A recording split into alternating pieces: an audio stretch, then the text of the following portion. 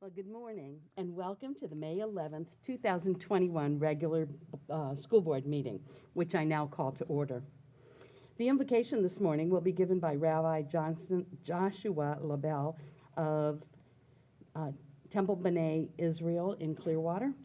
Following the invocation, we will have the Pledge of Allegiance and the National Anthem, which will be performed by the Eastlake High School Silver Sound Marching Band under the direction of the Performing Arts Department Chair, Ian Black. Would you please stand? Welcome, Rabbi. We're thankful you're here. Good morning. My name is Rabbi Joshua Lobel, and I serve Temple B'nai Israel in Clearwater, a congregation affiliated with the Union of Reform Judaism. Thank you so much for inviting me to give this morning's invocation. In Jewish tradition, education is an essential value. This is perhaps best illustrated by a story. Once there was a wealthy king who prepared an elaborate banquet to honor the birth of his firstborn son. He invited the entire kingdom to join him for this momentous celebration. Of course, each of his subjects was expected to bring a gift to mark this joyous occasion. One by one, the subjects presented their gifts and placed it on the table. The king's eyes lit up as the people gave expensive gifts such as gold coins, precious jewels, and fine silks. Finally, the young sage approached the king, and to the whole court's amazement, he did not have a gift in his hands. The king was outraged and demanded to know the meaning of this slight. The sage replied, "Your Majesty, today your son has received many extravagant baubles, but my gift is different. From the time he is old enough to listen to the time he reaches adulthood, I will come to the palace to teach him the ways of our tradition and our noble history. From our lessons together, he will gain wisdom, insight, and understanding, so that when he grows up, he will be an effective ruler." The king smiled and replied, "Truly, your gift is the most precious of them all. So as we say in the words of my tradition, for wisdom is better than rubies, no goods can equal it." In that spirit we pray. Oh God, we come before you this morning in the spirit of openness, appreciation, compassion, and partnership. Bless our endeavors this morning as we work for the benefit of the students of Pinellas County as well as their parents. Help us to lift up and support the efforts of our administrators and teachers charged with the care, safety, and education of our youth. Let the decisions made here today reflect the shared desire to do what is best for our learners and for their families, keeping their best interests at heart. May our work here together be pleasing in your sight. Together we say, Amen. Amen. Thank you. I pledge allegiance to the flag of the United States of America and to the republic for which it stands, one nation, under God, indivisible, with liberty and justice for all.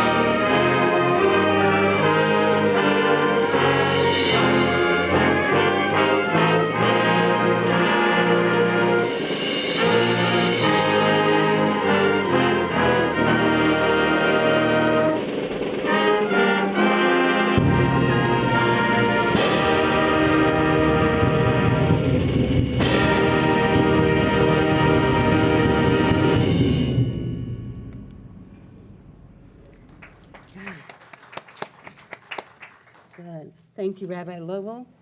And what a beautiful rendition of the national anthem that was done by the Eastlake High School Silver Sound Marching Band. Thank you very much. And thank you, Ian Black, for preparing that and making sure that it was all taken care of so that we could see it today.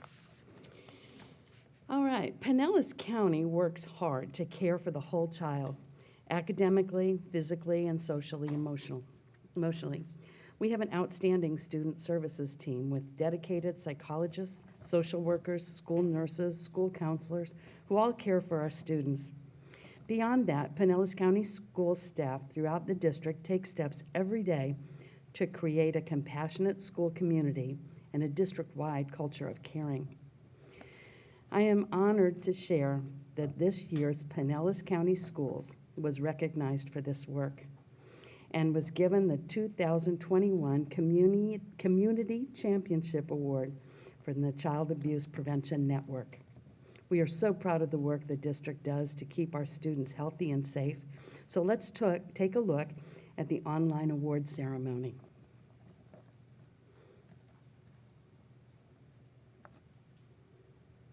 The first thing we want to go through is we have every year picked a champion in the community, and it's usually picked by the conference committee members. Anyone can submit from the conference committee, people they work with, people they see in the community. It doesn't matter who's nominated. And a small committee selection pretty much decides on who's going to get that award. So in the past, it's been a police officer that was involved with our committee. It's been a committee member from Operation PAR who has done a lot of work in the community over the past 40 years and retires. So that's been one of our recipients. So this year we decided as a committee, as a whole, that we were going to give a special presentation to someone or some institution that has really helped our children and our mission in the prevention of abuse, neglect, and dependency with children in our community. And so we are honored today, and I will pass it on to Laura Lynn, to recognize someone very special in this community. All righty then. So it is such a blessing to be able to talk about this provider. And I say provider, but I really say the parent, second parent of many of all of our children, from the very beginning when they start preschool all the way until they end up through high school. And these are the ones that are the second parents to the children. They're the ones who have taken care of their tears and fed them during the day when they knew they were hungry, and even, brought clothing for them. But they've also taught our children during the most unbelievable times. These teachers, administrators, school social workers, school guidance counselors, they all have stuck it out with these kids. They have said, we are going to stand strong. They did virtual at the same time they did in school. And that's a treat in itself, let me tell you. But teachers in the Pinellas County school system is who we are honoring today. So I know that Ruth Tipton is there with Donna Sicilian, who is a super partner of ours. She is the Executive Director of Student Services. And so I'm gonna see where they are at this point. So there is, there they were. There they are. Hey, Ruth. So I just want to say, and Ruth sits on our committee, so we're always happy to have Ruth, of course. But Donna and Student Services in the Pinellas County school system, it is an honor, not just as a professional in this community, but as a parent, as a grandparent, to say thank you for sticking it out with these kids. They're the most vulnerable children. They've come through odds that many of us couldn't even imagine they went through. Your teachers, your school counselors, your guidance counselors, your social workers have taught them. We are very proud to put the Abuse, Neglect, and Dependency Prevention Committee to give you the 2021 Community Champion Award for your year and a half of doing what everyone said was the impossible and made it the possible, and giving these kids a good place to go every day, the ones that really, really needed it. And the other kids too, who always excel, all of them excel because of you. So thank you from the AND committee, from the parents, from the professionals, from everyone for your heroism during these times. Donna, we are presenting the plaque to you. And you also have a cake, I believe, Ruth, if you want to present the plaque. Well, I just wanted to say we also have Lori Metway that stopped by. She's our associate superintendent. So we definitely wanted to acknowledge her and thank her for all that she's done as well. So Donna Sicilian and Lori, this is for you guys. Thank you. Thank y'all. I'm just really honored to accept this award on behalf of all of the Pinellas County School staff who, since what was supposed to be their spring break last year in 2020, have worked unending and tirelessly to ensure that students had the equipment and technology that they needed, that we were able to put curriculum online, meet their academic needs, and still our nurses, our social workers, counselors, prevention staff working to maintain the physical and mental health of our students and our staff and our families. So I just accept this on behalf of the 17,000 plus people, everyone that shows up and has showed up every day so that you and the rest of our community can do their important work. And just because we love kids and we care. And so I'm really honored and blessed to be able to accept this. And I just want to thank Lori and Dr. Grego and the board for all of their work and everything that they do to support us. It looks smoothless and seamless, but there is a lot of paddling underneath the water. So I just want to say thank you for recognizing the team that has paddled and will continue to paddle. So thank you very much.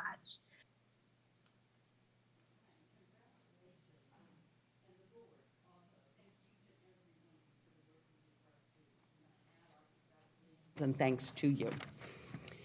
Today, we have something a little special. We have a second recognition and a video that we're going to show. The Richard O. Jacobson Technical High School at Seminole received the new Emerging Magnet School of Excellence Award from the Magnet Schools of America. This award is the highest possible honor for a new magnet school that has been open for less than 3 years. The new Emerging Magnet School of Excellence Award shines the light on the Tech High and the outstanding leadership, innovative curriculum, and the partnerships. Along with this recognition, Tech High received $1,000 in cash awards, which I'm sure they will put to good use to enhance the programs that are doing such a wonderful work. So let's watch the acceptance. Wow, what an incredible honor. I am Marty Gincola, the principal of Richard O. Jacobson Technical High School. And I'm Josh Wolfenden, assistant principal. We'd like to thank the Magnet Schools of America organization for recognizing our school.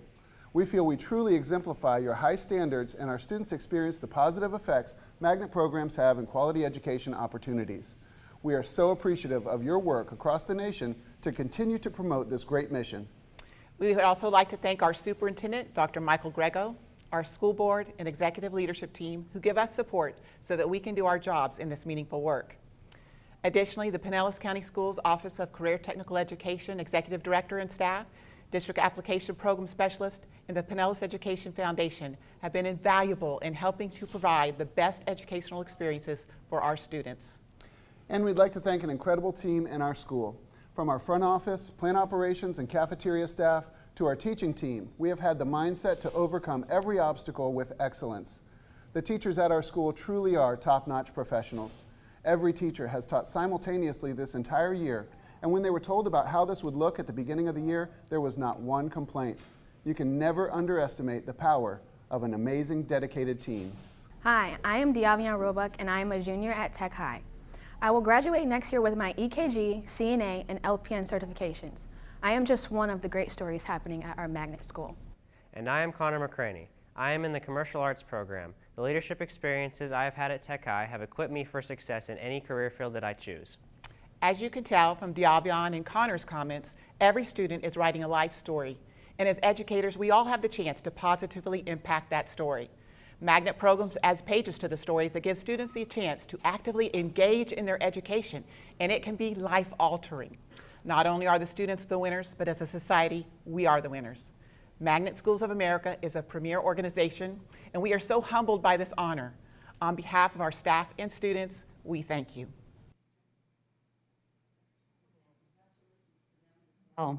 And thank you for what you're doing. We're looking forward to the ribbon cutting for the Veterinary Science Building that will be held on Monday. So we're looking forward to adding that to it also. Now, I would be remiss not to add one more comment about the recognitions. Dr. Grego was named Magnet School of America Superintendent of the Year. Dr. Grego has intentionally focused on the increase of choice for families and making magnet schools a priority. He's added 25 magnet programs, now bringing our number up to 80 magnet programs to help make education meaningful for our scholars. The new programs were added were based on feedback from families and research for high demand careers. So they weren't just chosen out of a hat. They actually are things that will benefit our students greatly. Pinellas County School District is in fact a district of public school choice. And Dr. Grego, we're very proud of you. Thank you for what you're doing for our students. And that's for all of the people who have done such a wonderful job, all of the counselors and those that have received all of the awards. Thank you from the bottom of our heart for not even taking a second look at what we're doing. We've had a year of a lot of hurdles, a lot of decisions that had to be made, a lot of things that have been thrown at us with the COVID virus and other things that have happened. They haven't missed a step. Every single one of our teachers, every single one of our schools has continued as if their main focus is to make sure the children get an education every single day. And we thank them all for that. All righty. All right. So, all kinds of good stuff this morning. Before we get moving on any further, I want you to know that Eileen Long, board member Eileen Long, will be joining us via Zoom and not here presently. So let's check and make sure she's actually hearing us. Are you there, Mrs. Long? Yes, I am. All righty, welcome. We're glad you're joining us. Thank you. And again, if you have anything you need to say, just holler and we'll fit you in. So now we'll have the introduction of our professional and community organization representatives, and by Isabella Mascarenas, our public information officer. Good morning. Good morning. Good morning, Madam Chair, members of the board, Dr. Grego, and staff. It is my pleasure to introduce the following representatives of community and professional organizations. From the Pinellas Classroom Teachers Association, we have Nancy Velarde, President. From the Pinellas Arts for a Complete Education Coalition, joining us virtually, Rondi Hilliso, Associate Director. Today, we have a presentation from the Student Rights and Responsibility Committee. Please welcome Jake Lang and Shelby Wright from Eastlake High School and their principal, Carmela Haley. Okay, thank you. Good morning. Good morning, Dr. Greco, school board members, and guests. My name is Shelby Wright, and I'll be representing Eastlake High School. I'm proud to say that I am senior class president at Eastlake. And I'm Jake Lang, the senior class vice president. We are a school of academic excellence, integrity, and legacy. We are located in North Pinellas. Our campus is ensconced in nature. We are known for meeting challenges head-on and leading the way in progress of education. Eastlake High School currently serves close to 2,400 students from the communities of Tarpon Springs, Eastlake, Palm Harbor, and Oldsmar. Eastlake is an A-rated school and offers the most AP classes out of any school in Pinellas County. We offer honors, advanced placement, and dual enrollment classes. Eastlake offers 5 separate academies to our students. Eastlake offers classes under our Business Academy. This includes AP Computer Science, Digital Media Technology, Digital Design, and more. Our Academy of Biomedical Sciences provides yearly classes for students to build on their skills to explore topics in the public health sphere. Our Performing Arts Academy prepares students for advanced studies and careers in music. Our 4th program, the Engineering Academy, is unique to Eastlake High School and integrates students into a variety of topics, such as aerospace and computer integrated manufacturing. This program prepares students to adapt with a technologically advanced pathway in engineering. It offers pathways in robotics and gaming. Our fifth academy, the Collegiate Academy, helps students gain their AA degree while earning their high school diploma. We offer 9 college courses on campus in collaboration with SPC and UF. Eastlake also offers the AP Capstone program. We are designated as a school of excellence by the Florida Department of Education. We also once again earned a spot on the list of best high schools by US World News Report. Clubs such as Best Buddies, Key Club, Robotics and AI Club, Academic Team, multiple honor societies, and more can all be found on campus. We have over 60 clubs, so we are able to provide an outlet for students to pursue their passions. This year, our Vibrant Theater program produced successful shows such as Shrek the Musical and The Drowsy Chaperone. Our environmental program, the Evergreen Club, has been working with Keep Pinellas Beautiful and the Florida Microplastic Awareness Project to conduct research of local bodies of water. The club also received a grant this year to create a microplastics lab in Eastlake High School. While sporting events capacity was limited this year, Blue Crew, our school spirit section, was still cheering louder than ever before. Our athletics were nothing short of astonishing this year. Our boys basketball team went all the way to the regional finals. They were ranked the #1 public school basketball team in the state for a period of time. Our girls lacrosse team, boys lacrosse team, boys basketball team, and girls track team all won PCAC championships this year. Our track team had 3 all-state honors. The girls tennis team also went to states. We had 2 wrestlers make it to states as well. Eastlake was also home to multiple Pinellas County Players of the Year. All of our teams had winning seasons. On a personal note, the pathway that Eastlake provides through our campus clubs has been especially impactful. The guidance from teachers such as Coach Delk and Ms. Munson have provided a space for me to expand on my leadership skills and to develop my confidence. Eastlake is a well-rounded school that strives for excellence in every category and continues to provide an atmosphere for students to become leaders. Thank you. All righty, thank you. Thank you both for sharing things that are going on at Eastlake High School. We appreciate it. All right, Dr. Grego, are there any amendments to the agenda? Yes, Madam Chair and school board members, there are a few amendments to the agenda. Part of that deals with changes, and then you have on your agenda the reappointments of so many individuals. So I'll do my best to explain it. First, the item 7.28, we're requesting approval of the administrative appointment of Jennifer Tapia, who is we're recommending for appointment for the principalship of Garrison Jones Elementary School, effective July 1 of 2021. Also, let me add to this board, this is a season as we move into preparing for actually next school year in terms of some of these changes. So I appreciate the board's patience and understanding as we move our entire district. Item 7.29 is requesting approval of the administrative appointment of Heidi Backover Goldstein to the principalship of North Shore Elementary School effective May 12th of 2021.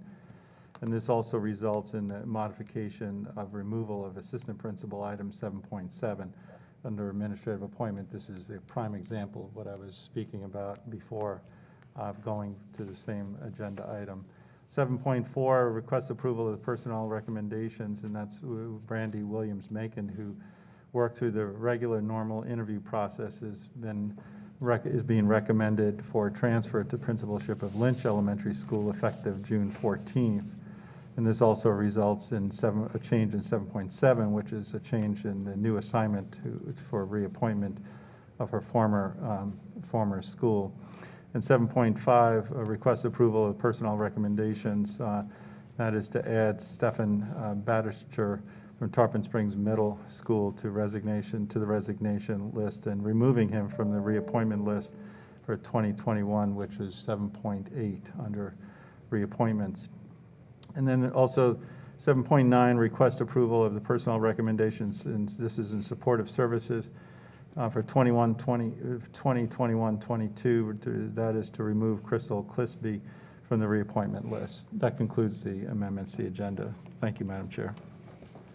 All right, and the 2 additions at 7.28 and 30. All right. I find good cause to add 7.4, 7.5, 7.7, 7.8, 7.9, 7.28, 7.30 as described by the superintendent. Board members, are there any items? Mrs. Hine? Madam Chair, I'd like to pull agenda item 7.29 for discussion. All righty, thank you. Anyone else? All right. Then I will entertain a motion to adopt the agenda as amended. I move we adopt the agenda as amended. Okay, we have a motion by Mrs. Hine. We have a second by Dr. Carr. All in favor, say aye. Aye. All opposed, say no. And it passes 7-0. Thank you very much. We'll now move on to public comment on, no, we won't. We'll do special order. A presentation of the proclamation recognizing May 2021 as Better Hearing and Speech Month. We have a motion to adopt the proclamation. Motion. Okay, Mrs. Edmond. And do we have a second? Okay. Mrs. Kane. Dr. Grego? Yes, Madam Chair, and to the public and to the board, this proclamation gives us an opportunity to raise the awareness and I think for all of us, and to the communications disorders and the roles of speech pathologists and audiologists and that we have in our school. It's a service that, unless you're directly affected by, you don't realize the tremendous level and span of services that we offer in our school. And I'd like to call upon Sherry Long, the coordinator of speech language pathologists, to present this proclamation to the board and to the public. Good morning. Good morning. Good morning, Madam Chair, Dr. Grego, school board members, and district leadership. I'm talking to you today about the American Speech Language Hearing Association celebration of Better Hearing and Speech Month. This is an opportunity to raise awareness about communication disorders, the role that speech language pathologists and audiologists have in schools. And this year, the theme is Building Connections. It's particularly relevant after a year of living in a pandemic environment, which made clear the critical importance of human connection and challenged us to all find new ways to connect. In Pinellas schools, we were fortunate to have an electronic platform that allowed us to swiftly connect with our students and families. After many months of masking, social distancing, and more, it's time for the public to take stock of their hearing health and seek care from audiologists if they've noticed significant difficulty hearing others while we're apart and masked. Hearing disorders are among the most common disabilities in the United States. 1 in 5 teens experience some degree of hearing loss. Hearing loss is the 3rd most common physical condition after arthritis and heart disease. About 18% of adults who report 5 years or more of exposure to loud noise while working have hearing loss in both ears, compared to about 5.5% of adults with hearing loss in both ears who report no occupational noise exposure. 1 in 8 people in the United States, that's about 30 million people, aged 12 and older, have hearing loss in both ears based on standard hearing examination. In our schools, speech language pathologists evaluate, diagnose, and serve students with speech and/or language impairments. Audiologists evaluate, diagnose hearing loss, and recommend appropriate devices to accommodate for a degree of hearing loss. Each and every day, SLPs, audiologists, teachers of the deaf and hard of hearing work tirelessly on behalf of students to facilitate access to the curriculum through the identification of communication barriers, which can inhibit effective communication in the academic setting and in daily life. The district and Department of Exceptional Student Education and Specialized Services recognize May as Better Hearing and Speech Month. We recognize Pinellas County speech language pathologists and audiologists who provide support to the students with exceptional needs related to speech, language, and hearing. And we thank them very much for serving our students. Good, thank you. Thank you. Dr. Carr, would you please read the proclamation? Thank you, Ms. Long. Whereas Pinellas County Schools encourages options for an active and healthy lifestyle And whereas, in the best interest of the public, audiological services should be provided by a certified audiologist and speech-language services by a certified speech-language pathologist to achieve effective communication skills. And whereas, through a national effort, community members are encouraged to join together to raise awareness of the importance of better hearing and speech during the month of May 2021. And whereas this effort will bring awareness to our schools and community of the roles of audiologist and speech-language pathologist in schools. Now, therefore, the School Board of Pinellas County does hereby recognize May 2021 as Better Hearing and Speech Month in Pinellas County Schools. All righty, good, thank you. All right, we have a motion by Ms. Edmond, and we have a second by Mrs. Kane to adopt the proclamation. All in favor, say aye. Aye. Opposed, say no. And it passes unanimously. Ms. Long, did we hear you say yes? Yes. Okay, good. Okay, good. Thank you. So it passes unanimously with the 7-0. Now we have the presentation of the proclamation designating May 12th of 2021 as National School Nurse Day. We have a motion to adopt this proclamation. Okay, Mrs. Kane. Second? Second. Okay, Ms. Edmond. All righty, Dr. Grego. Yes, Madam Chair and school board members, it's been said several times this year if there's ever a year to thank a group of classifications, and we're getting through almost all of them, but nurses are right at the top of the list of what we've done and what Mrs. O'Toole, Sarah O'Toole has done, and all of our school nurses throughout the start of the pandemic. But I want to go back even further, prior to the pandemic, just the need for additional medical support for families and students and faculty members too, of how our school nurses and how our county has supported the concept of healthy schools, healthy communities. And so this is a good time, though, to stop and pause and to say thank you to all of the school nurses. Thank you to Sarah O'Toole, our leader in this particular area. Sarah had a family commitment, so she's not here, but she might be listening. I know that she might now be streaming into this, but we'll certainly relay the sentiments that this board and we have for all of the school nurses. So personally, thank you to all the school nurses, their work every day. I know how difficult it is, but your work is very appreciated. Donna? Thank you, Dr. Grego, school board members and staff. Good morning. Good morning. Gosh, I can't tell you what an honor it is to be able to stand here today and say that in some small way I can represent this team of nursing staff. Sarah O'Toole is not with us physically today because she, just like nurses, is in Wisconsin caring for her grandfather who's ill. So she's providing nursing care as we speak. I know that she's listening. They live out in the country, so she said her internet is sketchy, but we'll make sure that she gets to hear all of the wonderful things that are being said. I think that it is important to note that her leadership prior to the pandemic and this board, Dr. Grego, Lori Matway, the Board of County Commissioners, everyone's foresight in seeing the need for a nurse in every school every day, and all of the workshops and meetings we attended to acquire funding, and we had our 5-year plan and we were moving toward that, had us in a very solid position when the pandemic hit. Obviously, none of us knew this would happen, but we were in a very good position to be able to provide the kind of care that was required the last year and a half.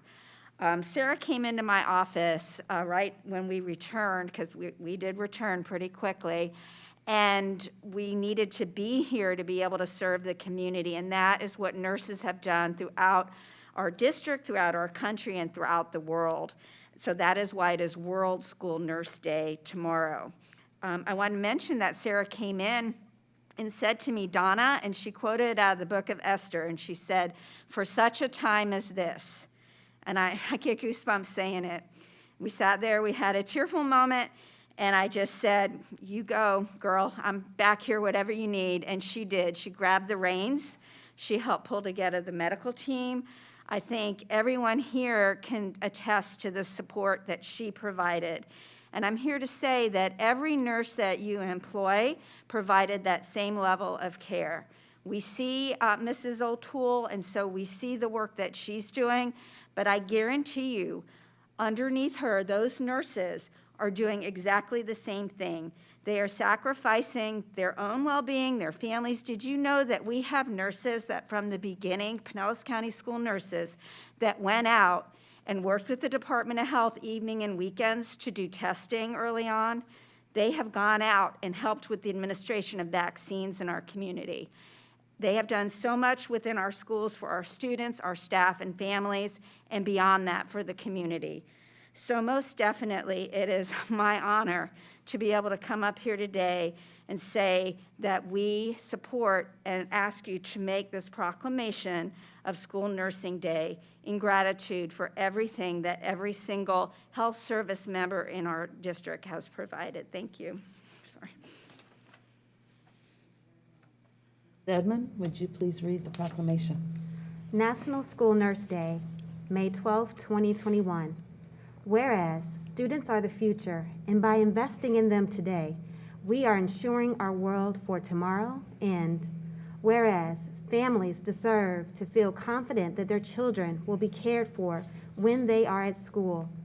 And whereas all students have a right to have their physical and mental health needs safely met while in the school setting.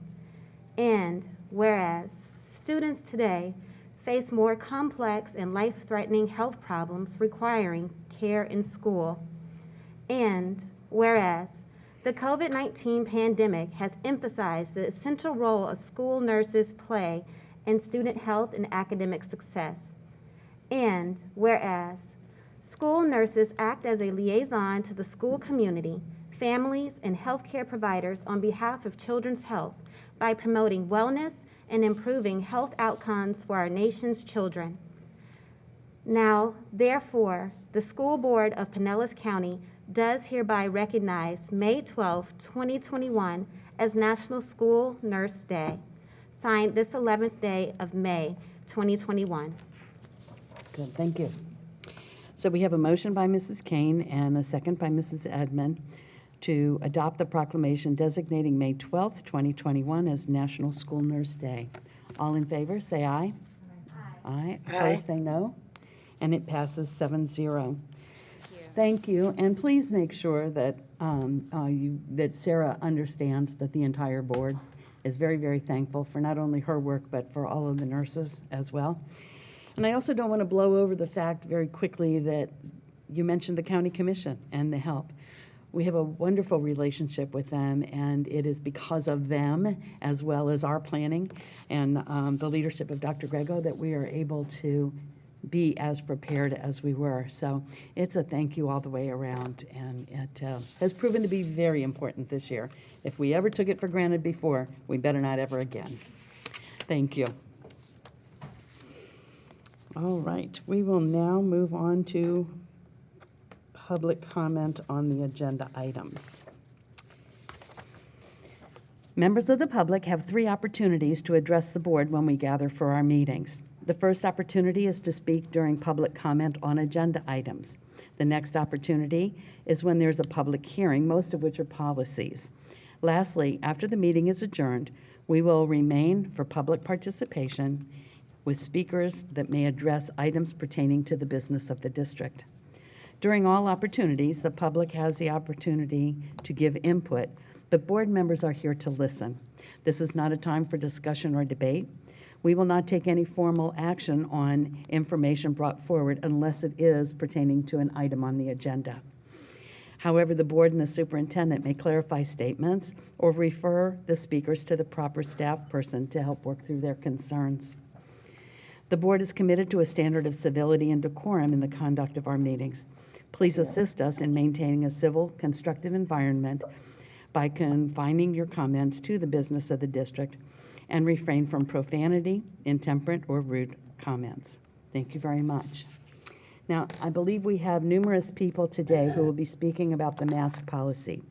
Because this item is on the agenda, the timing of those speakers today will be different than than our recent meetings. If you're here to speak to the mask policy, you will need to sign up and speak during public comments on the agenda item, which is what we're getting ready to go into, and not into the portion after the adjournment of the meeting when we have general comments. The public comment at the end of the meeting is reserved to hear from the public on items that are not on the agenda, but pertaining to the general business of the district. In accordance with our policy, you will only be able to speak about the mask policy once during the meeting. You may sign up to speak on another topic at any time before the last speaker finishes or during that appropriate time for comment. All right, with that, I hope people will understand where they're supposed to speak and when. And so, Mrs. Simonetti, do we have speakers? Board members and Dr. Grego, we have 9 speakers signed up for specific agenda items today. Our first speaker is Mark Clutho, and he will speak to 7.5, 8.2, 8.3, 8.4, and 8.5. Welcome back. Mark Clutho, Largo. Yeah, I was under the weather. No, I'm not signed up for 7. Okay. 8.2 to 8.5, charter schools, that's decimating the public school system. Absolutely the wrong way to go. Wrong way to go. No, I have 5 written there, not a 7. Okay. My wife just last week was told that a 38-year-old guy, friend of 2 of her sons, died of COVID. 38 years old. You know, it's such a strain to put on the mask. You know, it kind of makes me think of Vietnam when I was over there and putting on the flak vest. You know, you felt naked when you didn't have the flak vest.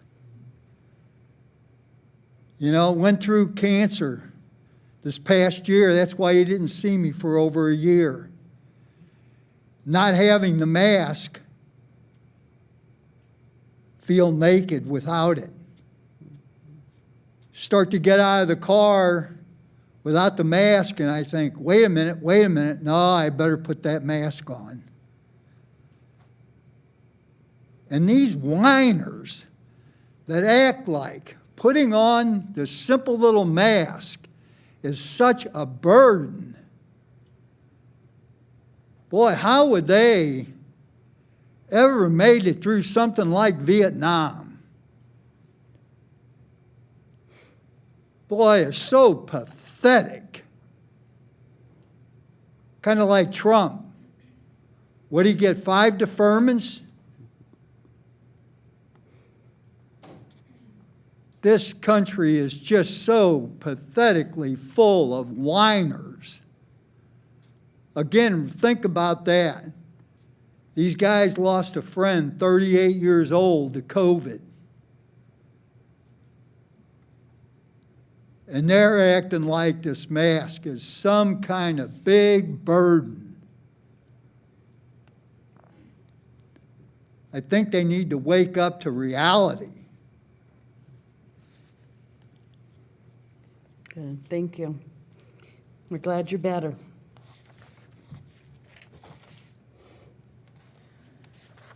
Our next speakers will all speak to 8.7. The first person is Andrea Tipton. Good morning. Good morning. That's a fun one to follow. I came up here last time for the first time, and since then, I would like you to know that I did get the exception for my son, and he has been mask-free since last week. He's a totally different child, but there are 13,000 other children in this community that are disabled, have an ESE person, that don't know about that exemption. I don't understand why at the beginning of all this, we weren't told about that exemption. I kept my son home for 3 quarters, but he could have been doing so much better if I would have known about that exemption. Since the county mask mandate was lifted, I reached out to every politician in Florida I could find an email for to explain to me why our school was still requiring masks. I heard back from several people, of which who have now sent letters to the governor urging him to stop the mandate. I decided to try the governor myself. Yesterday, I received a phone call from the Bureau of Exceptional Students with the Florida Department of Health as the governor's office asked them to reach out to me. We had a great conversation about what's happening. I was given some very good advice and told to keep fighting and to keep showing up. I want the parents at home listening to this to know they are on our side, not the board's. They want you to show up and fight because right now their hands are tied. I was told that the board is interpreting it the way that they want. And she told me the Florida Department of Health nor the governor have any mask mandate on our kids in school, and they never wanted that for them. I told her our board is saying there is a mandate and considering masking them for the rest of the year and 2022. Why are you the only ones that want it and not listening to us? Why did the superintendent walk back removing masks for the next year after speaking to the media? Where is the pressure coming from? Because it's not the Florida Department of Health and it is not the governor. This is fully your decision. Please remove the mask now and bring back lockers as well for the 2021-2022 school year. I don't want my son to continue to wear that heavy backpack. Thank you. Thank you.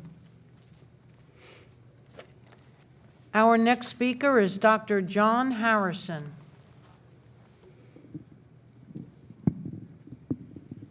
Good morning. Welcome. I'm a physician with 30 years experience. I'm board certified in both pathology and laboratory medicine, including virology.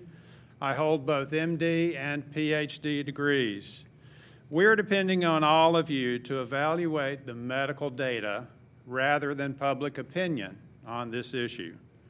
In patients under age 18 in Pinellas County, there have been only 7,700 positive tests for COVID-19 out of the total 1.8 million pediatric patients tested in the state of Florida to date.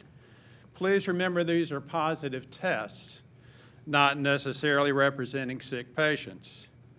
There are no substantive medical data to support that COVID-19 infection leads to serious illness in pediatric patients, with only 1 in 10,000 hospitalized, or that COVID-19 is spread widely to the general population in states where students have continued to attend school. Most importantly, there are no medical data establishing that masks, as currently worn by the general population, and students in particular, prevent the spread of COVID-19 or protect patients or teachers from contracting the virus.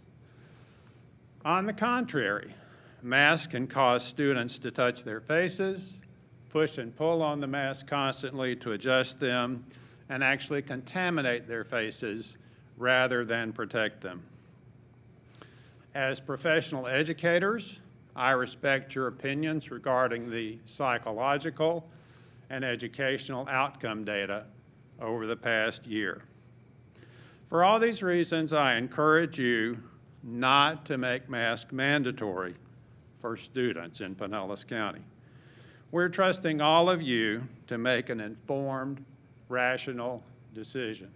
Thank you. Thank you.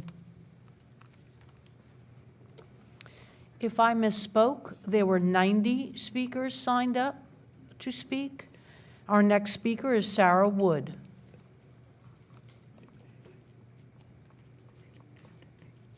Good morning. When my oldest son was in 7th grade, now 4 years ago, he received an award from a teacher.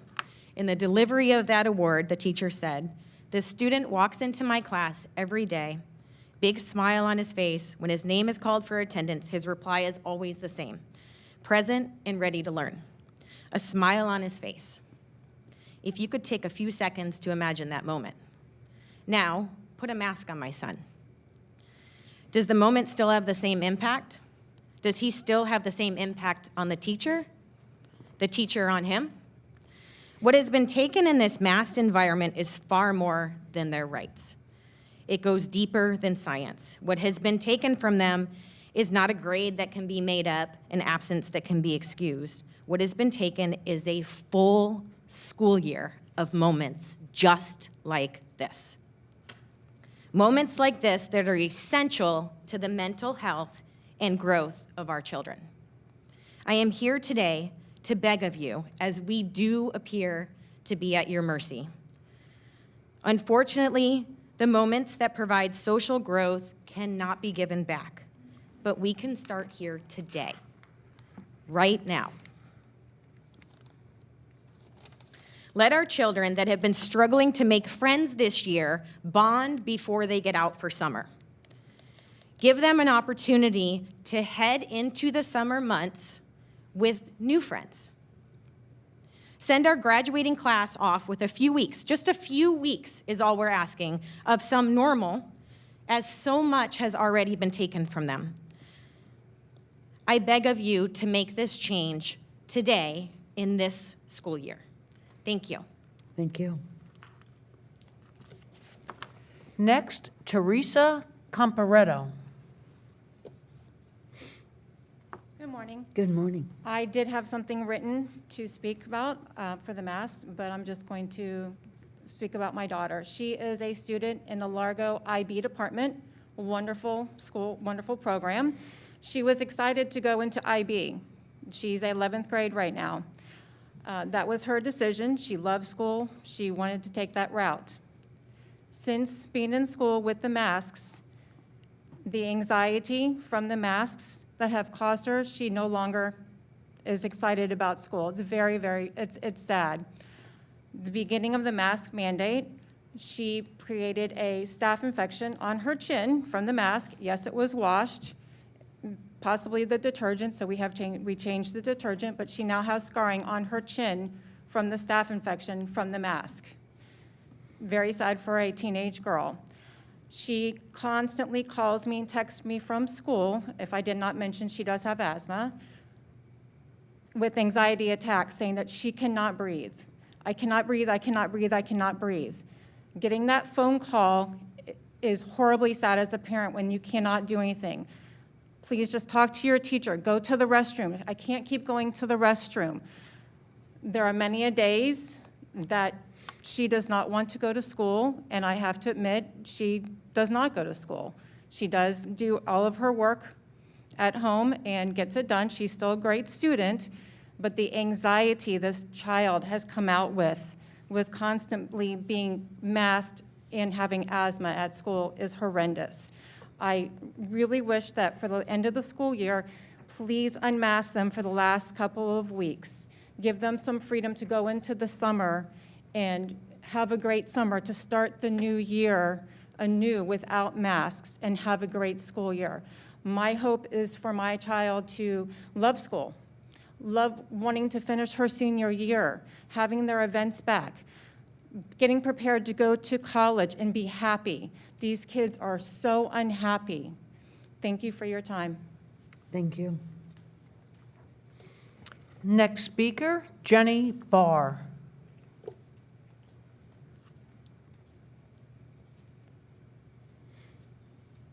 Good morning. Good morning, board members. How are you? Good. My name is Jenny Barr, and I am a parent of children in Pinellas County Schools, as well as a former public school educator and homeschool educator. I have dedicated my life to raising and teaching children. I have come here today to urge the school board to seek truth above all else when deciding the mask policy going forward. Here is what we know is truth. Truth number one. You work for us. We know what's best for our children. We know our children should have the freedom to breathe fresh air every day, not with a mask. Truth number two, the state of emergency is over in this state. Mask mandates are done. This fact is still in place, the fact that this is still in place in schools is deeply disturbing. Truth number three, statistically speaking, this is not even a virus that affects children. Per the latest CDC report, the statistics show that the mortality rate for people under the age of 25 is 0.2%. These are not hidden numbers. We all have access to them. We know that children also have very mild or no symptoms at all if they are affected. Truth number 4, masks have not been statistically shown to keep out virus particles. Historically speaking, as a society, we have never worn masks to keep out virus particles such as flu in regular settings. There are numerous studies, which I can email you later today, but even the World Health Organization in June of last year stated the widespread use of masks by healthy people in a community setting is not supported by scientific evidence, and there are other harms to consider, as you've already heard. Truth number 5, every adult working in Pinellas County Schools has been given the opportunity to get the vaccine for protection if they so choose. At this point, based on these truths, there is no reason that our precious children should be forced to go to school with their little faces covered. It is completely nonsensical, inappropriate, and not based on facts or truth. Therefore, I'm urging you to drop this mandate effective today. Thank you for your time. Good, thank you. Next speaker, Cynthia Smith.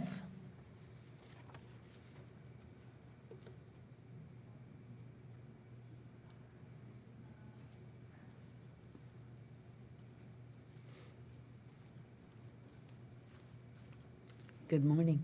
Good morning. My name's Cynthia Smith. I'm Alicia Smith's mom. You guys know Alicia's story. The thing with the mask is they still haven't been able to identify her attacker on March 11th. And on April 22nd, there were multiple students overheard that they want to kill Alicia. They still haven't been found. They're unable to identify them.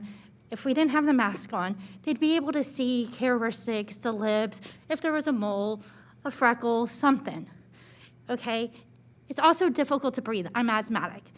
As you can hear, I'm having a hard time breathing. I can't imagine my daughter, who is asthmatic too, having to go through this. I think it's time that we let go of the mask. It's done, it's over with. We needed it in the beginning because we didn't know what we were dealing with. Now we know what we're dealing with. We know how precautions. My husband got COVID. My father-in-law got COVID. We live with them. We didn't. We started taking elderberry and vitamin D and zinc, and the kids and I did not get it, and they were healed within a few days. We know what to do.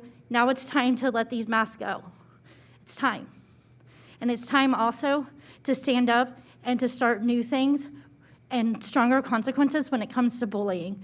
These masks and bullying are hand in hand for me and my daughter, and it's been so difficult. It's time for you guys to take a stand. It's time for you guys to do what is proper for these children. Enough is enough. I've asked for meetings, for a workshop, for bullying. They're gonna do one for Seminole because of their bullying and how much bullying they've had over the last couple of years. What about the rest of Pinellas County? Come on, guys. This isn't just a one school problem. This is everywhere in Pinellas County. Let's fix it. Let's do what we can to make it better. That SAVE program is an amazing program, but we need to get the word out there better. We need to do something to want these kids to get involved in it. We need to do something. We need harsher consequences. What are you guys gonna do to help with this? Seriously, I'm tired of watching my daughter. This is 10 weeks. 10 weeks of my daughter being bullied. Enough is enough. I'm tired of hearing these parents come up to me and say, hey, do you know my child's being bullied still? Do you know that I've done the program and my child is still being bullied? Well, I'm one of those parents along with 30 others that are actually outside. Enough is enough. Do something for these children. I don't want another Sandy Hook. I don't want another Columbine. Do something to make these policies for these children. Thank you. Thank you. Next speaker is Alicia Smith.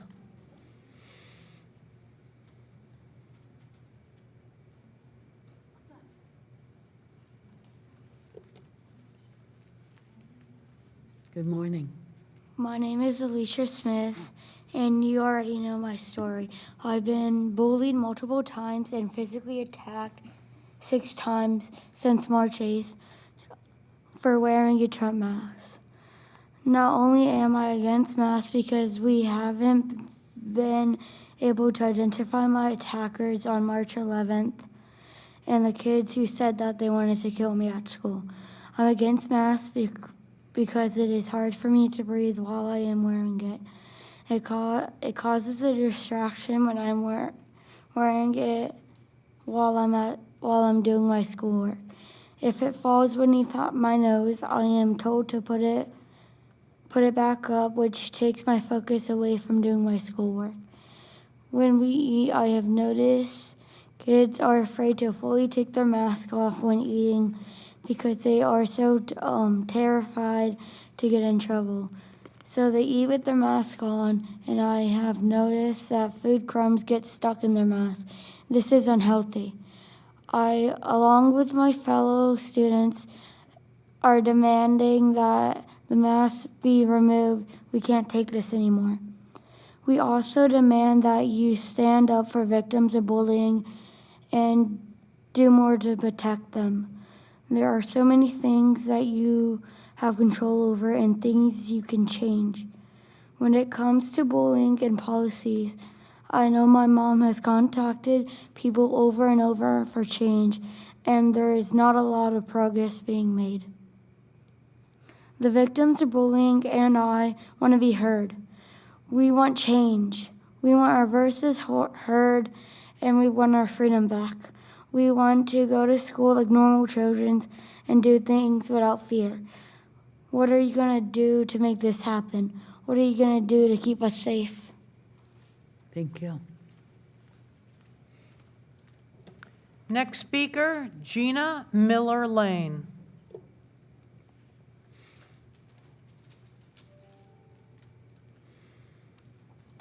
Good morning. Hi. And to start off, my child also has experienced bullying increase this year with the masks, and it's a lot. She's in elementary school, but I think it's a lot with the expressions. They can't see what the space is saying. They just see each other's eyes because she says, their eyes said this. So, but anyways, I have 2 children attending Pinellas County Schools and another studying to become a teacher. And let me ask you a question. At a restaurant, when your napkin falls on the floor, what do? You ask for a clean one. I know adults who have accidentally thrown their mask in the trash can, but to avoid being in trouble, they dug it out and put it back on their face. What do you think these children are doing? Most want to avoid trouble, so where do you think their masks have been? I don't know about you, but have you put one of these masks under a microscope and looked and seen the bacteria and everything? Their masks come filthy home from school. Also, we are teaching these children their consent is not important. This is a lesson that will spill over to other aspects of their lives. And as a parent, I want my children to know that their consent does hold power, even though you're trying to strip that power away.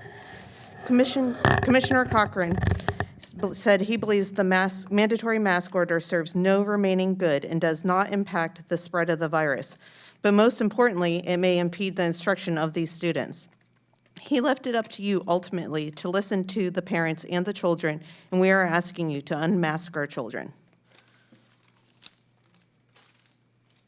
Thank you. Next speaker is Jasper Miller. Good afternoon. Good morning. Good morning. Hi, I'm Jasper Miller. Next year will be my senior year in high school. This year in high school, I've done no field trips. I've done no school activities because we haven't been given a chance because of the mask mandate. We haven't been able to do anything with our friends. If we even try and talk to our friends in the hallway or anything, we get yelled at. We don't even have a lunch till the very end of the day after all our classes. So I go from 7 a.m. to like 1:30 without being able to eat. It's just, the mask mandate has been horrible for us. It's hard to communicate in classrooms. It's hard to talk to our friends. It's hard to socialize. It's hard to even focus on school sometimes because of the masks. We didn't even get a prom this year. We didn't get any dances. We didn't get any school events. But all the basketball teams, the sports teams, they got to do everything they wanted. But all the other kids, they didn't get to do anything. The mask mandate has made it horrible for the general population in the school. We haven't been able to do anything as a school itself. Thank you for your time. Thank you.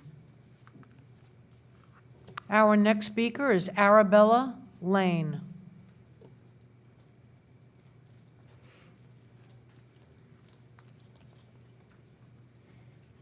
Can we get someone to adjust her microphone, please? Or give her a chair to stand up on or something.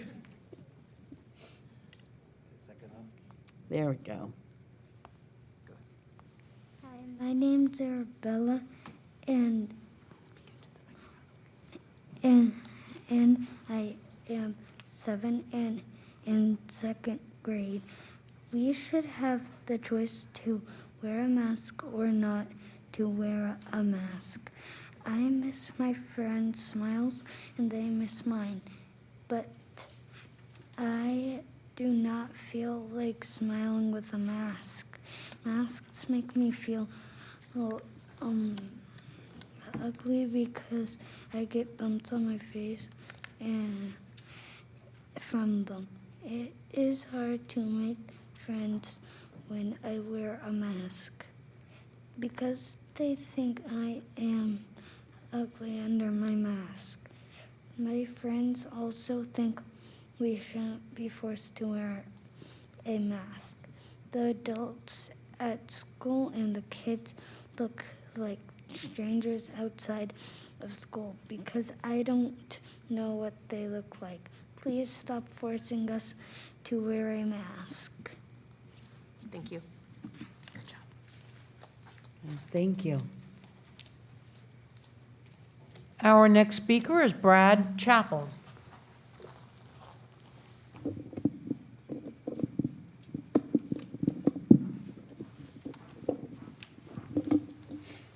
Good morning.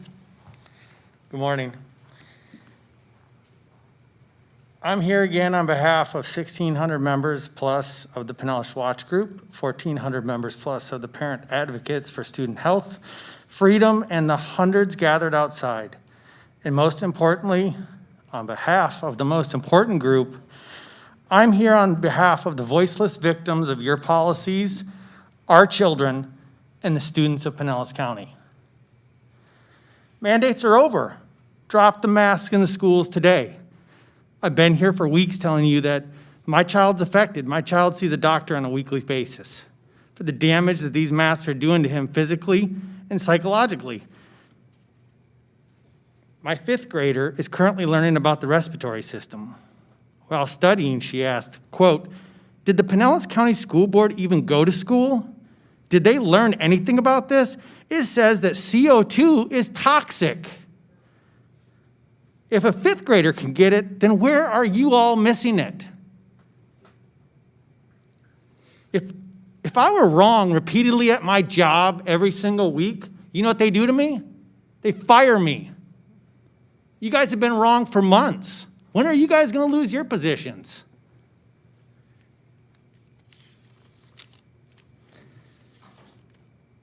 We need to unmask our children today. Again, I repeat, this is disgusting. It's deranged.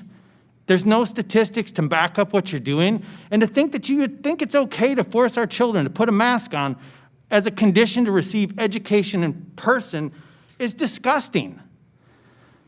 I'm here again on the support of the voiceless victims. Our children of the community.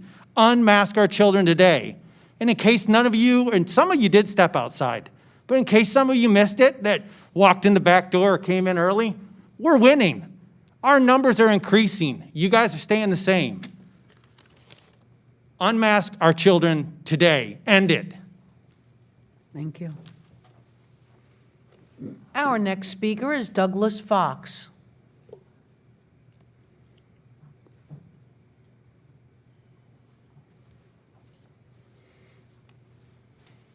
Good morning. How y'all doing? Very well, thank I'm you. here to talk more about the fall. It's my understanding we're going voluntary on the mask. I hope it stays that way, if what I'm saying is true. And I hope we don't have any, playing of let's make a deal with the teachers union or CDC or Dr. Cho. Just make it voluntary. You want them, wear it. You don't, you don't. That seems perfect to me and probably most people. I also find it strange that so many parents, it doesn't seem right to have to come before you and ask your permission for their child not to have to wear a mask. There's just something that seems wrong about that. the minors, parents make decisions for them, many decisions. And they can base that on their own research or whoever they want to listen to. But it should be their choice. And adults, they can all make their own decisions based on whatever they want to listen to, themselves, doctors, whoever. But just the choice. So I hope that nothing changes for the plan for the fall. That, you know, you kind of hold your ground. I'd appreciate that. Thank you.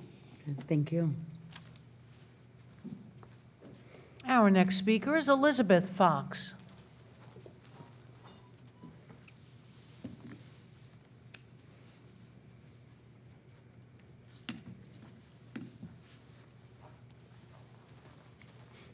Good morning. Good morning. So here we are.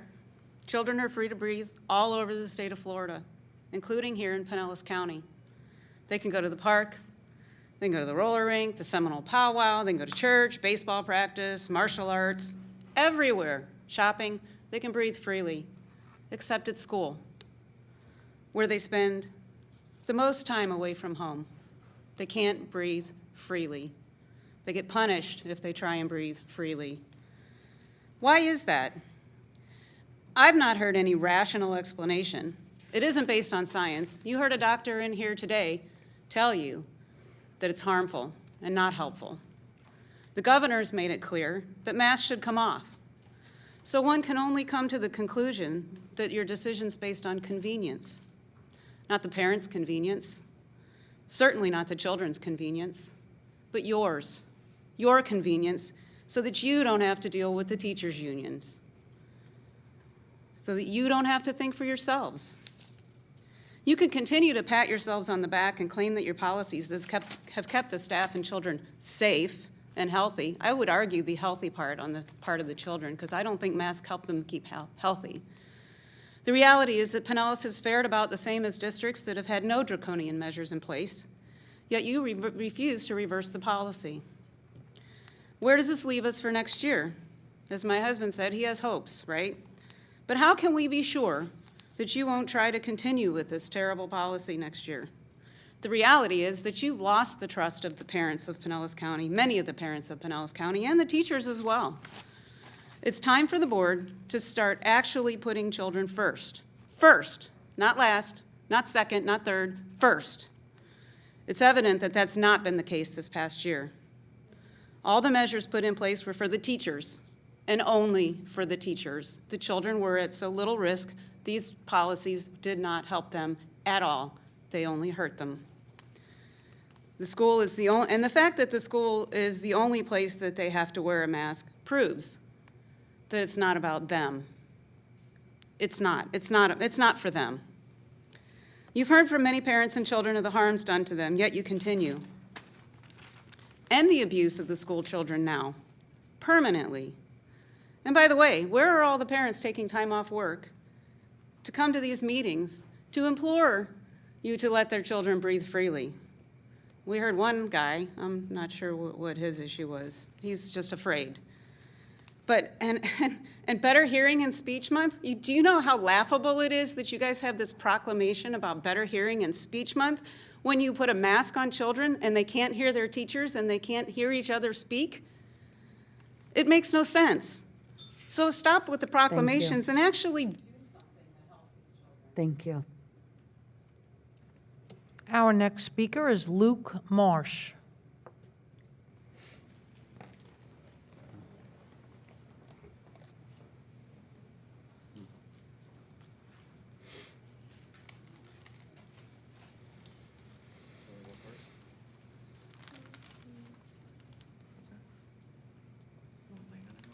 Good morning. Hi, Which how are you? one's Luke? This one's Luke. Okay, Luke, we want to hear what you have to say. Hi, my name is Luke. I am in first grade. It is hard to be wearing masks. I wish masks weren't real. It is hard to breathe, and it is hard to speak in it. Good job, buddy. Okay, good. Is he finished? Yeah. Okay, good. Thank you, Luke. Our next speaker is Robea Marsh. Robert? Oh, I apologize, Robert Marsh. She was trying to get fancy. Okay. Yep. Welcome. So I am a business owner. I have 5 children in 4 schools. I didn't really prepare anything today. Really, I'm here because my kids, they don't like masks. They complain about it. So we said, you know what? Let's go do something about it. So they're here today to let their voices be heard because that's the way things should go. I'm not going to talk about science. I'm definitely not going to follow a physician and try to outdo him on science. So basically, I guess my comment is more of a practical one. In the beginning, we had masks because teachers wanted the kids in the school, and that was the way to make it happen. But teachers can all be vaccinated. Of every single age group, they can all be vaccinated by now. In fact, some kids can. So it seems to me that at the very least, it should be a choice to wear a mask. If your kids want to wear them, let them wear them. If they don't want to wear them, let them breathe. But if we're truly the minority, nothing will change. It'll be status quo tomorrow at school, right? But if we're the majority, we're also constituents. So, you're elected officials. You should listen. Thank you. That's it. Thank you. Our next speaker is Lena Marsh.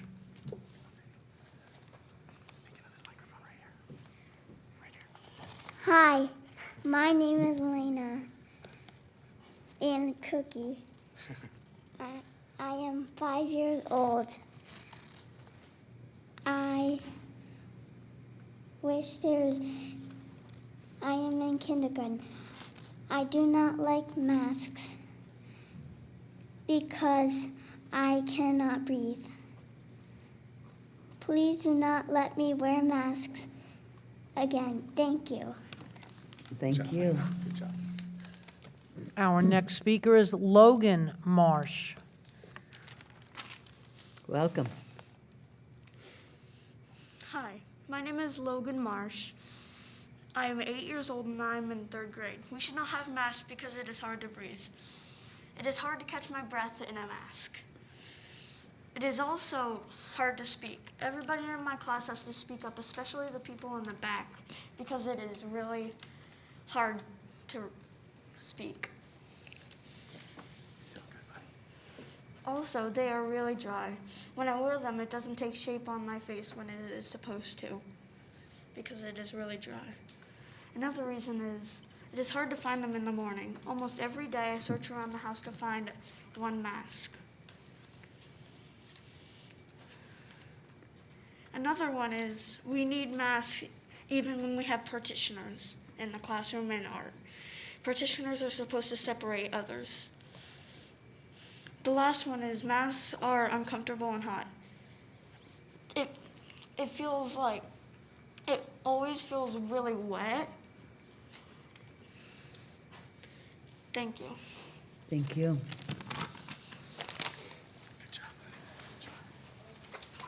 Our next speaker is Denise Lewis.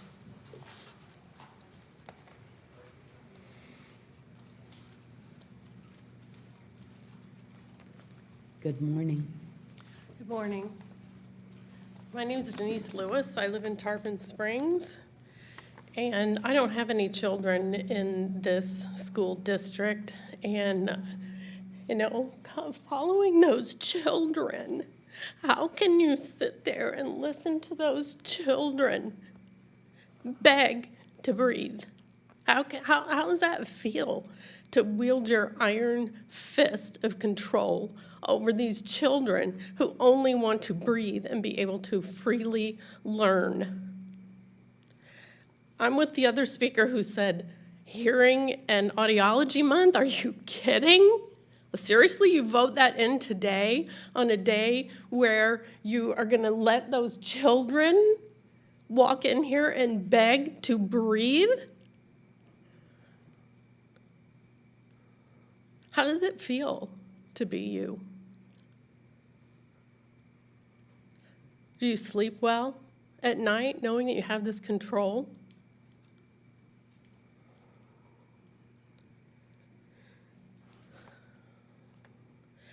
The Declaration of Independence, written July 4th, 1776, starts out stating, "We hold these truths to be self-evident, that all men are created equal, that they are endowed by their Creator with certain inalienable rights. Among these are life, liberty, and the pursuit of happiness." Inalienable means that they're incapable of being alienated or surrendered or transferred. We have a right to breathe freely. These children have a right to breathe freely. You don't have a right to make medical decisions for these children. Only their parents have that. I went to the Tarpon Aquarium and saw several, they had a sign out, masks mandatory for adults, optional for children. And yet inside there were quite a few families that had their children masked. And I, being who I am, said, you don't have to do that. Why do you have your children masked? You don't have to do that. It's not mandatory. They go, oh, they're used to it. They have to do it at school. They're used to it. They're used to it? They're used to it? You know what? Children get used to abuse, too. They get used to sexual abuse in their homes and live with it year after year. Is that a good enough reason to allow it to continue? They're used to it? You're going to get used to not breathing? Governments are instituted and derive their powers from the consent of the governed. We do not consent. Our children do not consent any longer. It is time to remove it, to stop it. You need to end it today. Thank you. Our next speaker is Amber Simmons.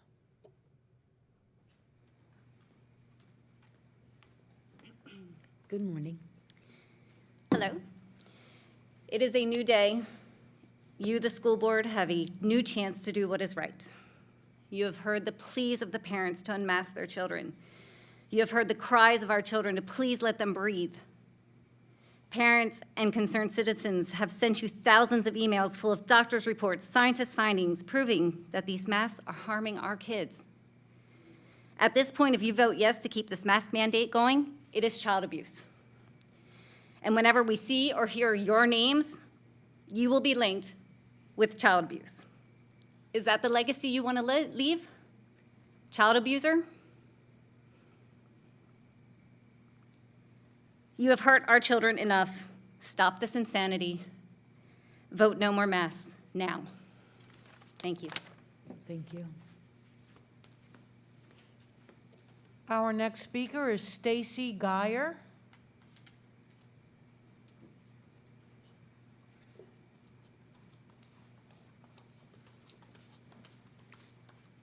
Good morning. Hi, my name is Stacy Geyer, and I came here today with data and statistics, but you already heard that information from a doctor. I'm asking you to please allow these children to breathe. You heard how many children come in already begging you to allow them to not have to wear masks. Let it be voluntary. That's all they're asking. Let it be the choice of the kids. Let it be the choice of their parents. We ask that you end this now. Thank you. Thank you. Our next speaker is Nicole Pulai.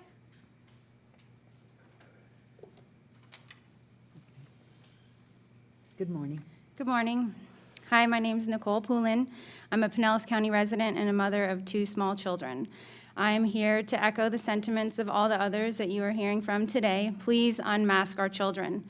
I'm sure you've been given all manner of statistics over the last months with all of these meetings, but I found a few key ones that I wanted to bring up. Per the CDC website, the COVID-19 death rate for children under the age of 18 in the United States is 0.0001457. That is 1/100%. It's completely illogical to mask children all day while they're in school when there is very clearly no threat to their safety.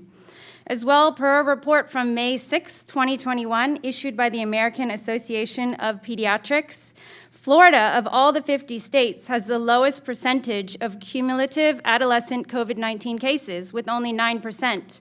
The national average was 14%, and the highest state had 22%.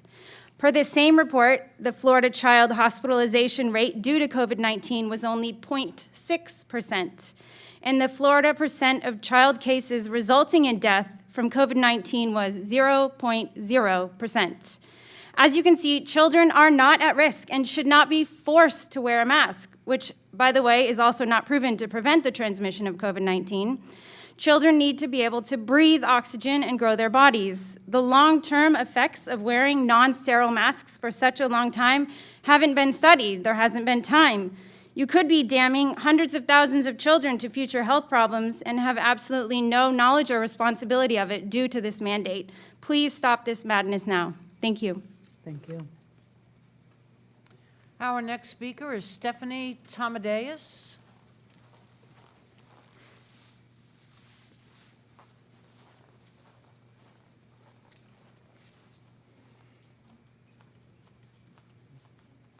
Good morning.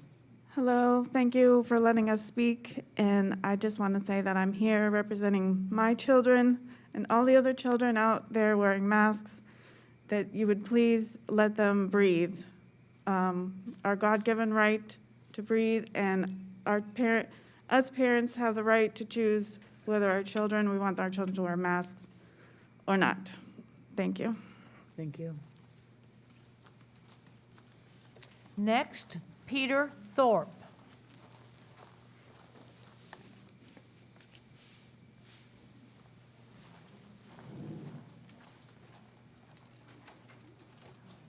Peter Thorpe. He's not here. Jackie Thorpe.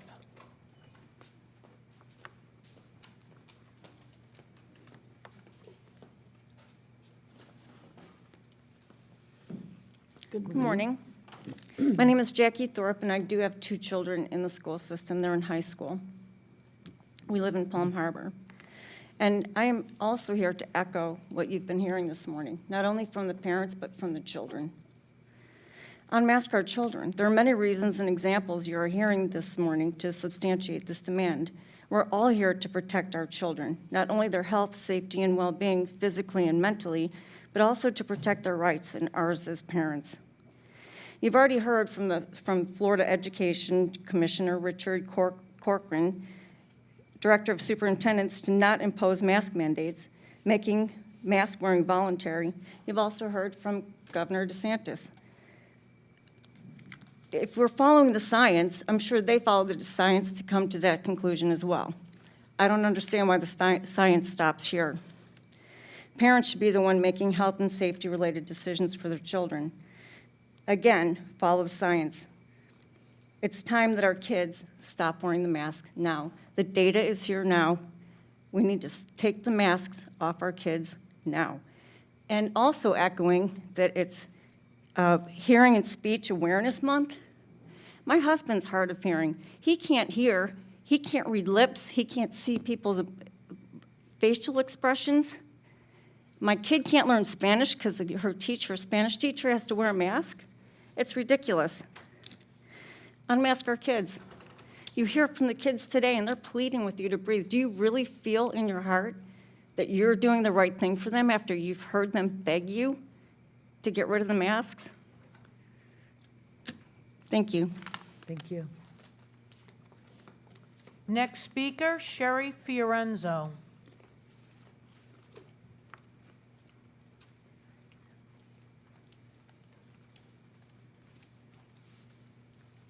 Good morning. Good morning. I texted a friend who's outside today, and she said she texted me back that there are lots of people outside. It's a big turnout. Many nationalized citizens are speaking. They do not want us to lose our freedoms. In Italy, you cannot leave your home without saying where you're going. We walked to the flagpole and prayed, and then we said the Lord's Prayer and pledged to the flag and sang the national anthem. We are listening to y'all right now. Thank you. It just made me feel really good that there's a ton of people outside in support of what we're here saying right now. The Education Commissioner, Richard Corcoran, said schools should make mask wearing voluntary in 21 and 22 school year, saying in a memo Face coverings are a personal decision, and certainly families and individuals should maintain their ability to make a decision that is unique to their circumstances. Broad, sweeping, mandatory face covering policies serve no remaining good point at this point in our schools. He pointed to data that said mask policies do not impact the spread of the virus and noted mask policies may impede instruction in certain cases, especially for students with disabilities and English language learners who benefit from viewing a teacher's face and mouth. I say your mask policies impede all children. I say it goes against what the majority of children want and what their parents want. I say why wait until the next school year? Do it now. No masking. To have a choice. Give the parents, the students, and teachers back their right to show their face, to breathe without a useless piece of cloth covering their nose and mouth. Children, the least ones affected, are forced to mask 7 to 8 hours a day.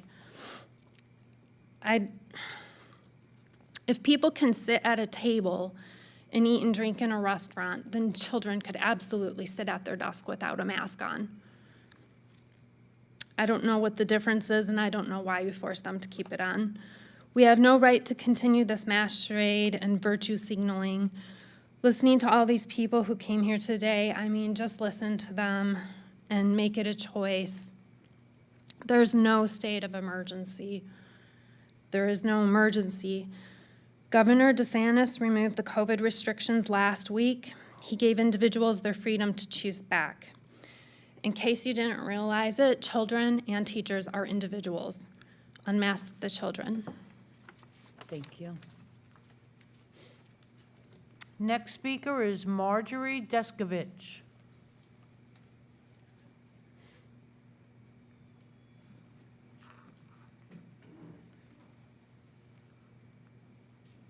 Marjorie Deskovich. Okay. Shannon Harrison.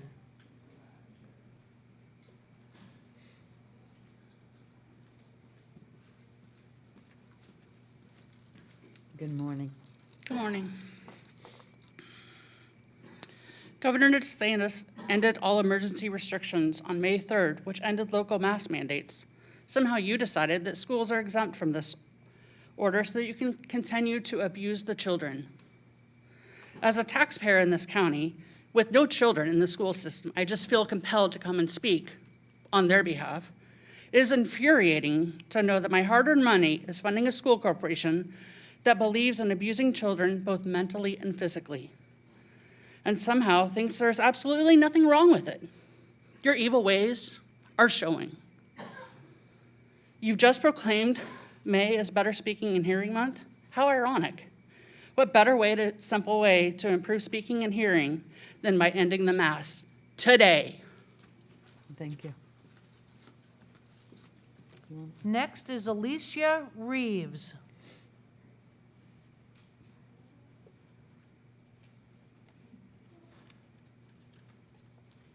Good morning. Good morning. I'm Alicia Reeves. How are you? So I'm here to talk on the masks. As everyone else here, I have 3 children. They each attend different Pinellas County schools. And I'm confused why we're here again, because this shouldn't be an issue anymore. The state of emergency was ended by Governor DeSantis. So by you requiring our children to wear masks, you are directly defying his orders. So why we're here all the time, I'll never understand it. This is craziness and needs to stop. I would like all of our children back in school unmasked. I know you are sick of us coming up here, taking up your time, and we're sick of our time being taken up also. We just want this to stop. We want you to unmask our kids now. You are damaging our children physically, psychologically, and scholastically. Really scholastically with my children. This needs to stop now. I'm here to demand that you unmask our kids. We don't want them to wear a mask anymore. We want this to end. We want them to go back to normal and be kids. That's it. Unmask the children. Thank you. There've been a couple of comments about the executive order. So, Mr. Kapersky, would you clarify what the executive order is and what our instructions have been? Yes, thank you, Madam Chair, board members, Dr. Grego. Yeah, a couple of speakers have raised that, and I know that I personally have had numerous conversations by email and by phone with some of the people who share the same sentiments as our speakers, and those people may even be speaking later. But I've explained to them, and I'll explain now for your benefit and to anyone else listening to me, that on May 3rd, Governor DeSantis signed Senate Bill 2006 into law, and then issued 2 executive orders. In short, those executive orders do not apply to school boards or school districts, in my opinion. And that opinion is shared. I've discussed it with other school board attorneys, and then as well, the Florida Department of Education has issued a statement as well, indicating that neither of those executive orders impacts school boards' policies, at least until the end of the school year. We can talk about after that later if you want to, but at least for the time being, for the rest of the school year, the Florida DOE shares that opinion. So let me explain briefly why that, at least I share that opinion as well. I cannot speak for anybody else. And I'll go back to Senate Bill 2006, because the 2 executive orders that were issued on May 3rd were issued in conjunction with the signing of that bill. And the governor's statements made that clear. And what he did is he issued 2 executive orders. The first one, Executive Order 21-101, and then 21-102. I'll just call them 101 and 102. 101 doesn't become effective until July 1st. That is when Senate Bill 2006 becomes effective. Senate Bill 2006 gave him certain powers as the governor to invalidate local emergency orders of political subdivisions. We are not a political subdivision for emergency management purposes. That is clear under the statute in section 252.34. The other one, Executive Order 102, is the one that he said during the press conference he wanted to bridge the gap from then, meaning July 1st, to now, meaning May 3rd. And so he said, I'm also going to issue an executive order to bridge the gap until that law goes into effect. So those 2 executive orders are related, and they are also related to SB 2006. So one of them goes from May 3rd going forward, and then once the other one takes effect on July 1st, that one retroactively invalidates any remaining emergency orders. So the one that's in effect now, by its very language, suspends emergency orders, and then on July 1st, when the law goes into effect and he has the actual statutory authority, he's already signed it, but he will then have it go into effect, and it will invalidate the emergency orders that he already suspended. And so they're 2 sides of the same coin, in my opinion. They are just meeting at July 1. One is suspending up to that point, and then on July 1, that will spring into existence and thereby invalidate anything that is remaining. And so those are the executive orders. Getting back to SB 2006, that law, as he explained very well in his press conference, addresses various emergency management statutes and various things. So going forward, when we have another state of emergency, whether it's another pandemic or something else, there are new laws that are going to be in place that will limit the length of the state of emergency that can exist.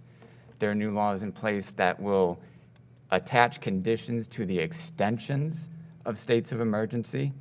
And then, very relevant to our discussion right now, there is a new gubernatorial power that allows the governor to invalidate states or local emergency orders from political subdivisions.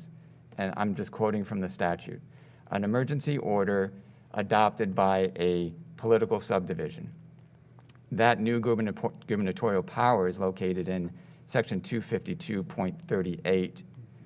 Just a few statutes earlier in that chapter, 252, is a definitions section, section 252.34, and that defines political subdivisions as counties and municipalities.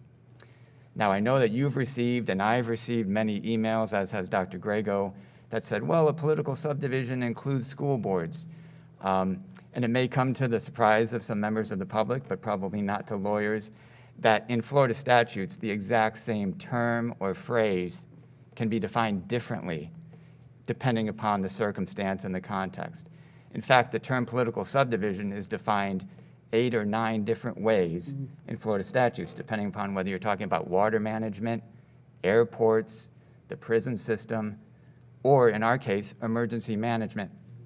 And so in SB 2006, we are clearly within that Chapter 252. And so when they talk about political subdivisions, we defer to the definition of political subdivision in that chapter. And that definition excludes school districts and school boards. Okay. Again, I cannot speak for the Florida Department of Education, but I can only assume that that is the same analysis that they went through. Governor DeSantis' own words made it clear that these executive orders were intended to implement SB 2006. Comes as no surprise, he mentioned them in the same press conference, issued them on the same day. And so when we're in the realm of emergency management, these apply to political subdivisions, which is only counties and municipalities.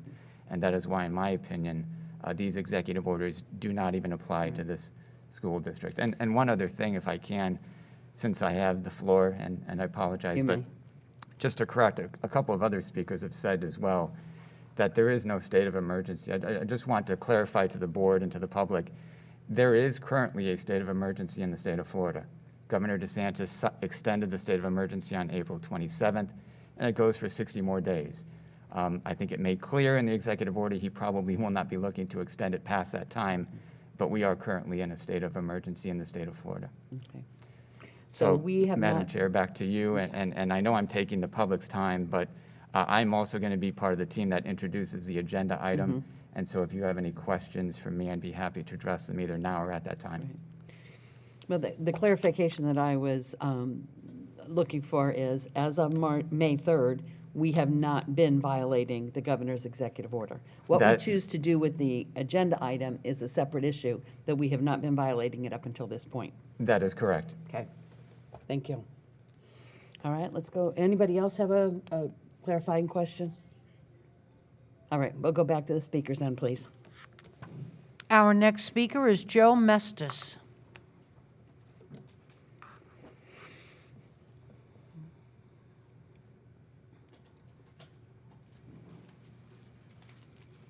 Good morning. Let me turn on my Joe Biden teleprompter. Actually, I won't need it. You know, David, I don't know who you are, but I disagree with you. And you may not be violating the governor's mandate, but you're violating ours. He says it's individual and businesses. School kids are individuals. Parents don't want masks. Make it voluntary. You know, you people look ridiculous sitting up there wearing your mask. You've got plastic dividers. You're socially distanced. Even politicians on TV standing so far away from everybody are not wearing their mask when they talk. And as far as hearing and audiology week goes, you know, why don't you have a sign language person up here? Because nobody can, if they're hearing impaired, they're not going to be able to read our lips what we're saying. There's no captions underneath there. So why is that? And why are you people wearing your masks? You look silly. You know, back in the 60s, there was a commercial that says, "Tricks are for kids." That was a cereal. But today in 2021, masks are for Halloween and bank robbers. We don't need no mask. You know, whether or not you're violating anything or not, you should make masks voluntary. You know, let the parents make the decision whether or not their kids should wear masks. You know, whose pockets are you in? You know, are you in the pockets of the teachers union? Are you afraid to make a decision that Is that the right decision? You know, I just don't understand.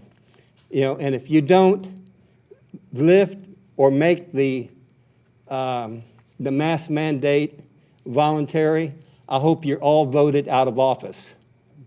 Every one of you. Some of you guys look like you're interested in what people are saying. Some of you look like you don't care. It's time to make the mask voluntary.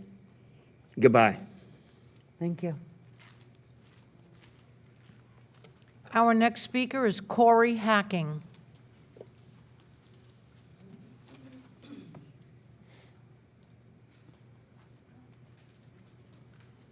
There we go. Good morning. Hello, school board. I come here once again today in front of you to insist that you remove the mask from my 3 children at school and all the other children in Pinellas County Schools at once. I'm not going to bore you with statistics or facts because you've heard them and you don't listen anyways. So I'm going to ask you a question. What do you want your legacy to be? What side of history do you all want to be on? Because as time continues to pass and the truth comes out, as it already has started, and the pandemic, we'll see who the real leaders were. Who were the leaders that stood for individual freedoms and medical sovereignty? Who were the ones that submitted to the fearful mob? Who protected personal liability and freedom? And who voted for government-run tyranny and fascism? 4 of you up there are up for election in a few months. So I say to you again, what will your legacy be? Will you be the school board member that was removed in 2021? Because even as the pandemic was fading out, even after the Florida governor ordered no mandatory masking for all Florida citizens by any government agency or board, even as the Florida Department of Education sent all superintendents a letter on April 14th saying that masking on children is unnecessary, that you were the ones that decided Pinellas County public school students still needed to wear a mask the remaining 100 hours of school because you lacked the courage to do the right thing today. What are you going to tell your grandchildren about this time? That you made policies that advocated for children? That you fought for their ability to live and breathe normally like every other generation of children have done before them? Or that you cowered to the disgusting and what should be illegal public union of Pinellas Classroom Teachers Association for fear of losing your seat on the board? Well, this is your chance. This is your opportunity to do what you were elected to do. It is a time to be brave and stand up for the kids you were elected to protect. Be the courageous one that tells the teachers union to follow the science and forget their fears. Be the board member you wanted to be when you first ran for office. Someone that wanted to work for the kids and not just be a crony of the teachers union. Heck, most of the teachers I know want these masks off their kids as badly as those of us speaking here today, but they are cudgeled into silence. I have had dozens of teachers from Pinellas County Schools message me to thank me for fighting against you and this board and the ridiculous rules that you continue to enforce in their classrooms. You are not only failing the children of Pinellas and their families, but you are now failing your teachers too. And we will remember your names. We will fight to replace each one of you unless you show us now that you can be a leader, that you can advocate for the kids and the families in Pinellas over your own political interests, that you gave the ability of choice back to Pinellas County families rather than continuing to participate in this nanny state mentality. This is your chance to change your legacy. Right now, today, this is your final chance to put yourself on the right side of history. End the masking of our children now. Thank you. Thank you. Our next speaker is Deb Young.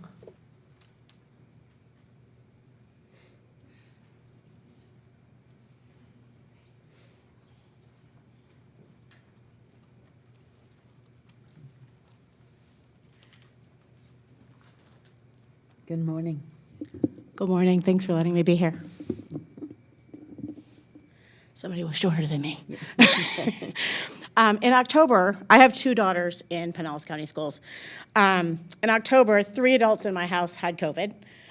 We did not socially distance. We did not wear masks. My kids were home with us. They did homeschool. They did virtual for the first semester. So they were on top of us. We ate dinner together. We snuggled. We did nothing. They did not get COVID. She went back to school and was sent home on day number 2 because the nurse said she had 2 symptoms. Thank God we have a great principal. We got a rapid test. Not only did she not have COVID, she did not have the antibodies. That is what science is showing. Kids are not getting it at the rate adults are getting it. My kids didn't get it. They're not going to get it at school where the science isn't there. From March 1st to December 12th, 2020, over 1.2 million cases of COVID were reported in kids 0 to 17. 12,000 were hospitalized. 178 died. In 2014 and 15, 10 million cases of the flu were reported, and 803 kids died. There was not a mask in sight. There's been ample time and opportunity for anyone who wants a vaccine to be vaccinated. Like the vaccine, masks should be optional. I have discussed mask wearing with pediatricians, ENTs, hospitalists, and infectious disease doctors. I have yet to find a single doctor who thinks that wearing masks that are currently being worn is anything other than harmful. Let's be honest, kids are not washing their masks every time they take them off. Neither are adults. We are not replacing them, but rather we are putting them on the floors of our cars and then grabbing them and putting them back on when we go into a building because we're being forced to wear them. Governor DeSantis suspended the restrictions on masks. Pinellas County rescinded the mask restrictions. Stop making my kids wear masks. Thank you. Thank you. Our next speaker is Sydney Young. Welcome. Hello, my name is Sydney. I am 13 and in the 7th grade Cambridge program at Tarpon Middle School. Every day when I go to school, I am reminded that I must wear a mask. Masks make it difficult for me to breathe throughout the school day. Almost every day I have a headache because of the lack of air I get from wearing a mask all day at school. Wearing a mask hurts my skin. Since I went back to in-person school, I have noticed that below where my mask lies on my face, my skin has been breaking out with acne. This is painful, itchy, and does not look good. And I must put up with this because we are still being forced to wear masks in school. Wearing a mask can be incredibly stressful throughout the day as well. They touch your nose and make your face itch, and you can't breathe. And even worse, if you even try to take them off, even for a moment, you can get a phone call home, detention, or sent home. Wearing a mask in band is even worse. You can't see the director's face, and it's a struggle even to see the music over your assigned band mask. I'm a trumpet player, and this instrument, like almost all other woodwind and brass instruments, requires a lot of air to sound good and in tune. Air that the band masks we are forced to wear while practicing do not allow us to get. Our performances do not sound good, and it's annoying because it's not even our fault. While testing, the whole mask situation is even worse. Everyone sits in a computer lab, opens their screen to start the test. Now, while wearing a mask normally, you will struggle to breathe and have a migraine, but this is an even worse situation. It is hot and stressful, and during FSA, you are struggling to breathe in a hot room while taking a test that could decide if you lose your elective next year. And if you take your masks off or even put them below your nose, you get in trouble. Do you know how much stress this puts on us? Because I don't think you do. I love my school, teachers, and principals, but masks are ruining this year and my experience in school. Stop forcing us to unwillingly wear masks. Thank you. Thank you. Our next speaker is Lori Davis.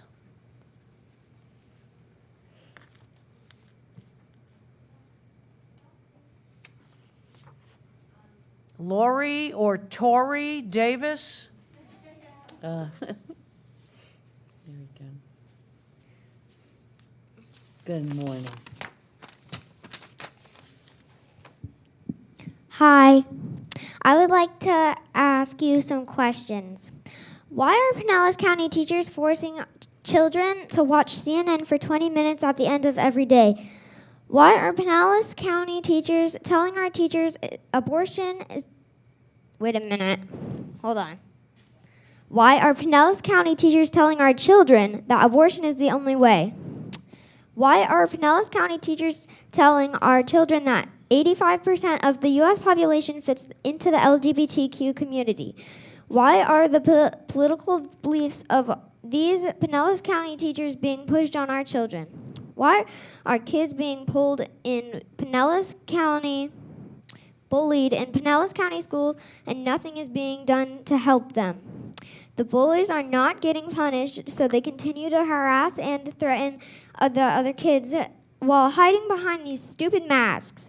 Why are Pinellas County kids passing out at school because they can't breathe with their masks on. Better question, why aren't the parents being informed that their child has passed out? Why are Pinellas County teachers spending half of the class period yelling at kids to put a mask on? How much can kids possibly learn in these classes, repeatedly getting interrupted due to mask violations? What is going on in the Pinellas School District? This is not what we are going to school for. And the mask mandates. Thank you. Next speaker is Sam Smith.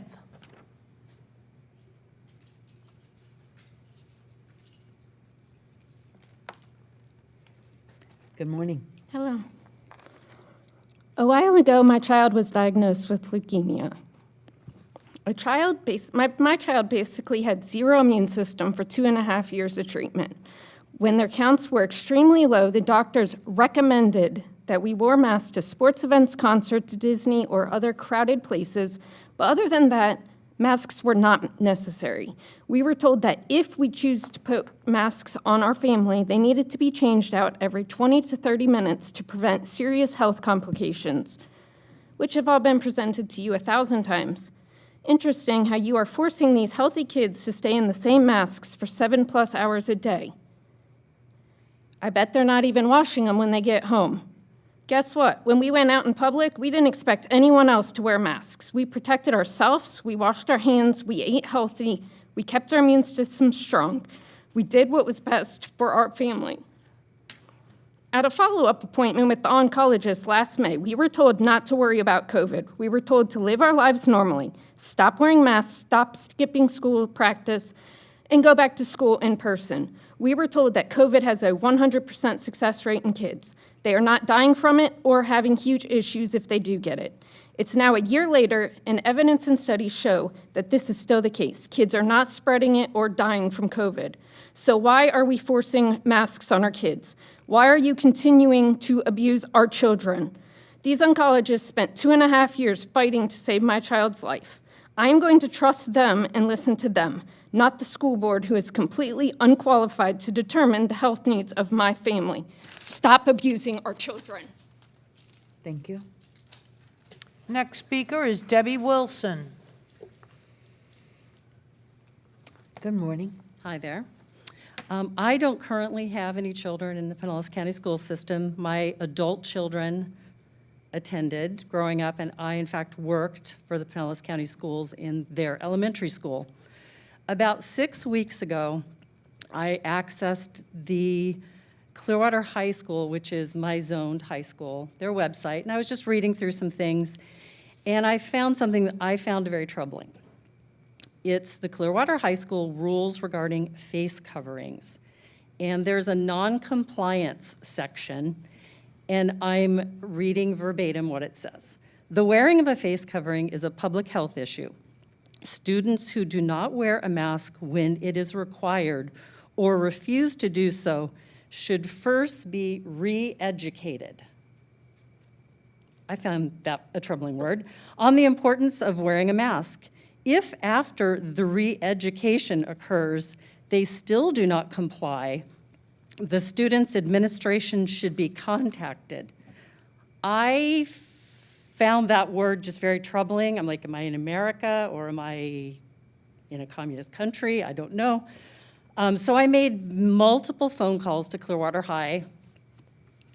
No one ever returned my phone call.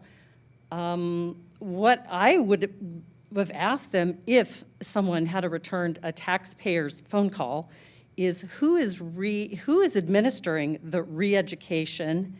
Is this policy still going on? And again, am I living in America or am I somewhere else now? I think you all really need to stop with the masks. I'm very uncomfortable wearing it right here. It fogs up my glasses. I can't even imagine what it's like for children. So please do the right thing. Thank you. Thank you. Our next speaker is Kristen Taylor.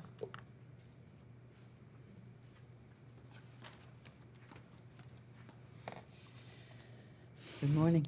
So here we are again. Last week was a huge week for freedom and personal choice with the governor's lifting of the emergency order, yet we're still here.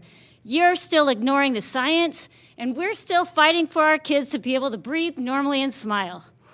This week, the State University System of Florida changed their face covering policy to recommended, not required. But you haven't. Why is that? It's finally becoming crystal clear that the real problem is that you would rather avoid a fight with the PCTA Teachers Union, a union with leaders that have no qualms about hurting my children to achieve their political purpose. So instead, you ask my children to bear the brunt of your weakness. You are robbing them of oxygen and normal childhood interactions so you can feel less afraid. Remember this, parents and citizens of Pinellas County are coming for your board seats. And like parent and citizen groups all over our nation, we are organizing, preparing to fund lawsuits if we have to, and we are getting stronger by the day, as you can see by our numbers. And there are at least 100 people sitting outside right now, too.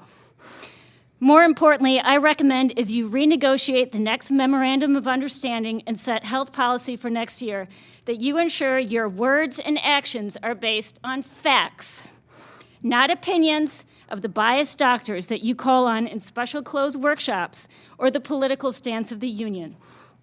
In the event that they are not fact and soundly evidence-based, I'd like to remind you that we are carefully scrutinizing the legal implications of your actions, both as a board member and as individuals. Ask yourself, are you performing at your best capacity to represent all of your stakeholders? I have a message for Nancy Velarde and your faction of scared PCTA teachers. You are vaccinated, so act like it.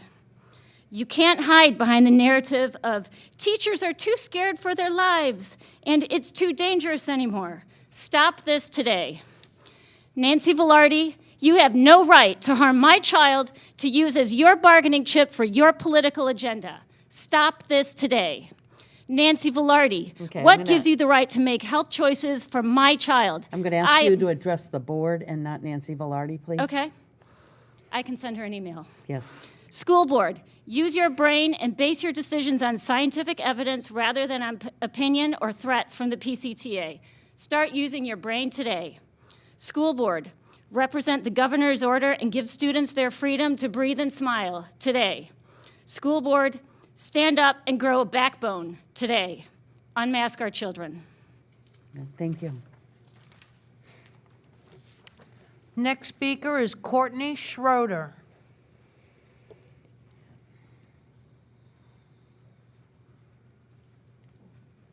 And I'll say good afternoon to you. Hello.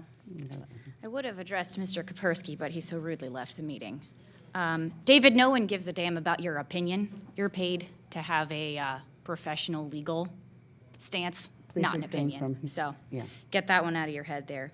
Your meeting today began with a segment about child abuse prevention. Please, for the love of God, do not preach to us from your frickin' throne about child abuse when that's all you've done for the last year and a half.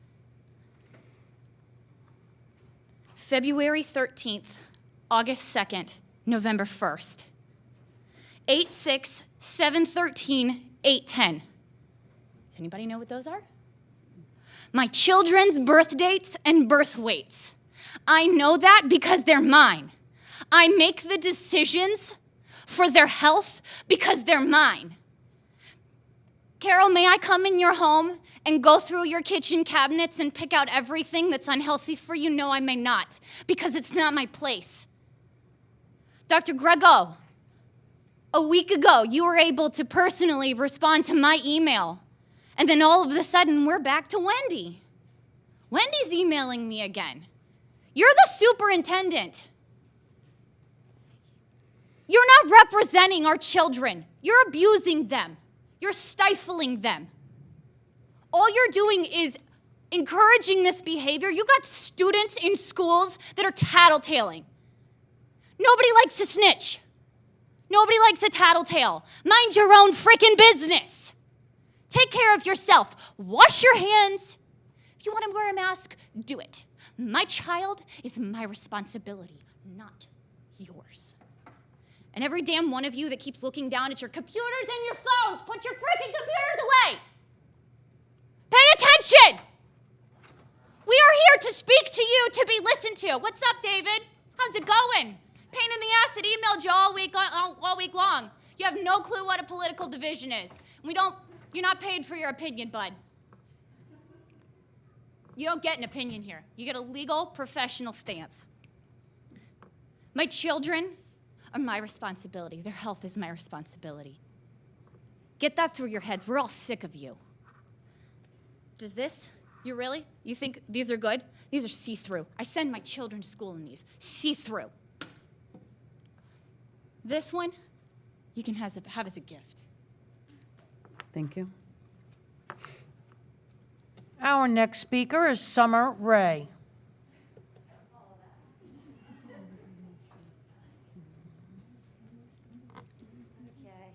Good afternoon. Here I go. Okay. So I just wanted to say again that I am a doctor of physical therapy and a clinical exercise physiologist, and I have been in the medical field for over 20 years. Here we are again, and we have said it, I was going to say 100 times, but it's more like over 1,000 times, but I will say it again. The masks are ineffective in blocking the transmission of viruses.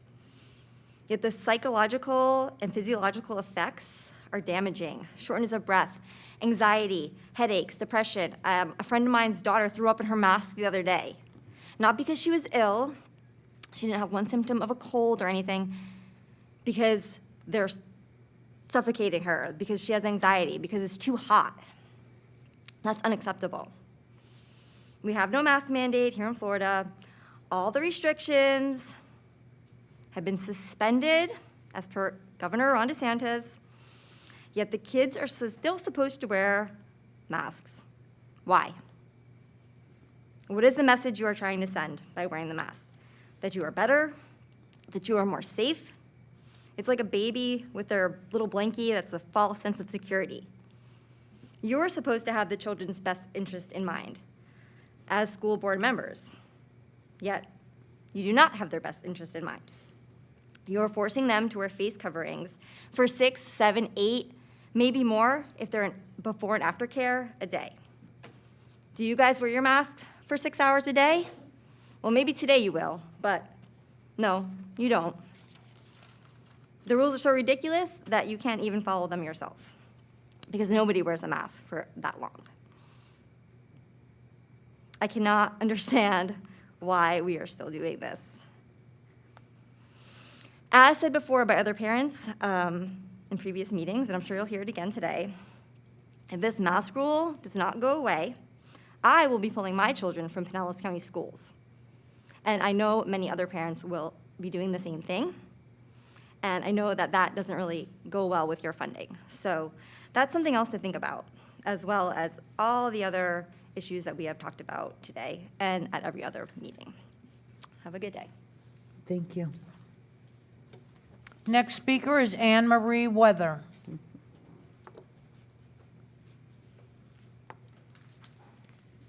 Good afternoon. Thank you. Hi. Okay. So today, well, first of all, I wasn't really sure if I was going to come again, but I had some friends that wanted to come and are nervous, and so I thought I'd come and support. But really what I want to talk about today is the distrust that I believe one of the board members that just got up, which is totally fine, mentioned. What are we going to do when our people begin to distrust us? And I mean, if we haven't already figured we're there, it's getting much worse. So I have some questions, and it's regarding your board rule regarding face coverings that I have here, and also the back and forth with the public comments. So we put an announcement out, we put an email out saying we're going to rescind these things based on whatever you vote on. So we made this really formal announcement before the board even voted, by the way, that we're going to rescind face coverings June 9th, right? Okay, great. Finally, I have some hope for next year that I don't have to pull my children from their life. And then there is a communications announcement from the board saying, oh, but we're going to relook at it, and if things get worse, we might have to put it back in. How am I to trust your communications. There was and that quote came from Isabella to the news. Okay, so that was in the media. So we heard from you directly, and then we heard from the media about 3 days later, which is partially why I was prompted to come again, because now I'm scared again that all next year it's going to be like this again. Okay, so miscommunication. You know, Mr. Kapersky, I just cannot figure out how we're not a political subdivision. You said we are not, but you haven't really said why. We voted for you. Isn't that political? You are under local government. Is that not political? So you cite the board rules, and then we can go back and read it, but I need to know, how are you not? What are the examples that you're not? Okay, so let's just say you're right, and we're not. How much more distrust are we breeding when the governor said, I am putting this emergency rule in, anything made under an emergency rule which says, whereas the school board voted for an emergency rule, we have this because of an emergency rule, okay? Pinellas County, not even without a word, posted on Facebook, done. But for some reason, you guys are better, or I don't know, have some sort of secret powers that I really was never aware of, and you're not gonna change anything. So in regard to your policies, the main point I'd like to say is the face covering defined. The rule is intended to conform to CDC guidance regarding the face covering, and it will be interpreted with their guidance. Okay, well then why haven't we wearing double masks? They changed to that. You haven't conformed. Why haven't you taken down the physical barriers? Because when I was here a month ago, the CDC had already put that on the website. You're not conforming. Think about it. Thank you. Our next speaker is Jennifer Sullivan. Okay, and while Jennifer's coming forward, as board members or our attorney need to leave, there are speakers in the back, and they will be able to continue to hear the comments that are being made. So, pardon? Oh, yeah, and there are TV monitors here, so sometimes when people are looking down, they're also looking at the TV monitors. But anyway, welcome. Hi. And good afternoon.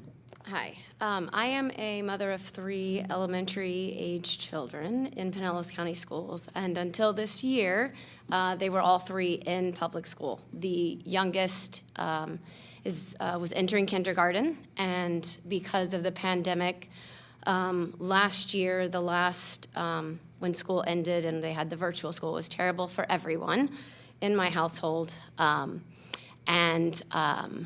the mask mandate came out, we decided, for this current school year, I decided that I would definitely not be sending my entering kindergartner into school, where she would have to do weird social distancing and wearing a mask, and this being her first experience in school, thinking that this was normal. That really did not sit well with me, so my husband and I decided we would pull her out. Backing up just a little bit, when my first child entered school, we had applied for fundamental, and we won the fundamental seats. And this, for us, was like, well, we're done. We never have to make another decision about school again. We were very happy. That's no longer the case.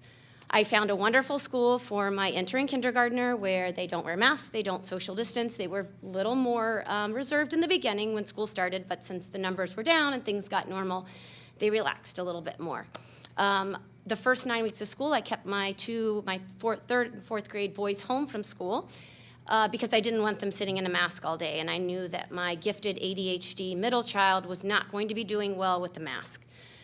So he was failing school, and I pulled him out of school, and now I have 2 in private school and 1 remaining in the fundamental. I gave up a kindergarten seat.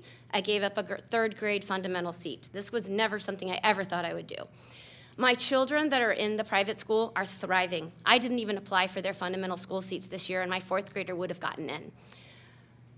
If the mask mandates continue and it is not optional, other parents like me who swore they would never pay for private school, or in the school that they're in, it's a homeschool and in-person school. I also swore I would never homeschool my children, but I'm doing those things, and other parents like me will make that decision. There are a lot more things, a lot more options for us out there, and if you don't listen to us, then we will all be pulling our children out. And I'm just begging that you do actually follow the science, and there's been a lot of evidence based on that today from people who've done a lot more research than I have. My 4th grader who is in fundamental school is not doing great, but he doesn't want to leave his friends. He now is in counseling weekly. That's $140 a week that we spend for him. And I don't want to continue doing that next year. And I don't want to break his heart pulling him out of school away from his friends. He wants to meet up back with the ones that are going to Madeira Beach. So I'm just asking you to listen to us and follow the science and make it an option. And that's all. Thank you. Thank you. Next is Jennifer Lynn.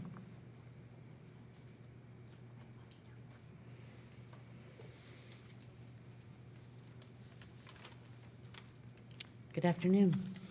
Hello. I have 2 children in the Pinellas County schools, and I would like to know, what is the Pinellas County school system's goal? Isn't it to educate the children of this county? You say that you want 100% student success, but success is measured as a favorable or desired outcome. Whose favorable or desired outcome is that? In your school initiatives, it's filled with verbiage and jargon that is meant to sound good, but it's empty. You're not looking to build any moral character, and children who stand up for their own health get sent to isolation rooms or threaten to get kicked out of in-person school and go to my PCS, which won't be there in the fall. So what do you think that's going to do? You claim it's not a disciplinary action against the students, but that's not true for the teachers. A teacher who doesn't comply will face disciplinary action. And what happens to a teacher if they are caught not enforcing the masks on our children in the classroom? You have active assailant drills on campus, and I've been there in person to witness one as a volunteer. The kids did a fantastic job, as did the teachers. I believe the teacher would do anything they needed to do to protect those children. And then you enter the 2021 school year. With our children in mass, they had another drill. This time, the students were asked to hide under their desk. And that's what they were instructed to do as the new social distancing COVID rules. What do you think the students will do next time there's a drill or, God forbid, an actual incident? Don't you think they'll be confused? Will they even know what the bigger threat is? Is the threat an active shooter on campus? Or will it be the person, their child next to them that might have COVID? There's one thing that you have done well. You've confused and scared our children. My children can go to church or the grocery store or parks or the beach, and they feel safe. I make sure that they will be protected by me. When they go to school, all they hear about is what they can't do. They can't hug their teachers, their friends, take off their mask. They have to stay distanced from everyone else. My kids can't even eat in the cafeteria because there's too many children that would be in there. They can't go to the library or outside regularly like before. They're being told by that the school is scary and not safe. You can't keep our kids safe. Families and teachers, we are in this together. Don't let a union who represents 50% of you speak for all of you. And don't let a school board who has obviously gone rogue speak for us as parents. Let's stand together and fight for our children. You want to listen to experts? Well, we, the parents, are the only God-given experts that are appointed to our children. We are the experts when it comes to the well-being of our children. You are completely unfit to make any mandates in regards to my child's best interest or health. You've had an entire year of bullying, intimidation, threats, and discrimination against all of our students, families, and staff in this county. Pursuant to Section 1002.40, Section 6, the Florida School District must now notify every single family of their qualification for the Hope Scholarship. Each student in our district is now eligible for a scholarship to go to a private school of their choice. Thank you. Thank you. The next speaker is Michelle Onazuka.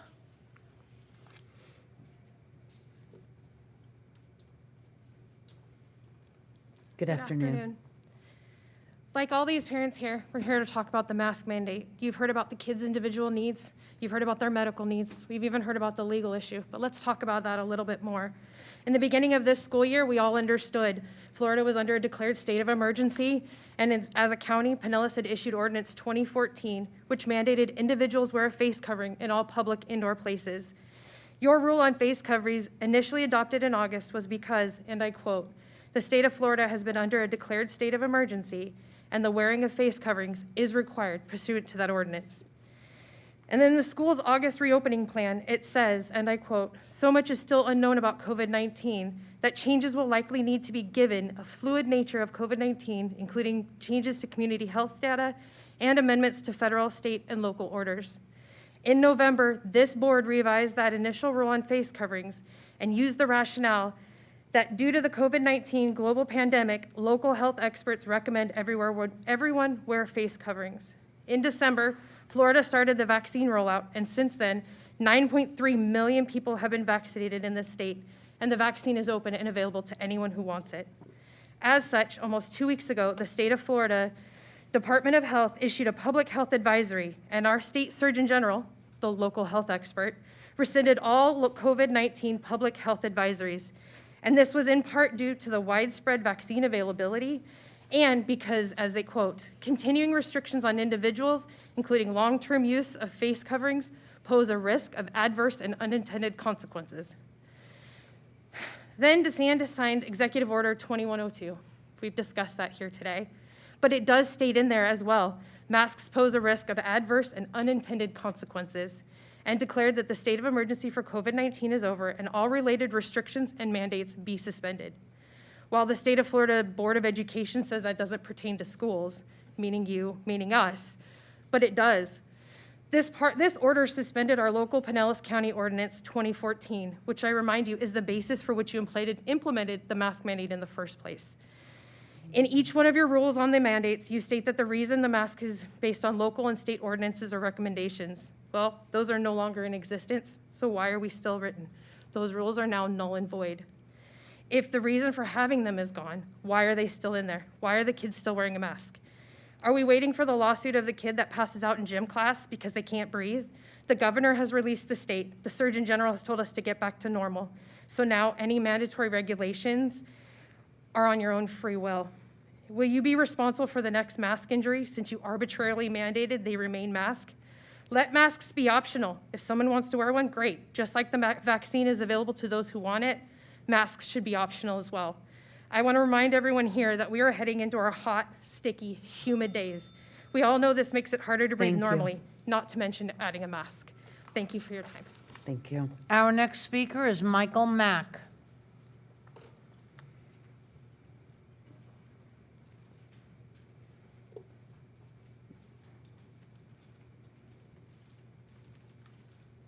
Good afternoon.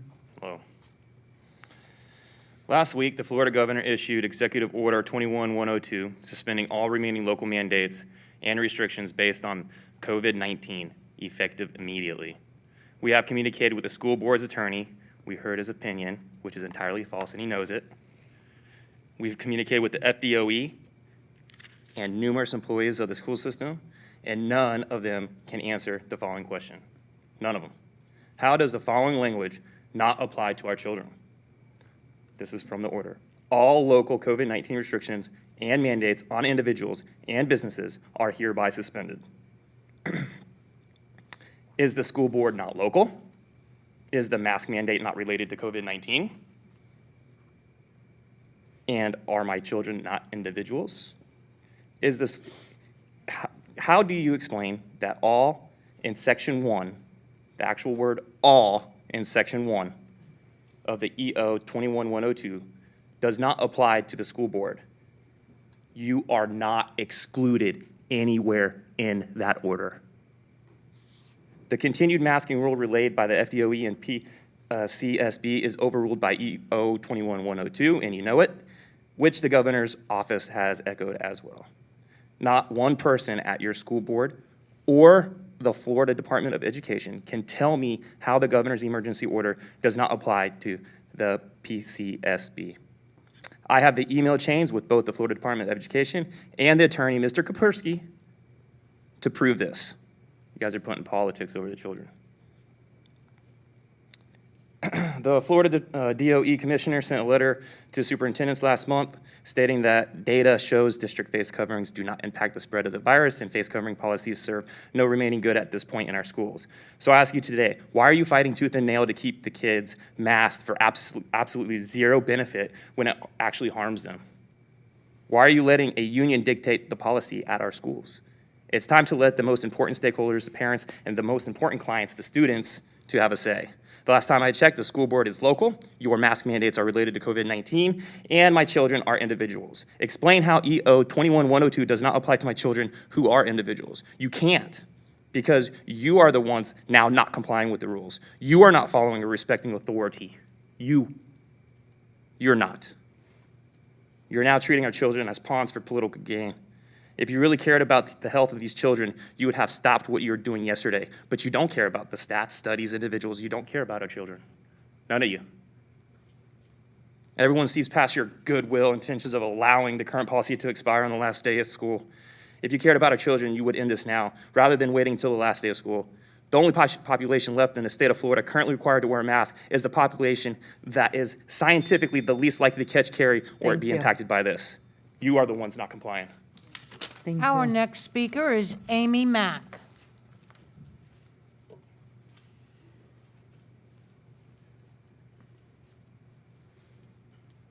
Good afternoon. Hello, Board. I wrote 3 minutes of greatness I was going to speak to you, but I decided to speak a little bit more off the cuff after some of the things I've heard spoken today. It's very interesting that everybody continues to blame and point fingers on each other and argue about why we have to continue to keep our kids masked, when really we could just end it. I've had a lot of correspondence with the Florida Department of Education, with your staff, with the board, with your attorney, Mr. Kapersky. And again, nobody can give any great reason why. There's actually been flip-flopping on reasons. First of all, this wasn't an emergency, or we were going to blame the Florida Department of Education, or we're not a political subdivision. I pulled up the definition from Florida statutes here. I'll just read them off for you. I know it's your opinion that if you pick and choose some different pieces of the statutes, you might that be your opinion, but the definition of a political subdivision in Chapter 11.45, Section 8K of the Florida statutes is, hold on, I've just pulled it up here. Political subdivision means a separate agency or unit of local government created or established by law and includes, but is not limited to, the following and the officers thereof: authority, board, branch, bureau, city, commission, consolidated government, county, department, district, institution, metropolitan government, municipality, office, officer, public corporation, town, or village. So again, we all sit up here and we're going to flip-flop our answers. We're going to say our opinion is this doesn't apply to us, but why are we arguing about this? You're all pointing fingers at each other. You're all fighting to keep our kids masked. And while you're doing this, you're losing all your credibility. Your principals don't understand, your teachers don't understand, your parents don't understand, my kids don't understand. You lost our trust a while back, and I'm kind of happy to see that so many other people are starting to catch on to the incompetence. So again, drop the policy today. As a reminder, my 9-year-old was harmed by your policy. He's the one who started with feeling shortness of breath and then developed asthmatic bronchospasms on week 6 of the school year. Your policy harmed my child, and I do not understand why you were fighting to keep this policy going. Thank you. Our next speaker is Michelle Steele.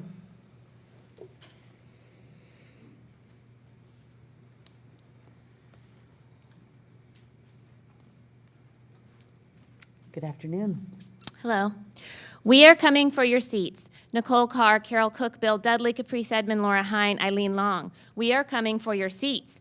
We know you will vote on June 8th to end your tyrannical mask mandate that should be legally void now. You think you are above the law, that somehow public schools are exempt from the governor's orders. We know you won't end the mask mandate because you understand science or child development. You will end it because the punishment for mask violations, my PCS, is gone as of June 9th. Do you plan to use the summer to create a new mask mandate that is enforceable by formal disciplinary action? Do you hope to use masks to segregate the vaccinated and the unvaccinated? We are coming for your seats. Your party line is that you are keeping your current mask policy through the end of the school year because, quote, parents will pull their kids out if we don't. Do you know how many parents have pulled their kids out of public school because of the mask mandate? You don't care, but you should care because these are not the students you want to be losing. The ones who have the means to leave are the ones who keep public schools afloat for everybody else. You care about your MOU with the PCTA and the teachers throwing tantrums about unmasked students. The teachers union, PCTA, endorsed you when you ran for school board. Parents and taxpayers, listen, the teachers union runs your schools. Also, taxpayers, listen, the Pinellas Classroom Teachers Association and these board members think you shouldn't have a say in public schools if your children don't go to public schools. They take your money, but as your elected representatives, they think they don't represent you. Carr, Edmond, and Dudley, we are coming for your seats next year. If you cared about safety, you would address vaping in the school bathrooms, not children trying to breathe. We are taking back our schools. As parents and educators, we will make sure this never happens again. We are coming for your seats. Schools and teachers and your seats exist to serve our children. Our children do not exist to serve teachers' unions. You are stealing from our children right now. We will make you stop forcing Pinellas County children out of their classrooms. We will make you stop force masking our children as a condition of receiving their public education. We are coming for your seats. In your defense, you just followed what so many other politicians did. But in Pinellas County, we need leaders, not followers. We are coming for your seats. The state of Florida has expanded school choice via the Family Empowerment Scholarship over the past 2 years with new legislation recently passing the House and Senate. I support every parent in making the school choice decision, public, private, charter, or homeschool, that is best for them. My mission now is to save public schools from spiraling further into disaster because all children matter, not only the ones with the means to leave public school. You can continue to be part of the problem, or you can join us in being part of the solution now. We are coming for your seats. We will restore families, children, to the center of public education. I've been working with kids for 20 years.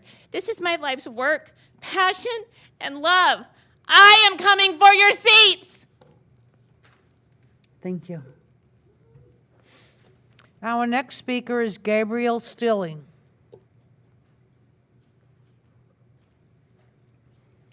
Good afternoon.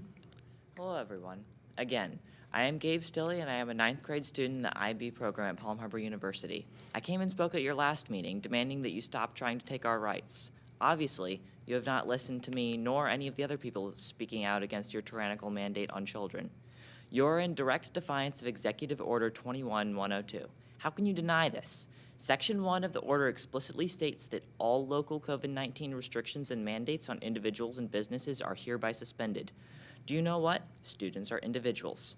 You are a local authority, and your tyrannical mask mandate is a local restriction. In case you don't think this applies to you because you are somehow not a local authority, Section 4 specifies that it means a political subdivision. I've heard that you claim not to be a political subdivision. Are you not paid for by tax dollars? Are you not a public body created because of state law? You are both of these, and Florida law defines you as a political subdivision. Stop disobeying the governor. Do you think you are above the law? Not required to follow the rules that when you make us follow these ludicrous mandates that do absolutely nothing? Because guess what? You have to obey the rules just like us. In a letter to the school districts, Richard Corcoran, the State Commissioner of Education, said that the data shows us that districts' face covering policies do not impact the spread of the virus, and they serve no remaining good at this point in our schools. You can pick and choose information that suits your views, like the email you got from the Legislative Affairs Director. You are letting someone else tell you what the order means without interpreting it for yourselves. Santa Rosa County already got rid of their mask mandate because they know that they would not be allowed to keep it. You're defying the governor's orders. I should not have to further explain to you why I do not have to wear a mask in school. The governor's order has suspended your powers. I should not need to tell you that masks do absolutely nothing to slow the spread of COVID, or that it should be a choice of free will and you are taking away our rights. I should not need to tell you that you are recklessly harming our children and all students in your misguided lust for power. But I do, because you won't even listen to the governor. You will lose control. The people that you were elected to serve have told you that you need to get rid of your mask mandate now. It is blatantly obvious that this is not for our safety. We wear mesh masks and you do not care. We wear masks improperly and you do not care. You only care that we comply with your power, but we won't. I hope you can sleep in peace knowing that you have caused the suffering of thousands of children. It's all because you want power. Thank you. Our next speaker is Susanna Steeling.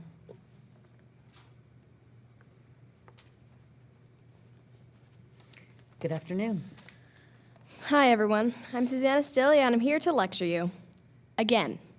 First of all, Richard Corcoran wrote a letter to the districts on April 14th, 2021, and in the 5th paragraph, he says, "The data shows us that districts' face covering policies do not impact the spread of the virus. Face coverings are a personal decision, and certainly families and individuals should maintain their ability to make a decision that is unique to their circumstances. Broad sweeping mandatory face covering policies serve no remaining good at this point in our schools." You're alone.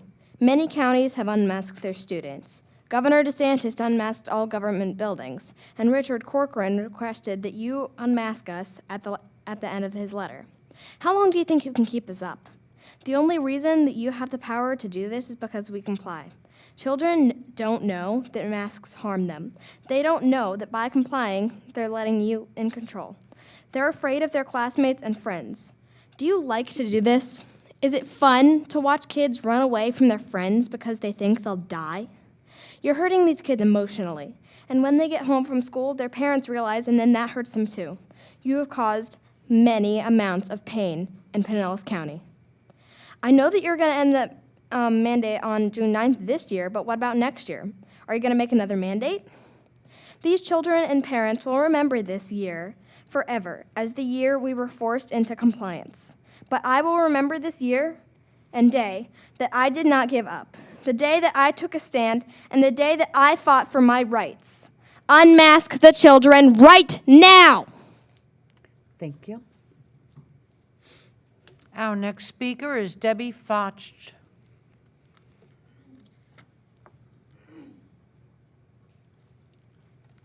Good afternoon. What is the source of authority giving a district school board in the state of Florida the power to make health care decisions for the students? My name is Debbie Foch. I am the grandmother of 8 grandchildren. 6 of my grandchildren live in Pinellas County. Florida Department of Education Commissioner Corcoran wrote a letter last month concerning the mandatory face covering policies in place at some of the school districts. Commissioner Corcoran said the data shows district face covering policies do not impact the spread of the virus. We've all been repeating this over and over. He wrote, broad sweeping mandatory face covering policies serve no remaining good at this point in our schools. He asked the school districts that have the face covering policies in place to drop those policies for the next school year. But the health and welfare of our children and grandchildren can't wait until next year. Our children need to be able to breathe freely now. Last week, Governor DeSantis issued a new executive order doing away with COVID-19 restrictions in the state. But, new twist, the DOE came out the next day stating the governor's executive order does not apply to the school districts. It applies to counties and cities, but not school boards. A judge in Tennessee just ruled against a school board there on the face covering policy. The judge basically said the school board had no authority to issue a face covering policy in the first place. Henry David Thoreau wrote in his essay on civil disobedience, "I was not born to be forced. I will breathe after my own fashion." Thoreau surely took for granted the natural right to breathe. Of all the unjust laws man has ever thought to make, who would have ever thought to take away the natural, God-given right to breathe freely, especially for developing children?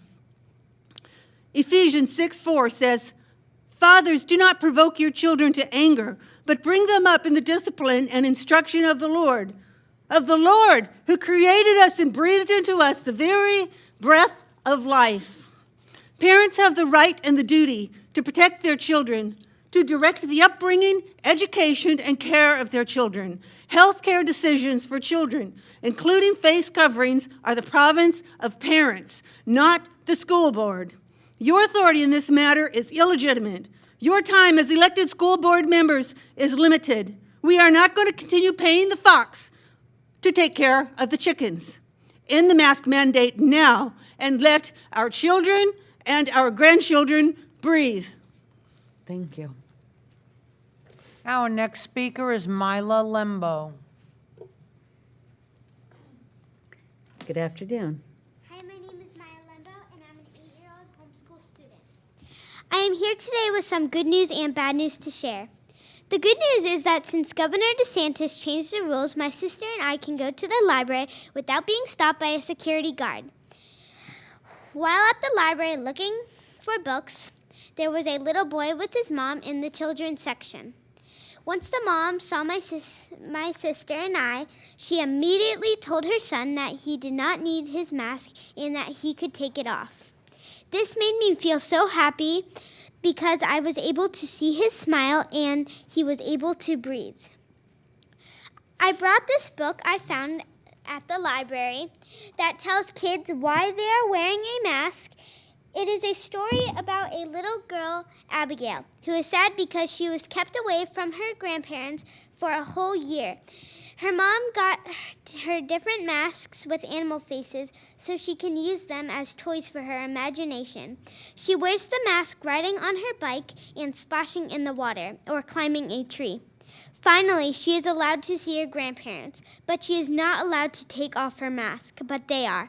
What do you think this story is teaching little kids? The bad news is that my friends are still being forced to wear masks all day long at school today. Why are you ignoring my friends and their mommies when they stand up here with sad stories and information proving that what you are doing is wrong? Apparently, next year you have decided that masks will be optional. But I think you need to be a hero and put a stop to this now. Unmask my friends and let their smiles free. Thank you for your time today. Thank you. Our next speaker is Savannah Craw.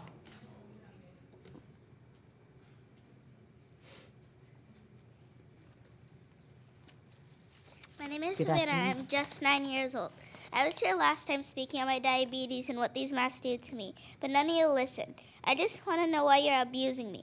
I'm just a kid. What did I do wrong to deserve this? You say you care about us, but you don't. Because if you did, I wouldn't still be suffering in school with a mask on. At recess and PE, it's over 90 degrees outside and kids are still masked. I'm not masked outside because if you forced me to wear a mask and something happened to me because you masked a diabetic in this heat, my mom would sue you and maybe you would even go to jail. But the thing is, my friends are still masked outside. Other kids are still masked outside.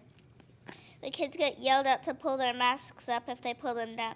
They can't breathe. You're going to kill them.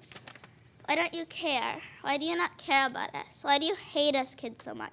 Is it because you just want to control us? I can't breathe in class with my mask on, but there are teachers who constantly tell me to pull my mask back up. Some leave me be, but some don't. If you're really that afraid of an unmasked 9-year-old, then maybe you should go home and seek virtual school. I'm not contagious. I'm not going to kill you. But why? Why are we still masked? Please listen to us and stop hurting us. Thank you. Next speaker is Tiana Craw.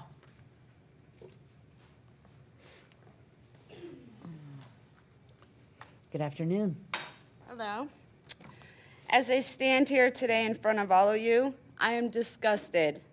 Every single one of you should be in prison for child abuse. Who the hell are any of you to tell me what is in the best interest of my... Madam Chair, it's up to the board, but I mean, children I could see, but adults need to comply with the mask mandate. Is that better? Put it on properly, please. Who the hell are any of you to tell me what is in the best interest of my own child? Who gave you the right to make any medical decisions for her as well? Who gave you the right to mask her? I sure as hell didn't. Y'all are gonna end up continuously harming these children the longer your little charade goes on. You do know DeSantis unmasked us and these children, but you're still holding them hostage. You must just love seeing these kids suffer, don't you? I'm sure you all have children, grandchildren. How would you feel if your children were being forced to do something unlawful or do something that harmed them? You would fight and stand up for your children just like we are. Do you know how heartbreaking it is to see these children outside in the afternoon in 95-degree heat, in masks when I go to pick up my daughter? It's absolutely sickening and heartbreaking what you're doing to them. You work for us. You're walking on thin ice nowadays. Your days are numbered, and we will vote you out. We will pull our kids from the public school next year, and not just a few of us, hundreds of us. Last week, my principal was reported to the teachers union by a coward of a teacher for trying to help us unmask our children. Like my daughter said, if you're really that afraid of an unmasked child, maybe you should stay home and teach virtual. This ends today. You can either unmask these children right now, like DeSantis told you last week, or we take it into our own hands. Remember, there are thousands of us and only a few of you. You are outnumbered. It is time to take control back from you tyrants. Stop listening to your fake doctors, stop watching the fake news, and stop listening to flip-flop Fauci, and take some real doctor's advice on what it's doing to these children. Take the damn masks off them now. Thank you. Our next speaker is Justine Oleski.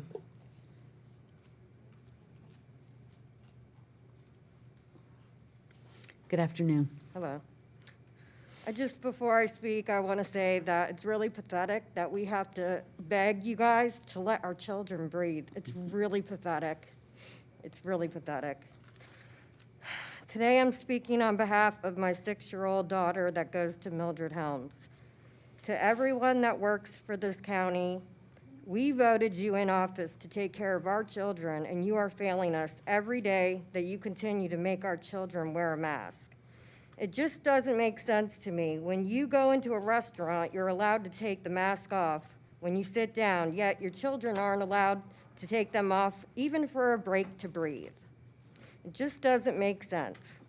You are cutting their oxygen off to a child's brain. They are still growing and they are developing and they need to breathe normally. I'm so sick of these masks. My daughter comes home with headaches every day and she is in school suffering. I'm sick of watching her suffer. It's heartbreaking. I will be taking her out of school if you don't do something today, and next year, and every year after that. Stop abusing these children. The teachers are over it. We, the parents, are sick of it. Let our children breathe. Thank you. Our next speaker is Sabrina Andrews.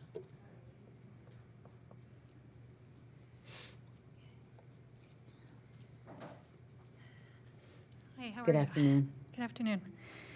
I'm a Pinellas County resident and a mother. Anything medical should not be prescribed globally, never mind mandated nor enforced. It is up to the individual to decide what is best for their health, and it is up to the parents what is best for their children. Anything medical has positive and negative effects, and one needs to decide for themselves the repercussions to their own health they're willing to live with. This is about human rights, individual liberty, and personal responsibility. We're not asking that masks be banned either. Let an individual decide for themselves. Humans are not bad for humans. I'm from Canada, where provinces are turning into police states and can really see now more than ever that Yuri Bezmenov was right.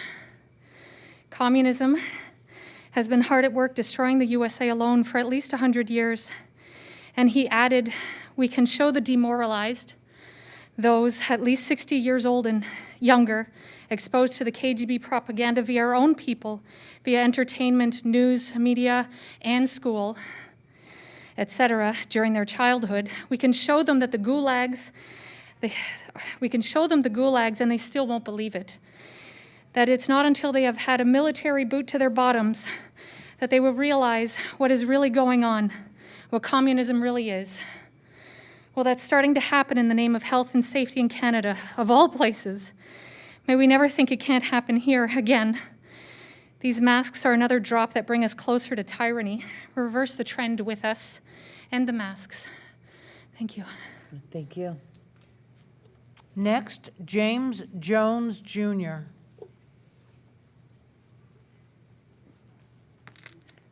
Good afternoon. Good afternoon there, board members. How you doing? I don't have any children in this school system, but I am a resident of Largo. And I'm here today, just like the rest of the people. We're concerned for the development and the effect that this is having on our children. I'm going to read 3 things here that came out of a publication called Federalist. First one's by Molly McCann, and she says that mask requirements are a slippery slope and will lead to more government mandates, bureaucracy, and regulations. And don't we know that? She says, to take our freedom from us, people with anti-American agendas have to mobilize some initial quorum of consent from the population. Mandatory masking seeks to build that consent, and in addition to extending the fiction that we are in an emergency sufficient to trigger the extra constitutional authority of local and state executives, mandatory masking acts as a peer pressure-fueled signal that encourages conformity to our coming quote-unquote new normal. Out of the same publication, Yanan Weiss says that mask wearing inhibits communications and children's social development. Masks dehumanize us, and ironically, they serve as a constant reminder that we should be afraid. People can now be spotted wearing masks while camping by themselves in the woods, on solo sailing trips, in their cars by themselves, and they have become a cruel device on young children everywhere. Kindergarten students covered by masks and isolated by plexiglass, struggling to understand the social expressions of their peers. Face coverings are causing real harm to the American psyche. They provide little or no medical benefit and distract us from the more important health policy issues. And also, lastly, out of this same publication, David Shane says that mask mandates are immoral laws by our government imposed to control human behavior and personal development. He also says accepting invasive rules that affect personal behavior and things that will intrude upon our lives this is one of the reasons that we as a community are asking that our children be unmasked. And real quick here. So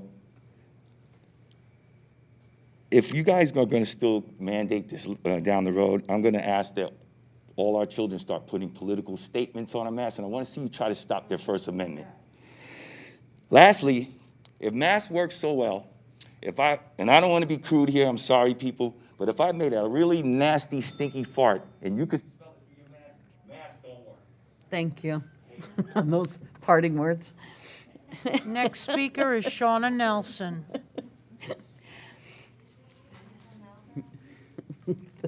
Good afternoon. Good afternoon. Hello again. And again and again. I sure do look forward to the moment where we don't have to keep doing this again and you start to hear us and listen. So I'm going to start today by giving a shout out to DeSantis. DeSantis, they aren't hearing you. And the attorney here, Mr. David over there, he likes to assume what is written in your ordinance or executive order up until the 1st of July. And you know what assume means, right? We all know that saying. So it's time to take the masks off. So I'm going to thank you here for a moment. And I'm going to try to do today with love and compassion, as my husband reminded me as before I walked out the door this morning. He said, you know, God is all about love. So I am here before you filled with love. But man, I'm angry and I'm frustrated with you all. We deserve better. So thank you, because you awoke a sleeping giant among all of our parents that stopped paying attention to any of you. We just thought, hey, they know what we're doing, right? We just put them in public school because that's what we were taught to do. I mean, I can't tell you how hard it was for me to make the decision to pull my child from public school. The sleepless nights alone where I was like, what am I doing? This is not what I'm supposed to do. Because I was so conditioned and brainwashed. Thank God I woke up. Thank you for that wake-up call. All the parents here, caregivers, uncles, aunts, teachers, they are all wide awake. And following my friend here that just left, speaking about consent, we do not consent to any of this, nor do our children. We are their parents. We gave birth to them. None of you did. They are ours, and it is our responsibility to take care of them and choose what's right for their health. Any control we ever mistakenly gave you over our children was also without consent, and we take it all back. There is only one person that has control over me and my family. There's only one person or one thing or one entity that I report to, and that is God. All of us, God comes first. We are coming for your seats, and we will replace you. We will rebuild this school system with a new school board that represents the real views of your people and this community. It's time for you to go against the grain. Thank you. If you'll look at our procedures, you'll see that applauding is not appropriate at this part of the meetings. We ask that you refrain from that, please. Our next speaker is Tracy Rivera.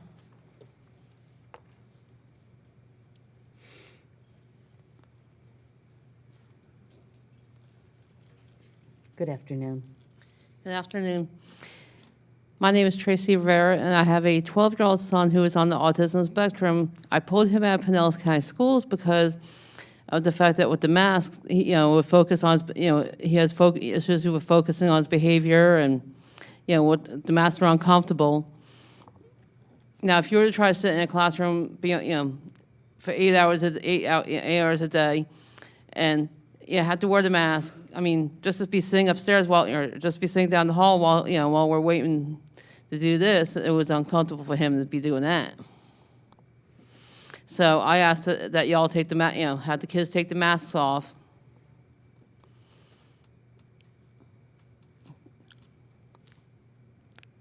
That's about it.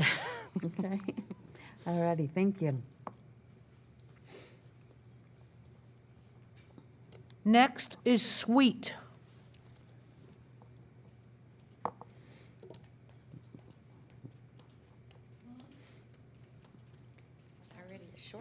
Good afternoon. Before my time starts, I wanted to ask Ms. Cook if she went back and watched the videos from the day she left early. Yes, I did. Okay, I see just that. wanted to make Yes, sure, because yes. after I spoke, you wanted two to make meetings ago? my statement seem untrue, and it wasn't. But yeah, you can start my time.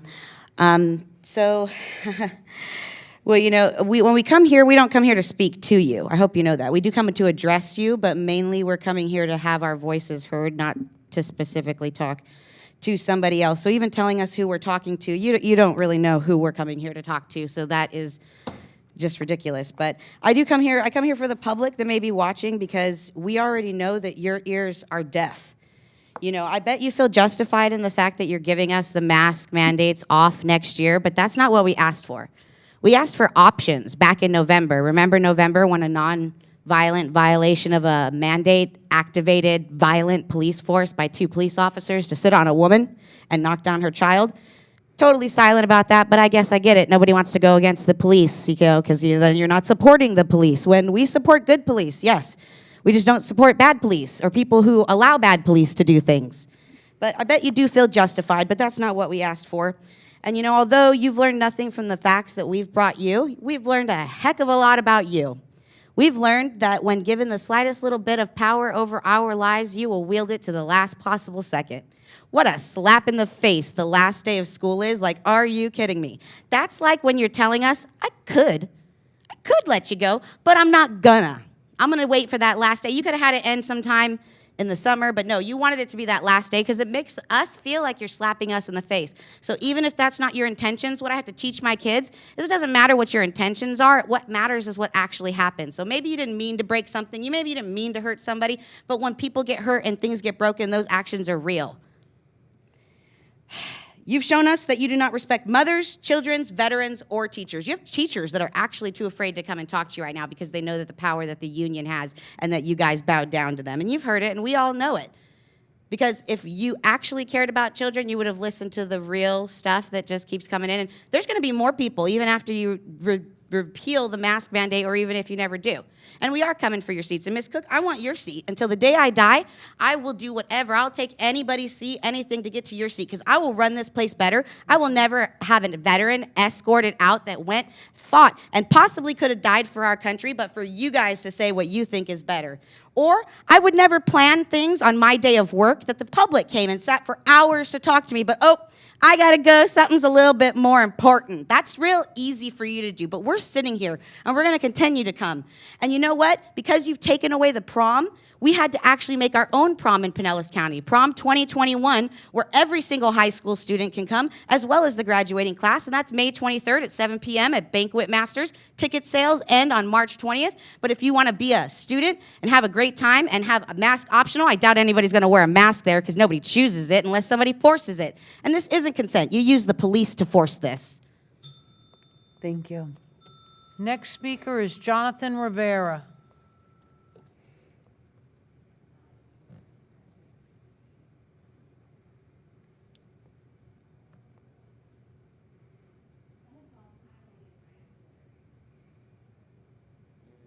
Welcome.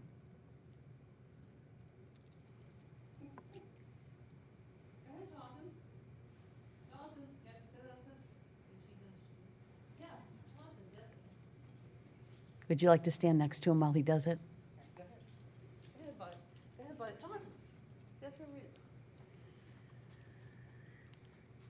Go ahead, read it. No, you read it. You have to read it, hun. Your mom already had a chance, so you're the one that needs to read it, okay? Jonathan, read it, or no twist, no twisty straight later. Jonathan?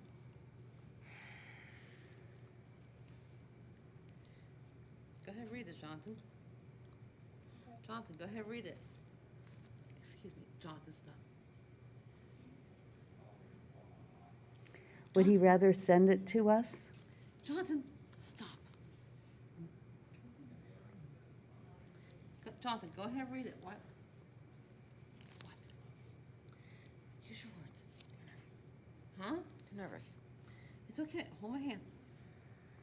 Go ahead, read it.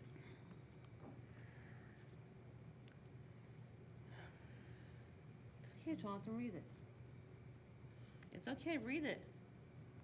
Jonathan, read it. It's okay. It's okay, Jonathan.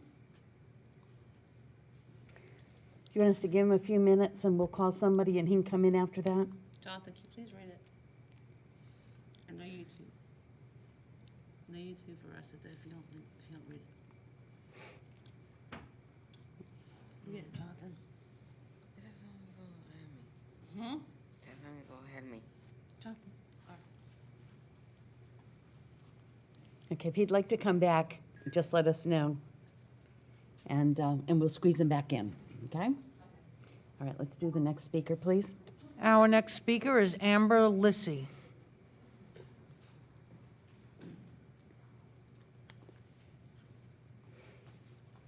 Good afternoon.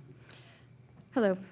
My name is Amber Lissy, and I have 3 students in the Pinellas County school system. They attend a charter school. And at first they wanted to come here and ask you kindly to remove the mask, but actually I'm here because I'm very angry, and I don't like feeling angry. I'm a very calm person, and I'm so angry that, that I'm demanding that you free these children of this nonsense. I have my daughter here with me today, and she will get to speak. But she has a rash all over her face. It's from touching it, moving it up and down, and I'm not just fighting for her, but I'm fighting for her brothers, her cousins, the little kids in the entire school system that you feel the need to control with your mask mandate.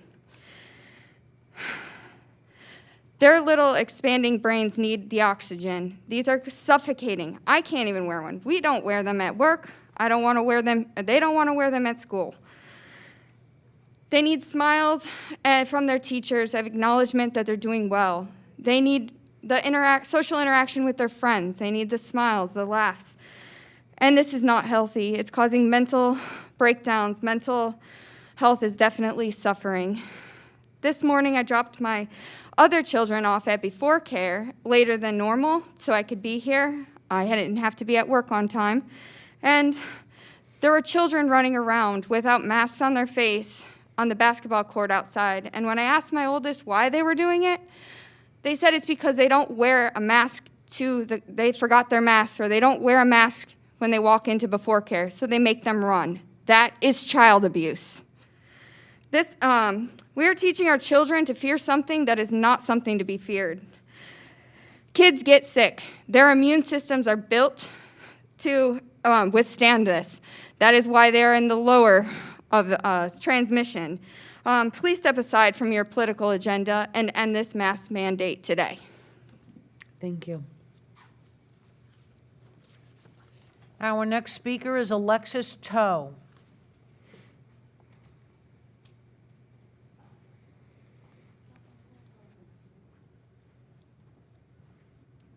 There you go. Just push it down. Good. Good afternoon.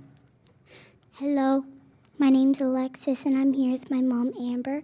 And I'm 8 years old, and I'm gonna be talking to you about what I feel like about these masks.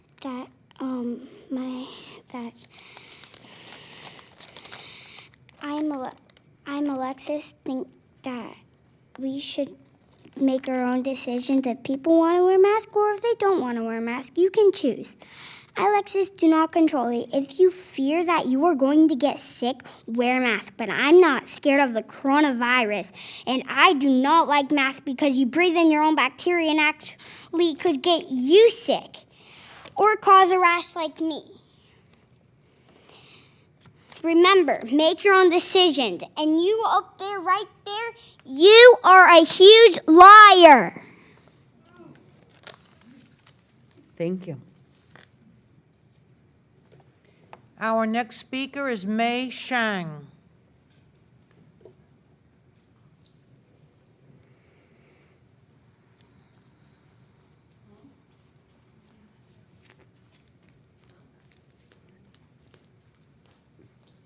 Good afternoon.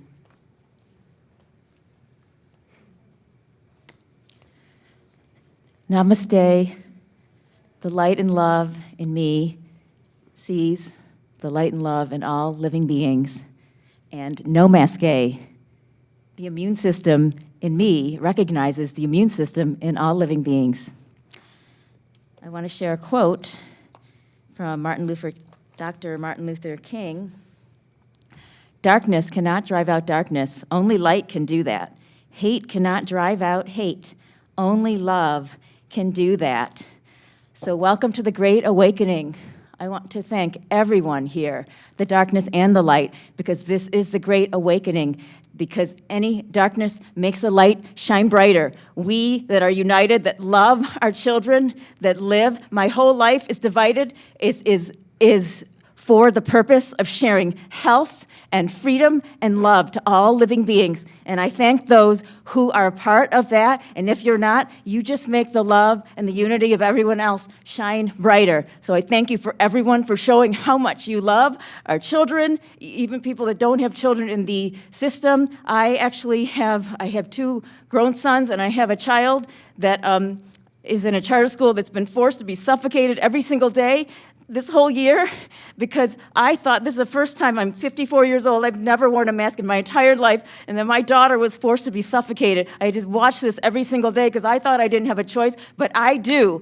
And I know that when 10 people know they have that choice, if you don't start making the right decisions, 10 people, that'll be $100,000, $130,000, 100 people, million, 1.3 million, and you've exposed yourselves when you made this last move against our thank you and love, including to Governor DeSantis and Commissioner Corcoran. We all together will work to bring health and to change this whole broken system. And I want to share that when I wrote a letter to Superintendent Grego, I actually, complaining about the mask forcing, I immediately was an automated reporting incident of bullying. So it literally is bullying. That was emailed to me saying, it looks like you've been bullied. So this is bullying, this is child abuse. We don't have to share the science. And I am actually very good in math and science, and I have this really great equation.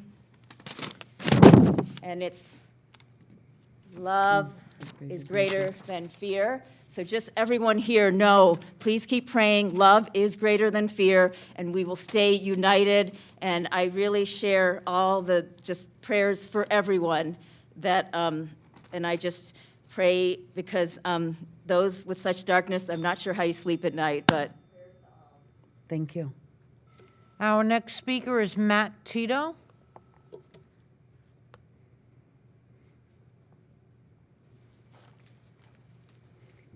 Good afternoon. I'm here today to talk and represent the voiceless. The students in this county that don't have a voice. They don't have a union. All they have is the parents and the proud patriots in this community that are here today fighting for them. It's kind of ironic, this meeting started off with the local school band playing the national anthem outside with masks on, and a little hole cut in the middle so they can blow through their instruments. Where's the science on that? What are we doing? What are we doing? You have the band outside playing instruments with masks on. You are causing these children to have anxiety. You are stunting their learning ability.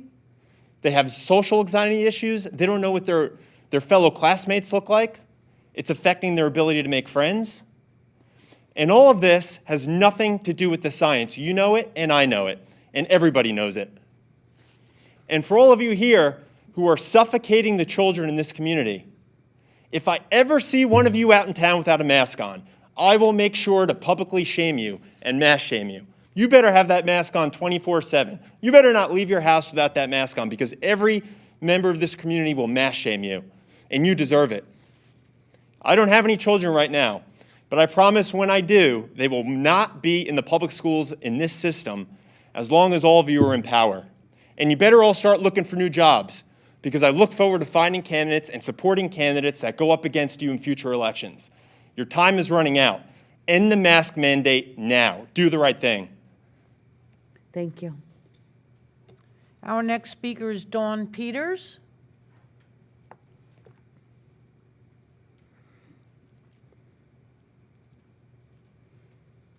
Good afternoon. Good afternoon. My name is Dawn Peters.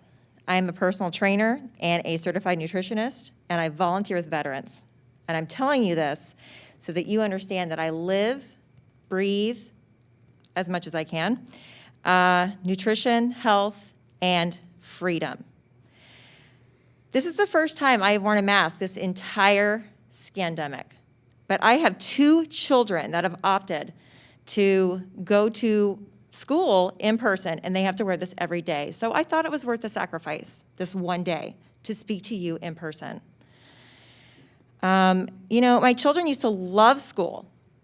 They used to love going to school. They loved it. They looked forward to it. They enjoyed it. Dr. Grego has personally handed awards to both of my children. They were so proud of those events. No more. They don't look forward to going to school. They don't look forward to not being able to see their friends' faces or their teachers' faces or the communication, the physical, all the body language. It's all lost. The emotion is lost. You are ignoring how these kids are suffering, the isolation they feel. Just wearing the mask, even in a room of people, is isolating. But then the kids that choose to take the Zoom classes, they're feeling isolation, they're depressed, they suffer anxiety, they're cutting, they're committing suicide. How are you guys ignoring all of these issues? The mask is worth that to you? Well, it's not worth it. You are waking up every morning with a conscious decision to abuse our children, and that's what you're doing by forcing them to wear this mask. It's abuse. I don't know how you can hear all these little kids that have spoken today who have inspired the rest of us to man up and come up here and speak to you guys. These kids, how you not feel anything when they speak is beyond me. It proves that you're not good people.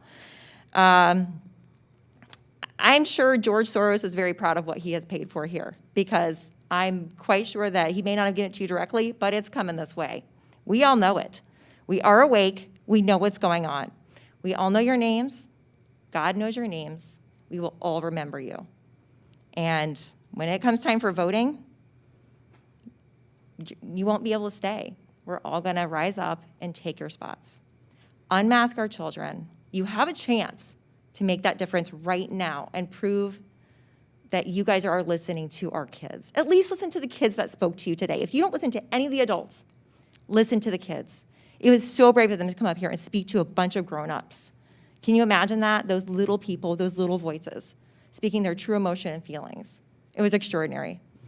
Please, unmask our children. Thank you. Next is Brad Dement. Good afternoon. How's it going? So I'm 21 years old, and 3 years ago I graduated from Pinellas County Schools. And I can only imagine what it would be like to be in school right now and having to wear a mask, having to, social distance and not be around other people. And, when you're in school, that's who you really, figure out who you are. Imagine that 9-year-old that really is just figuring out who they are, and, they're being told they can't be around other people. It really is going to hurt a lot of people. And, I also think, I was just in high school a few years ago. I'm a young guy, but I'm, not afraid to say what I think. And, I'm on a mission to inspire a lot of people. And, I really think that when everything's opening up and there's young people that, they know that anywhere else they don't have to wear a mask, but at school they have to wear masks. I think that's going to be a really hard thing because people are going to skip school. They did that before there was even a mask mandate. Imagine if they could leave school and take their mask off. They're going to take that opportunity if they get it. So, and most of you know me, you know that if I don't, when I talk about something, I want to inspire people. I don't want to talk about politics and stuff like that, but this is something I believe in. And I think a lot of the young people, especially, it was really inspiring to see a lot of the young people today come up, people that are still in school and the moms that have parents, and talk about what really is going on. I think that those are the future people of our generation. Those are the future leaders. And if we, show them that they have to listen to people that are telling them to wear a mask and, not socialize with other people, I think it's going to hurt long term. So, I just wanted to come and speak today because it's something I really believe in, and I really think that we got to think about the future, and the young people are our future. So, definitely think about that, and, there's still time to change it and really help people out. So thank you guys. Be great. Thank you. Next speaker, Kevin Smith.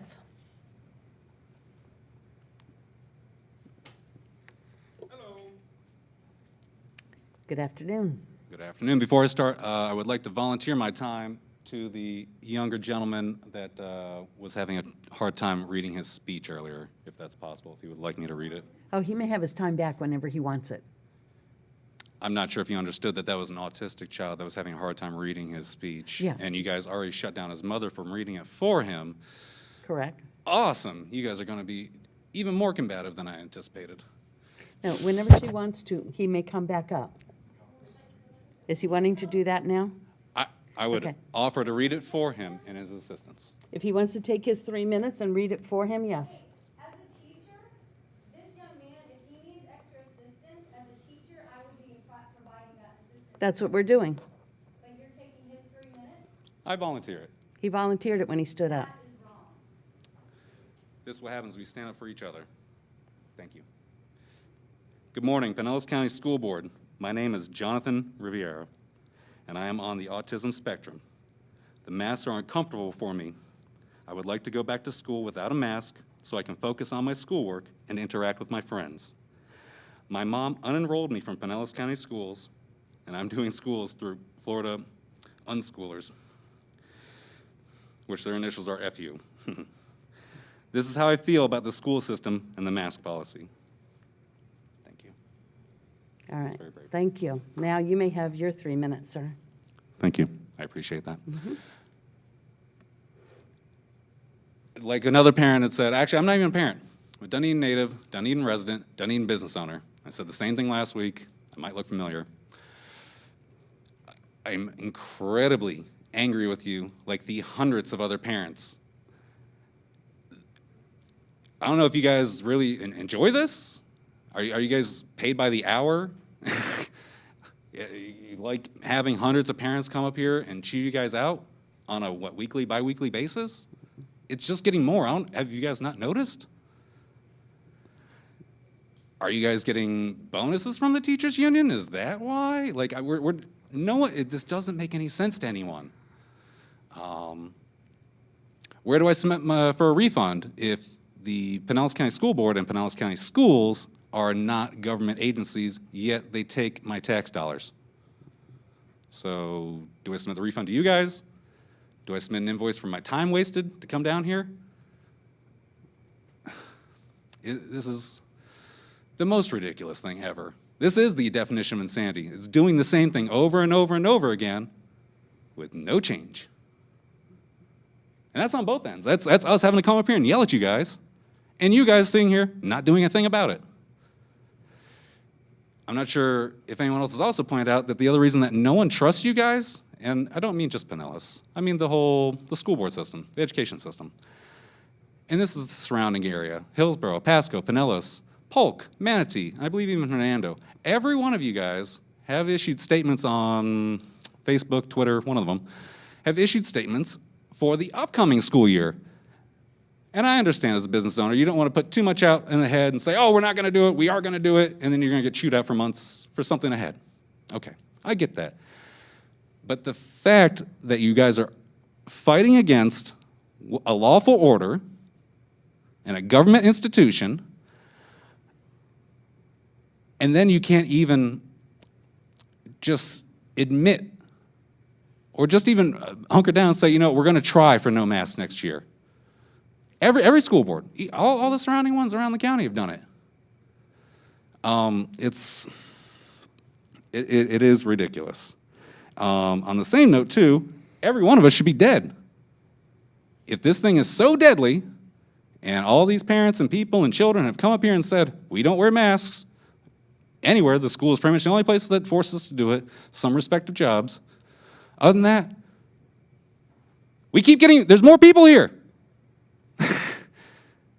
No one's dying. It's getting ridiculous. I apologize. People are dying. Not in the rate that you guys are falling behind or whatever. And the other sad part is, too, is you guys end up hiding behind these cops, but they're really not cops, they're oath breakers. Thank you. Our next speaker is Jennifer Technic.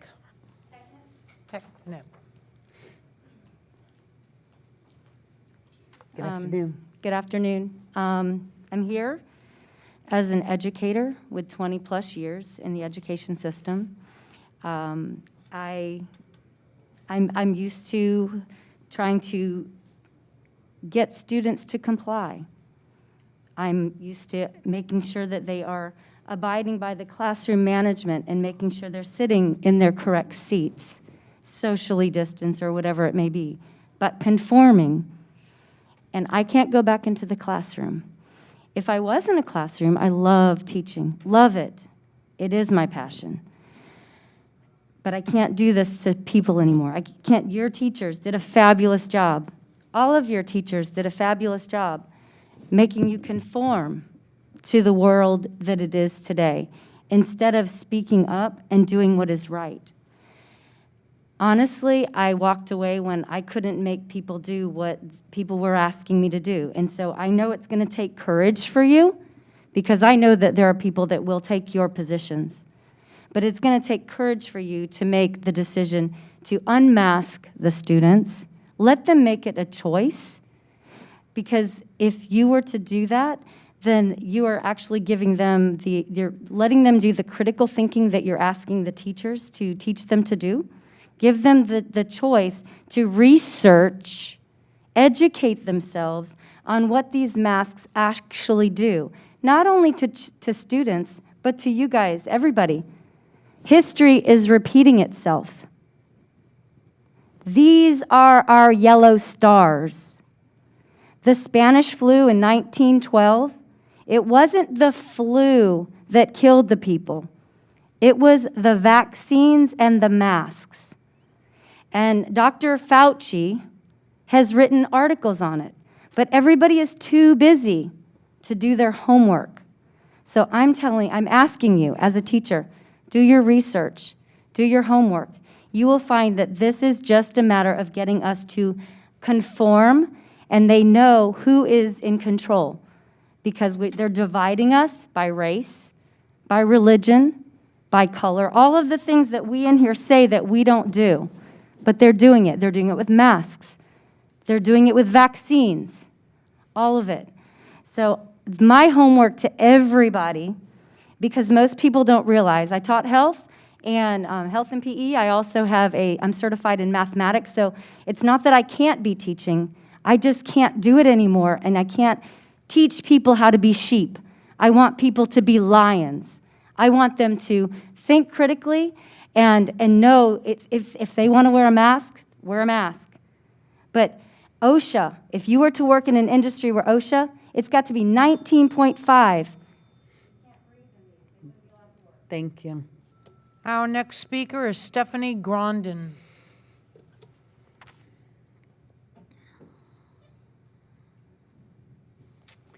Good afternoon. Hey, hello, good afternoon. So my name is Stephanie, and I'm going to read the text from a mother that had to leave earlier to pick up her son. So her name is Julie Halifax. She's a mother of a 9-year-old that have hear problem. He's a hard of hearing student. He is unable to see facial expression, read lips, and hear teacher, other staff, and classmates. It's very hard for him. It is our choice, not yours, to wear a mask. You can hear, but you are not listening to people. Gavin attended the commissioner meeting, the last one. He told them that he feels that he is left out. Our children need and want a normal life. They want to see faces. They want to hear. Listen to our governor. Listen to us, the parents and the tax-paying citizens. Please do not force our children to wear masks for even one more day. That was from Julie Halifax. So I'm going to talk for myself now and for my 2 kids that are in school in Pinellas County. I feel that sometimes we are voiceless and the kids are voiceless because they are the kids, they are the ones that are forced to wear a mask. And here we are having to debate with you guys what we want for ourselves and for our kids. For this pandemic is going for now, for over a year, right? We have data, we have statistics, people have told many times today and the past weeks. Survival rates are 99.9+%. Are we gonna stood here and continue this child abuse? No, I think we had enough, and I think they had enough. Many kids came today to speak to you. That breaks my heart to see those kids that come here and beg you to take this mask mandate. I'm very pro-choice. If somebody fears for their life, they should wear the mask. If people want and decide not to wear a mask, I think this should be their choice, not your choice at all. So I'm here today because, the governor had lifted this mask mandate, and here we are trying to convince you to do the same thing. And I think you should follow the step today. The health of our children belongs to us, the parents, not you. So please, I'm asking you to do the right thing and lift this mask mandate on our children. Thank you for your time. Thank you. Our next speaker is Alexis Morley.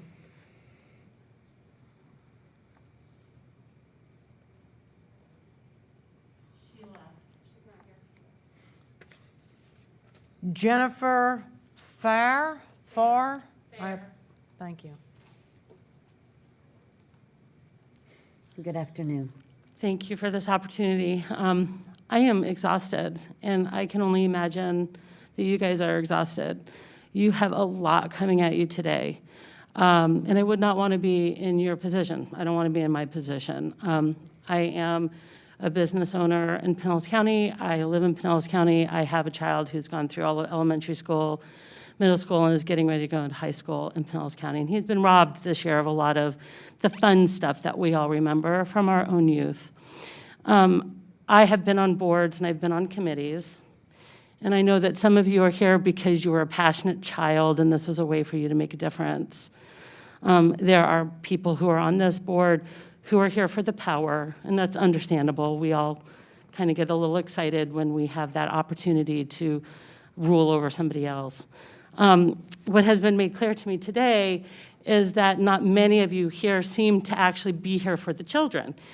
So I find myself questioning that, because seeing these children who were talking today and these mothers who are imploring you to let their children breathe, and you just sit there. If I were on that board, I would stop it immediately and say, let's take a vote now and let's vote this out because this is ridiculous. So there's something else going on here, and I don't know what it is. And I don't know if I need to know. I've seen enough science fiction movies.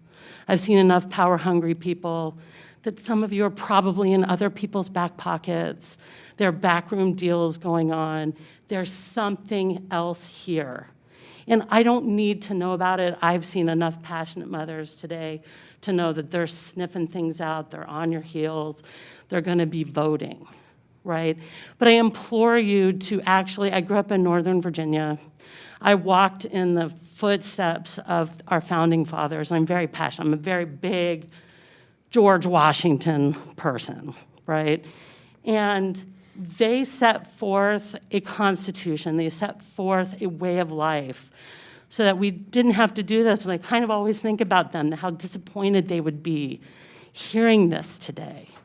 You know, Patrick Henry, one of the founding fathers, said that the Constitution is not meant to restrain the people. It is meant to restrain the government. I came here today to read to you the preamble of the Constitution of the United States, and I'm not going to do that because I trust that you guys can do that on your own. But it's a beautiful piece of writing that is for the people, not for the elected individuals. It is for the people. We are allowed to have a voice. We were given that voice to elect you. We're not all politically minded, but we have that voice to elect you to be our voice. We didn't elect you to be your voice. So see if you can tap into that inner youth that made you come here in the first place. And see. Thank you. Our next speaker is Tom Fair.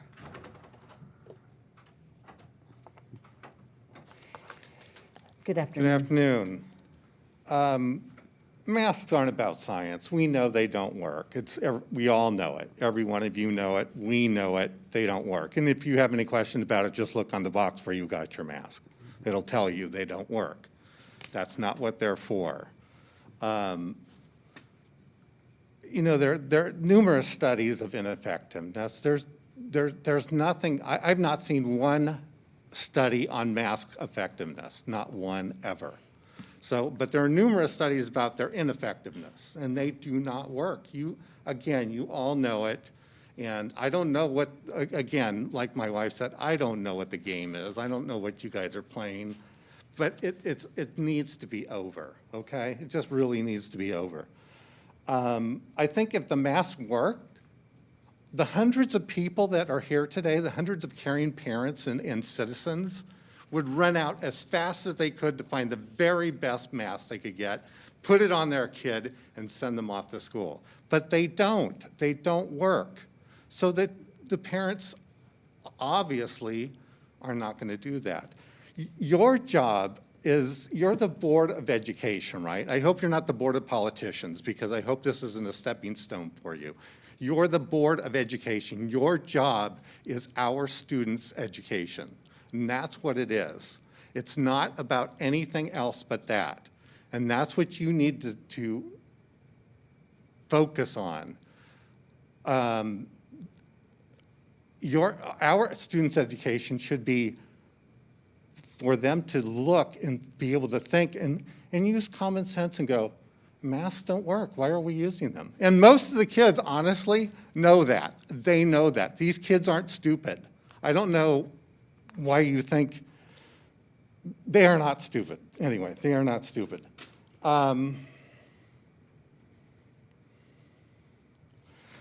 Your job is not to mask our kids. Your job is to educate our kids, and that's what you're here for, each and every one of you, and stand up for it. These times define character, define people.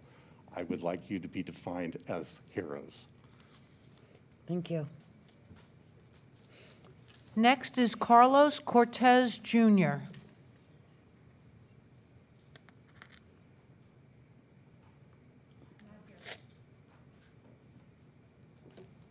Virginia Frizzle.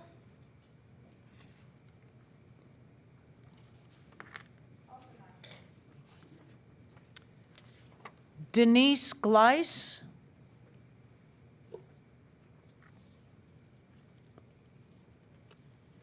Good afternoon. Can you hear me? Yes.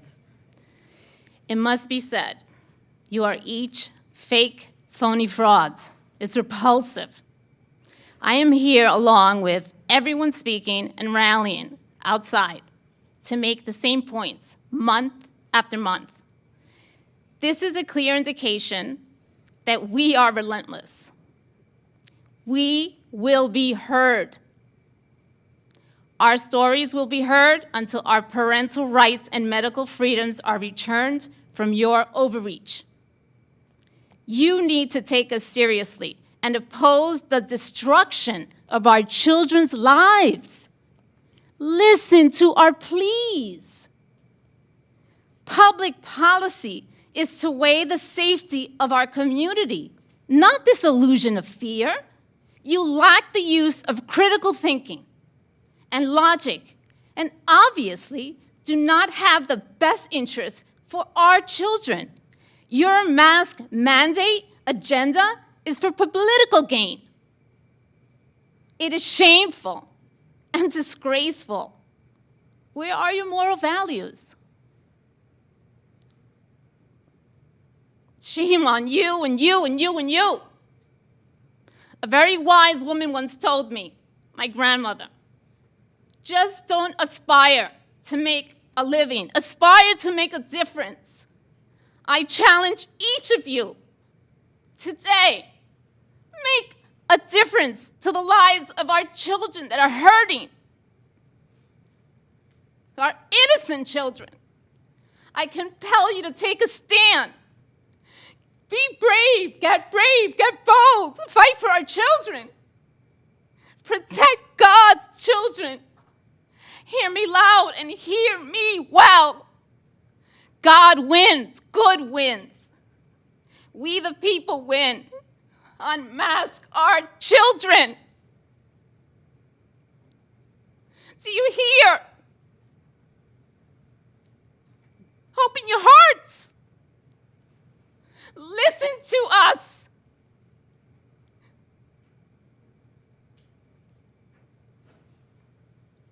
Thank you. Our next speaker is Megan Panic. Good afternoon. Hi.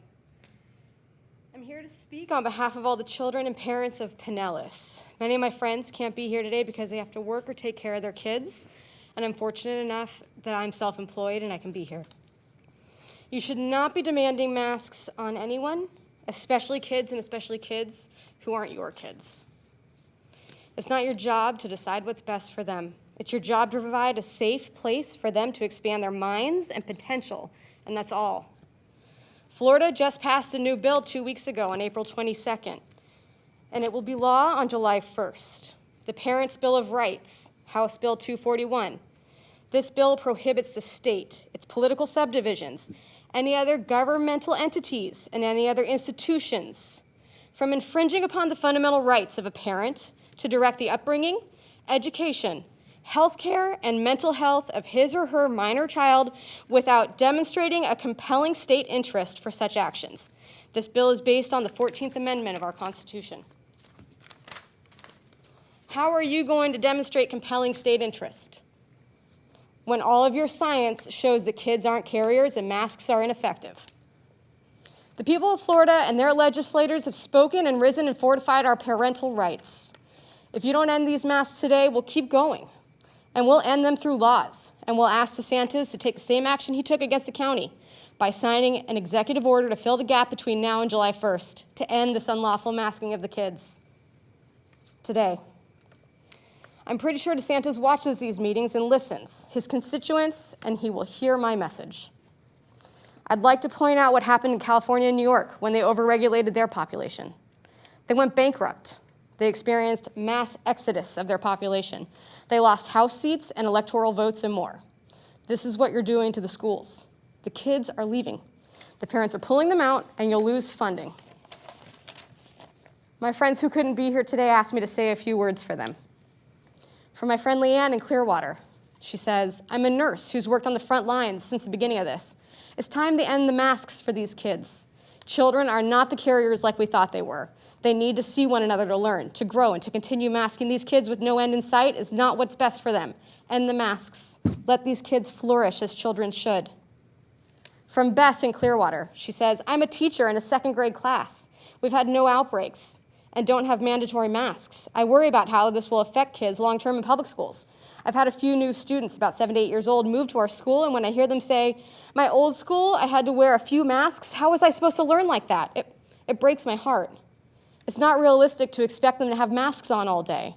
Let it be the family's choice. Parents can decide what's best for them. And from Ashley, a mother in Palm Harbor, she says, children are literally only required to wear a mask at school, never anywhere else. Thank you. Next is Sean Price.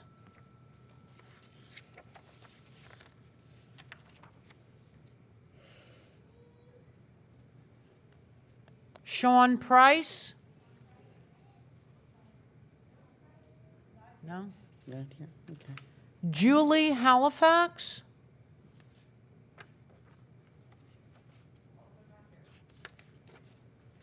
Jill Gibbs?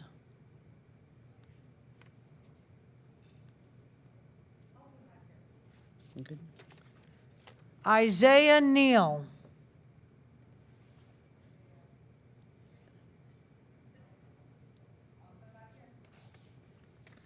Hillary Walbeck? There we go.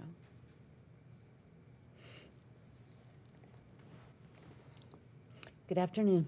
Good afternoon. Can you hear me okay? Yes. Okay.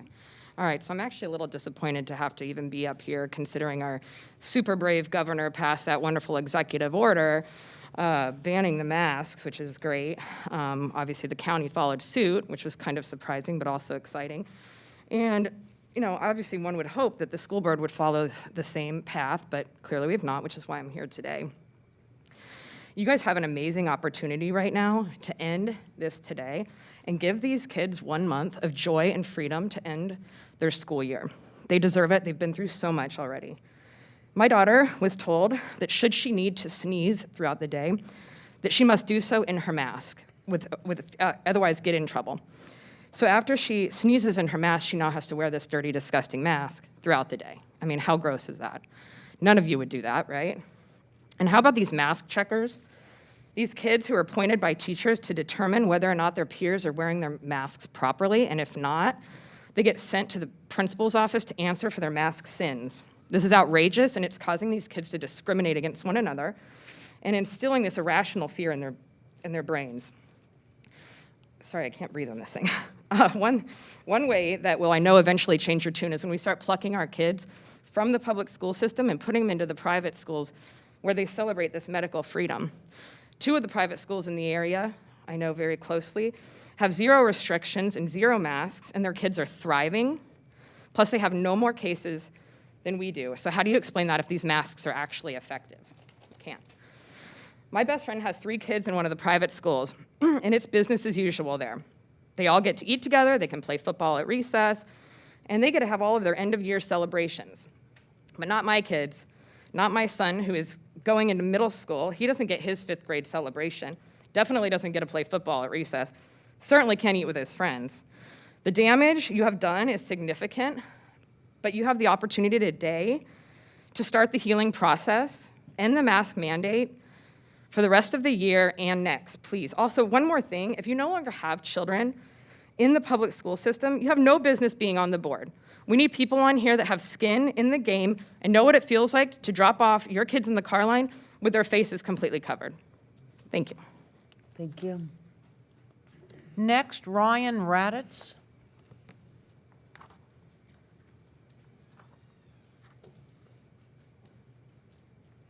Good afternoon. Good afternoon. So, at some point, observational awareness has to matter when you look around and you see what's going on. What do I mean by that? So, in past pandemics, real pandemics, before there was TV and social media, people didn't have those as an option, as an outlet to learn that they were in the middle of a pandemic. It was self-evident. They didn't need a TV or Facebook to tell them there was a deadly plague trouncing around. Fast forward to today. If we didn't have the news or social media informing us that we're in the middle of a plague, would you have any idea we were in the middle of a plague? If you ponder that, think it through carefully, and answer it honestly, there's really only one answer, and it starts with an N. Give you a clue. If you need a second clue, let me know. From here, I'm going to address the people listening to this. I'm not convinced that the board is actually listening or that you guys really do care about this or what I have to say, so I don't want to waste my time. I encourage everyone listening to hold this board accountable for their actions come election time. Elections will be soon for some of them. Remove them, plain and simple. Consider our display and our voice today and the power that that holds. We had one confused gentleman supporting masks and the other 100+ clearly showing you our stance and desires for our children.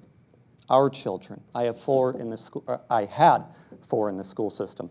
3 of them are no longer in this school system. I have 1 high schooler who I'm planning on discussing with him because I'm giving him a choice, which is not something everyone is affording him, but we're discussing pulling him as well from your school system. If this isn't already evident, we're quickly becoming the majority. And even if we are the minority, remember, all it takes is an irate, tireless minority to remove those who refuse to listen to those they serve. You are not leaders. Don't be confused. I don't mean that as an insult. It's just a matter of fact. You are, and say it with me, representatives. Did I say that right? Did I say that pretty clearly? Next, consider removing your children from the public school, as I've kind of already stated. I've already polled my 2 younger ones, or my younger ones, and look at removing my eldest. Florida, and Pinellas in particular, is among the best areas in Florida and the country for alternative, affordable schooling. HOP, or Homeschoolers of Pinellas, is such a program that offers affordable, superior education where your rights as a parent are respected. Back to holding this board accountable. Thank you. Our next speaker is Dr. Marissa Holes.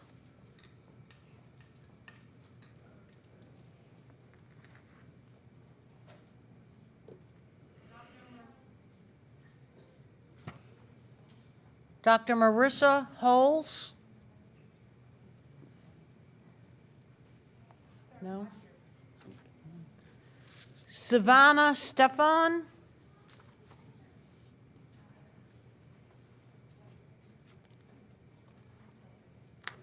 There we go. Good afternoon. Good afternoon. Hello.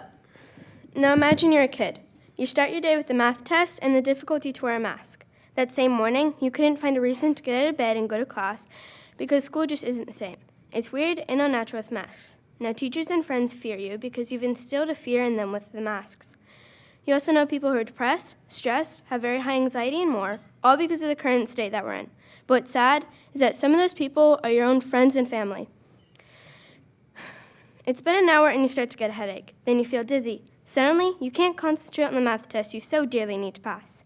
Well, guess what? That's me. And I'm going to stand up for what's right, and masks aren't right. Lord God tells us to be wise as serpents and harmless as doves, Matthew 10:16. If you are scared of COVID, you can enroll in Florida Virtual, but for the people who don't want to wear a mask, shouldn't have to. For the people who want their normal life back and want to be able to learn at school like normal, should have the option of masking up or not. PCSB needs to pursue the education they are known for, not the level of education being presented this year.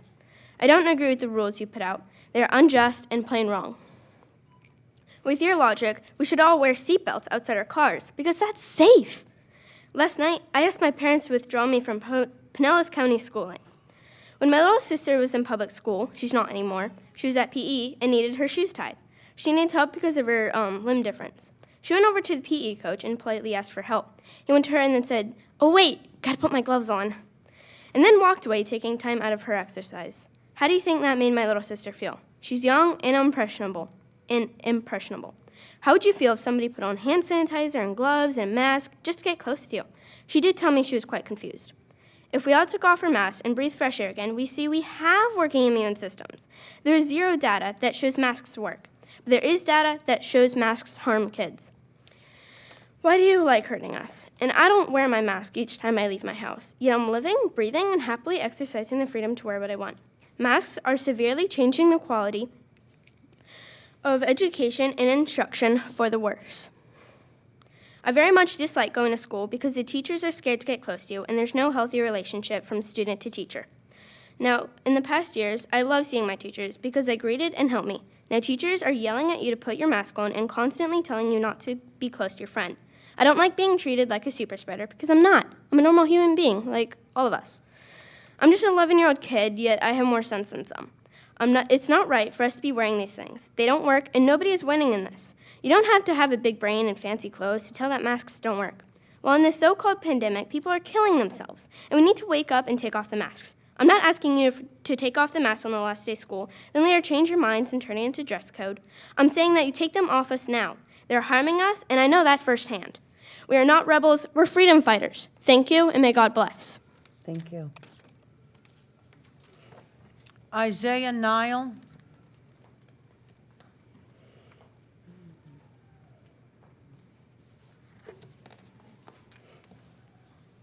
Good afternoon.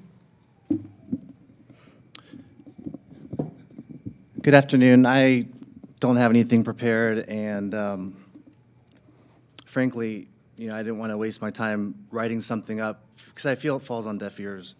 I was here in November speaking, and you've seen how it grown. You've seen how this has grown. We've grown and woken people up. But it's time, I guess, if anything, I just want to speak for the people who can't speak. We're trying to advocate for these kids who are suffering, families. You guys have heard it. How can you sit here? How can you go home at night and be satisfied with your job and the time that you put in when you have students and families begging and crying? Can you not hear their pain? Can you not feel what they're feeling? As long as you guys continue with the policies that are in place, if nothing changes, I mean, this is child abuse and you guys are complicit. I don't really know how else to say it. But you guys have a chance to reverse, take a stand, and be on the right side of history. I'm not a public speaker. There's little kids that are more eloquent speakers than I am. It takes courage for me to stand here before you. But you know what? You guys can find a way to muster the courage and the bravery to do the right thing. It's going to take somebody. People talked about legacy and what prompted you guys to run in the first place. There was a point in time when you actually, not that you don't care now, but there's a point in time when you just had a sincere love to make change and to be different than the corruption and the politicians and the status quo. Find that. Challenging anybody, somebody to take a stand and be different. Be brave. The kids need someone to be a leader. Even if you stand out and you're different than everyone else who's speaking, who's it going to be? Who is going to take a stand for us? Who's going to advocate for the families who are taking time off work, for the kids who are pleading with you? Who?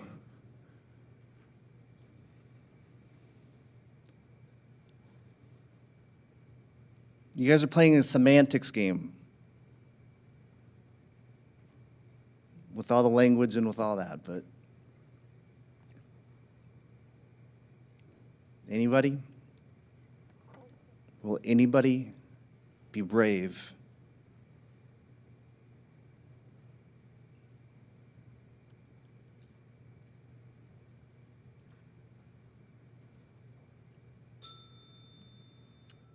Thank you. Our next speaker is Michaela Stefan.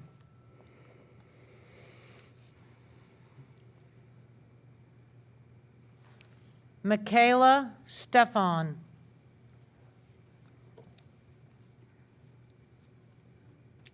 Good afternoon. Hi, I'm a 9th grader in the IB program, and I know that other speakers have mentioned how harmful masks are physically and mentally. I myself have been harmed both ways leading up to this year. I've had perfectly fine mental health, and this year, however, has been basically a mudslide. This year, I have felt many symptoms of depression that make it hard to get my work done. It's been hard to do anything, and I know that's a problem with most of my friends as well. Nothing's really changed in my life except that I'm in high school now, and with all the additional COVID protocols and restrictions. Like I said, in addition to feeling depressed, I myself feel many symptoms of anxiety, and overhearing a conversation between my sister's guidance counselor about anxiety and children made me go, oh crap, that sounds a lot like me. I find it increasingly difficult to look someone in the eyes when they're talking to me. Why? Because all of my classmates and teachers are socially distanced, and there's not that many social interactions between anybody. Another thing I'd like to mention is that this year I've developed a tendency to pull up my hair, among other harmful habits. I personally hate it when I do this, but it's like eating chocolate because you just can't stop. But my point is, yesterday when I didn't wear my mask to school, I didn't pull any hair out. I was perfectly fine. And it was only until I got sent to the office after getting my classmates yelled at me and I was given a mask to put on, I noticed in my next class that I was pulling my hair out once again. I mean, if you don't change, you most likely will get voted out. You're disobeying Governor DeSantis. And I don't want to keep suffering like this now, especially since the state of emergency is over. And everybody's pointed this out to you already. We shouldn't be forced to wear these. Thank you. Thank you. Beth?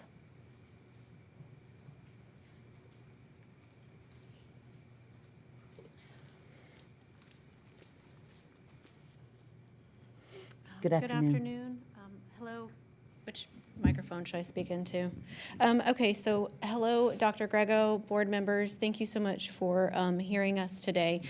I wanted to first off make the point that the Attorney David is actually incorrect, and I can clarify that with the letter that was sent out by Richard Corcoran on April 14th, specifically addressing the superintendent and the board and schools. The Florida Department of Education, Richard Corcoran, made a statement in a letter which all of you have read, most of the moms here have read. The sweeping mandatory face coverings serve no remaining good at this point. You are in direct violation. You are operating in error as a school board. We know it. A lot of parents are aware of it, and we are coming for your seats. I do not mean any disrespect towards you. I really don't. But you need to know that we're coming for your seats. We're going to vote you out. You do not represent us. Governor DeSantis, multiple times, speaking this week, have addressed you personally, okay? The intent of the law, of the executive order that was passed and effective immediately, is to cease and desist. These COVID-19 mask wearing, okay? No adult in this community has to wear a mask except our children.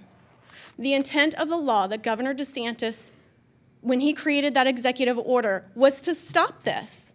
So I'm sorry, Mr. Attorney, David, I can't pronounce your last name. I don't want to disrespect you, but you are incorrect, okay? We all have eyes to see, ears to hear. We can look up the Florida Senate website. We understand what a political division is. We understand that public school is not a private business. You are incorrect. And I don't appreciate you discounting what the other parents said. This is the time for you to listen. You told us that when we got here, okay? And then you interrupted us, and then you clarified yourself. When this all started, County Ordinance 20-14 was the excuse that the board gave as to why they were putting masks on our children. Executive Order 21-101 or 102, the one that's effective now, invalidated this. Your reasoning for putting masks on our children has been invalidated. The unions, they don't represent all teachers, and they certainly don't represent parents. We've read it, okay? It says right here, this will remain in effect only as long as the emergency order is in effect and at the latest will expire at the end of the school year. At the latest. You're taking every last minute. I have 8 seconds. I want you to know that we are informed and we're coming for your seats. You do not represent us. You have made it clear. Thank you. Thank you. Jonathan Riches?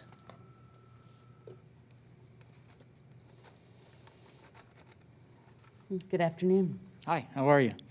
You guys hungry? You guys been here like for 4 hours. You're hearing the people. This is a movement. It's growing. It's growing. Conservatives, all Americans, conservatives, Democrats, independents. I spoke to a lot of people outside of all walks of life, all Americans. They're fed up, and we're going to keep coming back. We're going to keep coming back. You saw 90 people signed up to speak today. That's a lot of people. Three minutes each, that's 270 minutes. We've been here almost 4 hours. We're going to come back. We're going to come back. And this opened up light. This opened up light. I do pray for you guys. I pray for you guys, but I do believe at this point y'all are going to hell. Y'all are going to hell. And I'll tell you what, we've done background checks on all of you. We know all about your vehicle infractions, speeding tickets, your spouse's criminal records. We know everything about all of you. We know all about you guys. And you know what? I file sunshine law requests with you, David. I file a lot of them. I encourage all patriots to keep filing sunshine law requests. That's your right. That's your right. Keep filing sunshine law requests. All patriots, you're watching, come out. This is a call of action. This is a call of action. Come out. Use your voices. Who do you guys get your medical advice from? Dr. Jack Kevorkian? Is that who gives you your medical advice? You follow the CDC. This school board has been, the school board's been established since 1912. Suddenly there's a pandemic, and they didn't wear masks in 1918 during the flu pandemic in Pinellas County. So you just tell kids as guinea pigs to wear masks. You don't know the long-term ramifications, and I hope you all get sued. And not only do I hope you all get sued in your individual capacities, we are coming for your seats. We're going to vote you out. And you know what I'm going to do? Right in front of every one of your houses is a public sidewalk. I'm going to stand in front of your houses, and I'm going to protest. And I encourage all patriots to come and protest because you guys are abusing children. I have no sympathy for child abusers. History will judge you wrong. Watch. History will judge you wrong. Patriots, come to these meetings, speak up. It's your right. It's your right. Share this information. I got 2 million followers on Facebook. I got 2 million followers on Facebook, and we're sharing these videos. We talk about you guys. We talk about you guys in Facebook groups, all over social medias. We have pictures of you without masks. We know who you are. And remember my face, even though you can't see my face, but you can see my jacket, Born to Ride 45. I love Ron DeSantis. I love President Trump. But you know what? We're coming. We're coming for your seats. We're going to vote you guys out. This is our goal at this point. No sympathy for child abusers. I will pray for you. God bless America. Thank you.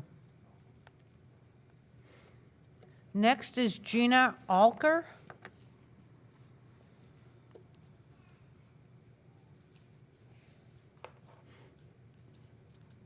Good afternoon. Good afternoon. I've heard many people speak today about the issues, the physical issues of mask wearing for children. I would like to address some of the health concerns on a mental basis. I personally know of a teacher that when she finally went back to teaching after enjoying her extra long extended summer vacation, she went in to teach her first class wearing a full hazmat suit. Now, I don't know about you, but if I were a child and I went to class and I saw my teacher in a full hazmat suit, I'd be freaking out a little bit. Number one. Number two, I'm going to tell you a little story about something that happened to me just this past weekend. I was in a local conservative coffee shop. Everybody in there was mask-free, living their freedom right. Someone had called in and was apparently asking if they served ice cream, which they do. About 10 minutes later, a family pulled up, 6, 7, 8 people. You know, it was the smoke glass in the front of the store. I couldn't see exactly how many people, but it was a large group. And they had started to come into the store, and whoever the first person was came in through the doorway and froze dead in his tracks, and then just started backing up. So he backed up, he went out, he was speaking to his family for a short period of time, and during that time, one of the merchants inside of the room went out to talk to them and say, well, you know, what's up, come on in, we got ice cream. And as he opened the door, they literally almost jumped back 10 feet from him. Enough with the fear porn, for God's sake. It is ridiculous that these children are afraid to come within 10 feet of people who are not wearing a mask.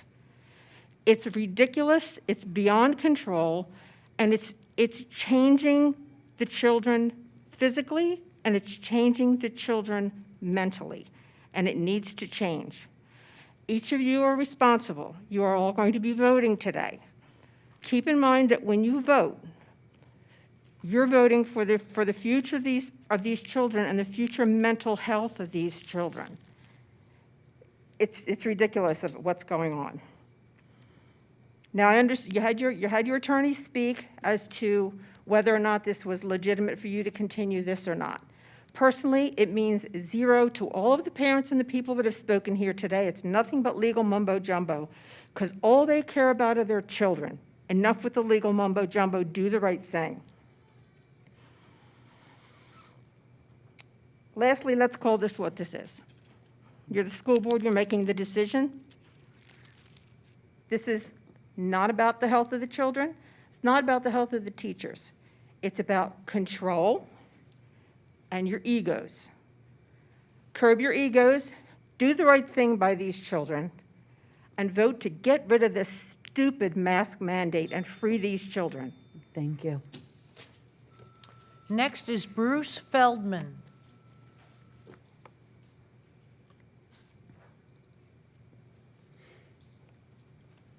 Good afternoon. Hello, I am Bruce from Dunedin. I come in here. I found the irony quite comical that you proclaim speech and hearing awareness and still muzzling the children. It was unbelievable. But anyway, I've heard comments made that because I don't have children in the school system that maybe I don't have a voice or my voice isn't important. But as long as you all keep confiscating close to 40% of my property taxes to fund your shenanigans, I believe I do have a voice. So speaking of shenanigans, I don't know what kind of, it's a legalese word salad, some mental gymnastics that you guys come up with to say that this order doesn't apply to you. But it seems quite clear to me, it's been said multiple times already here today, that it's section 1, it says all restrictions, mandates are hereby suspended for individuals and businesses. Seems pretty clear to me. I don't know what else you come from. It's also very quite clear that you're completely ignoring any of the science or statistics or factual representations of the ineffectiveness of masks for this whole time. It's been unbelievable. I just don't see any science. There's no science-based, evidence-based, data-based reason to continue this fiasco of masking the children. It's, you know, they're not vectors of transmission, all that stuff you heard over and over and over again. So I don't know what or why. There has to be some other agenda at work here why this continues on when everybody else understands what's going on. There's more people waking up. That's the silver lining in this whole thing, is that it's exposing your guys' tyrannical overreach, and multiple people have said already, yes, there's four of you coming up for election. People are not happy. We, the people, do not consent. We're rising up. There's more of us every day. If you watch the news, you've seen it happen over and over again. School boards are being overrun by people and parents that are sick and tired of the tyranny. Out in Arizona, in Utah, Texas, South Carolina, all over the country. This is not just a Pinellas County thing. Seems to be a nationwide issue with school boards that are being puppets for teachers' unions. That seems to be the root of the problem. So I don't know how we get around and fix all that, but believe me, as more and more people wake up, that there will be less places for those people to hide. There's already microscopes and people looking and watching. Some of this stuff has been our fault because we have been apathetic and let things go too far. But believe you me, you see outside, people here every day. It's going to be a long time. We're over it, and we want our freedoms back. Thank you very much. Thank you. Next is Bob Buell.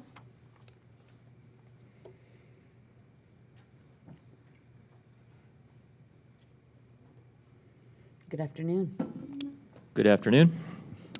I'm Bob Buell. I live in unincorporated Seminole, have 2 kids in public schools here.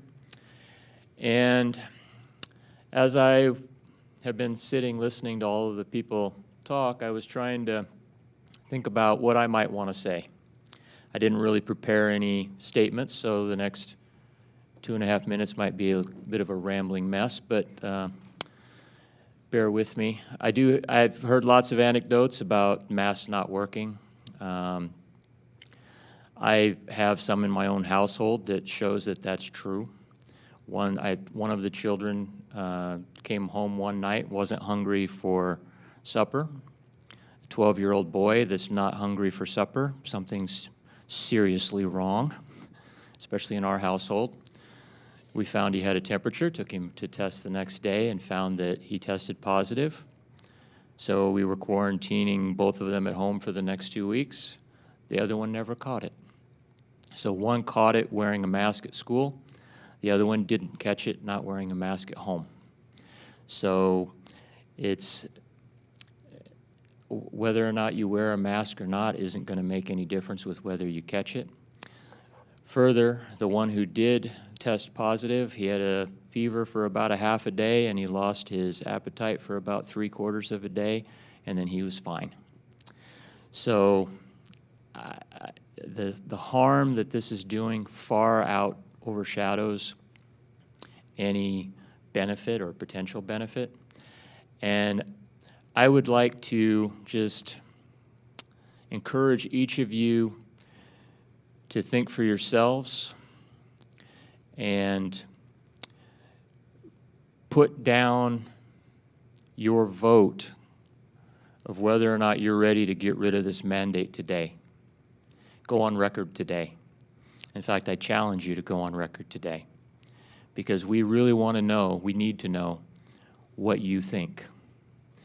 As several people have indicated, future elections will be decided based on what you do, your actions. But we need to know what your actions are.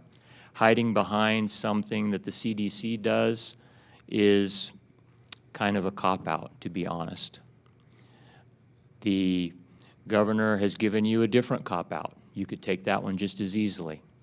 I don't know about the legalese of whether or not you're allowed to not follow what the governor did, but as I always teach my kids, just because you can do something doesn't mean you should. Thank you. Thank you. Next is Kevin Miller.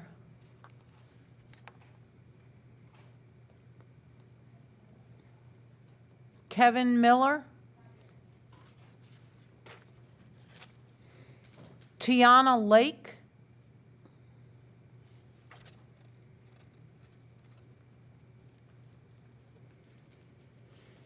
Hello. Good afternoon. My name is Tiana Lake, and I am a Pinellas County resident and a mom of 3 amazing children. I personally have my children in public school, so this doesn't even affect me. I've been here since 10 a.m. this morning listening to these horrible stories and the information that you are listening to every day. But I care about children, which I would hope that the people who are running the board of our school systems do too. I want to point out that the school board attorney gave a lot of statements that he himself pointed out as his opinion. That's all that it is, his opinion. His opinion should have no bearing to override a parent's choice on how they raise their children and the choice to regulate how they breathe and learn freely in their school. Your stance should be based off of facts and medical and/or legal information, which masks are not. I, for one, love where I live due to the freedom and application of our constitutional rights. Our governor has worked tirelessly to ensure we can all still live by. Why are you trying to take that away from our families and our children? Our children should grow up learning that we live in a free country and that they have rights. They shouldn't have their rights chosen for them and their rights of parents taken away from some committee who has no way to know what's best for the children at all. I have many stories of children wearing masks that then have gained medical situations affecting their lungs and breathing due to their masks and not being able to breathe in fresh air. I have personal friends who are nurses in the NIC unit, that NIC units and COVID hospital, and they still disagree with masks on children because it does nothing. More people that I know 12 people in the last 2 months that have gotten COVID. All have worn masks every day, all don't go to social gatherings, and they stay at home, but yet they still got COVID. What are the masks doing? Absolutely nothing. The parents know what's best for their children, not anybody else. My friend and fellow mom, Michelle Winteregg, who could not be here today because she had to work, says, I am a parent of 2 children in school and cannot understand why or how mask mandates is solving anything at this point. You can go to a restaurant that is packed and sit near a dozen other people without a mask. How is this different than sitting near each other in school all day around people without masks? All a point. This is beyond logic. And if you put aside for a moment and consider that it is about 90 degrees out in the high humidity and wearing a mask seems to add more risk and safety to the circumstances. Children do not know how to recognize heat exhaustion or when they are struggling to breathe. Thank you. Thank you. Next, Dr. Sam Madeira.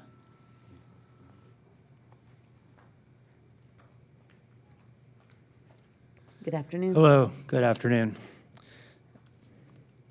I have a friend that asked me to be here today because they have children in the school system. I just wanted to make a couple clear points in case I run out of time. First of all, I have found no research to support mask mandates. Second, this should be a choice, especially for kids in the school system. Masks can cause harm, and this has been found in the medical literature. And lastly, children are very low risk for COVID-19 infection.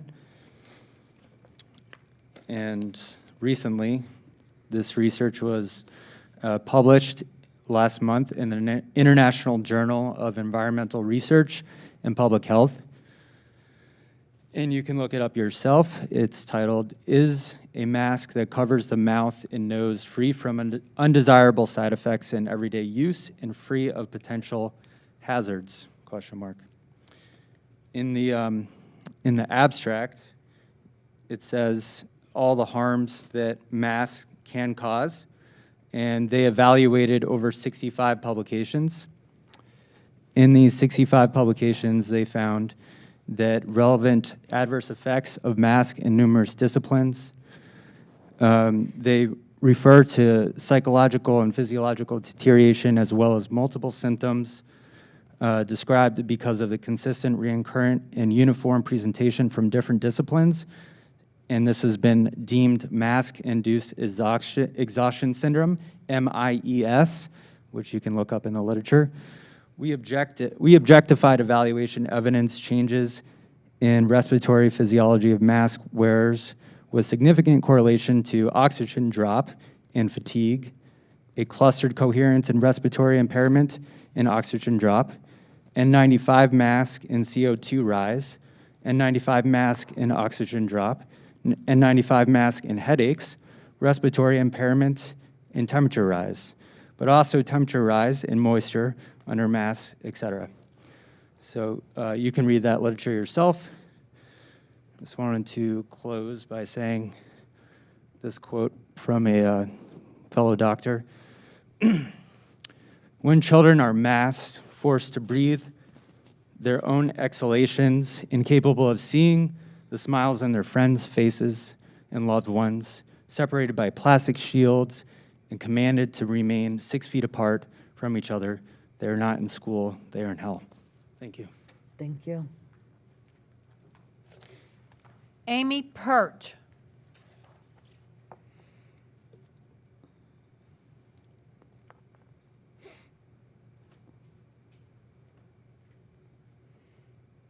Good afternoon.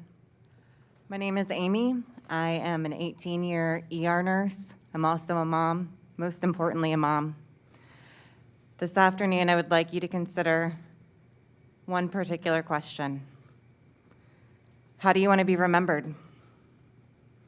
Do you really want to be remembered as that school board who used their police staff to manhandle parents,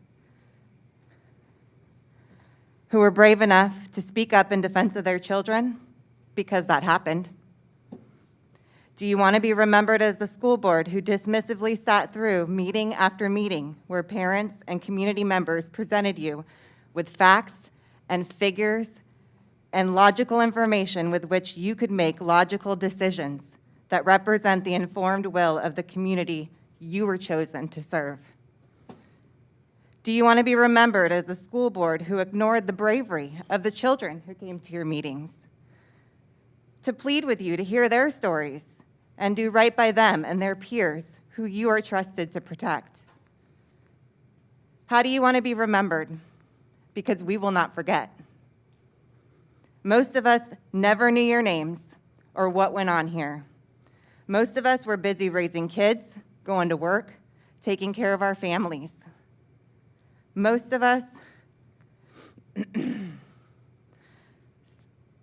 were taking care of the things we needed to do, trusting that the people that we did a little research about before Election Day surely had the best interests of our children at heart.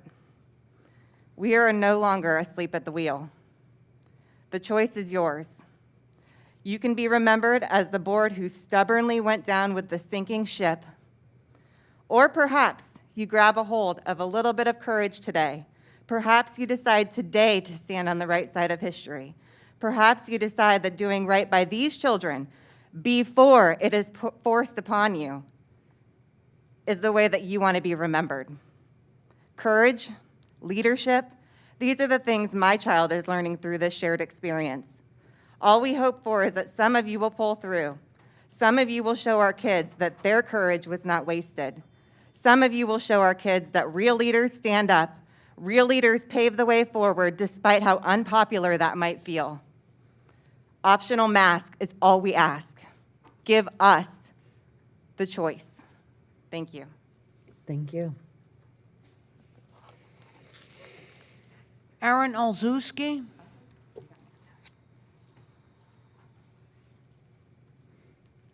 Hi, thank you for having me. I've spoken to you at least 5 times. I was actually at the very, very first meeting, and I introduced myself. I'm a registered nurse. I was also at the epicenter in New York City. And I actually went undercover and proved that the only reason that you saw the high death rate is because of the treatment protocol. And I actually wrote this a year ago. I'm going to read it. And this also describes you and what's happening right now. I wrote, "It is those dressed in freshly pressed business suits determining how we care for our patients. It is those who do not have the training but simply rely on others with special interests to tell them what to do. It is those who will not listen to the boots on the ground. Right now, we're the parents. sounding the alarm that you guys have it all wrong. It is those who are lining their pocketbooks at the expense of human life. It is those who we must question and hold accountable. Those people right now are every single one of you. And the district leaders behind me who are not paying attention, I've been watching them the entire time on their cell phones, some of you the same way. Listen to the parents. You guys are the epitome of anti-science, anti-American. And for every single one of you sitting there right now, you're going to be either remembered as being on the right or the wrong side of history. And you can roll your eyes as much as you want, Caprice, but you haven't been listening the entire time. And Carol, this is the most anti-science thing. I'm watching you eat, and you're sticking it under your mask. Do you guys, you know the science isn't there. I have 3 children in school right now. I have an exemption for 1, and it took me just fighting for him. They have him in a face mask right now. If you guys are going by the CDC standards, the CDC clearly states that there is no science behind the face mask. So what are we doing? And why aren't you listening to the hundreds of parents outside, inside, speaking to you, begging for you to listen? I don't understand it. Every single one of you have the power to step up and walk away. I gave you my book at the very, very beginning of this, and I asked you to read it. I don't know if you did, but if you would have read it, you would have understood that COVID is the biggest scandal America has ever seen. And on top of it, children are not being affected by it. 99.98%. Every single one of you have been caught out in public without your mask, but you want children to sit in school for up to 10 hours a day in masks? That is absolutely disgusting. By the way, this is mesh. So this isn't about our health. This is about compliance and control. It looks good, right? You look like you're like one of the best citizens out there, but actually every single one of you are just virtual signalers. And I'm going to read one last thing by a little girl, Alex Toe, who's 8 years old, 3rd grade. She was up here before. You're all liars, and I doubled down on that. Thank you. Next is Evan Johnson. Good afternoon. Hello. Hello, my name is Evan Johnson. I am in the 4th grade. I would like to repeat something my mother said. Fear is a liar, and I think you all should know that. The one and only reason I am an online student is because you have to wear a mask at school for 6 hours a day, and that is not okay. I'm having to skip my FSAs because we are required to go to school and take a test, some more than 2 days with a mask on. Imagine how distracting that would be. Sometimes when I go out to eat with my friend is the only one with a mask on and not her parents. Sometimes I hear my friends say, Mom, do you have your mask? Put it on. This is because she has learned she needs to wear a mask for 6 hours. I repeat, 6 hours at school. To me, that is so not okay. Every kid has to wear a mask at school, but me and my friends are having sleepovers, parties, and play dates, not spreading anything. There has been a lot of people coming up and telling lies. I hope you've realized that. My mom works at the ER, so I know more than you think. For example, masks that kids wear at school do not do much at all, or in other words, they do not stop the virus. But N95s are the only thing that have effect against COVID. But you cannot expect kids to wear those all day. If you do not release the masks by the next year, I will move schools to a private school. That masks are optional. Again, optional. I do not want to move schools. I have made so many friends at my school right now.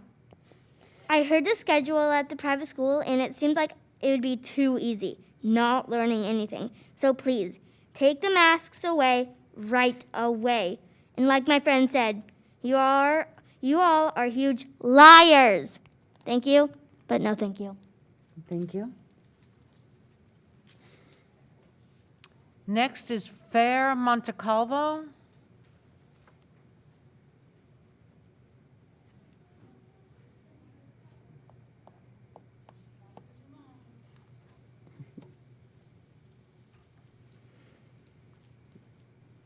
Good afternoon. Good afternoon.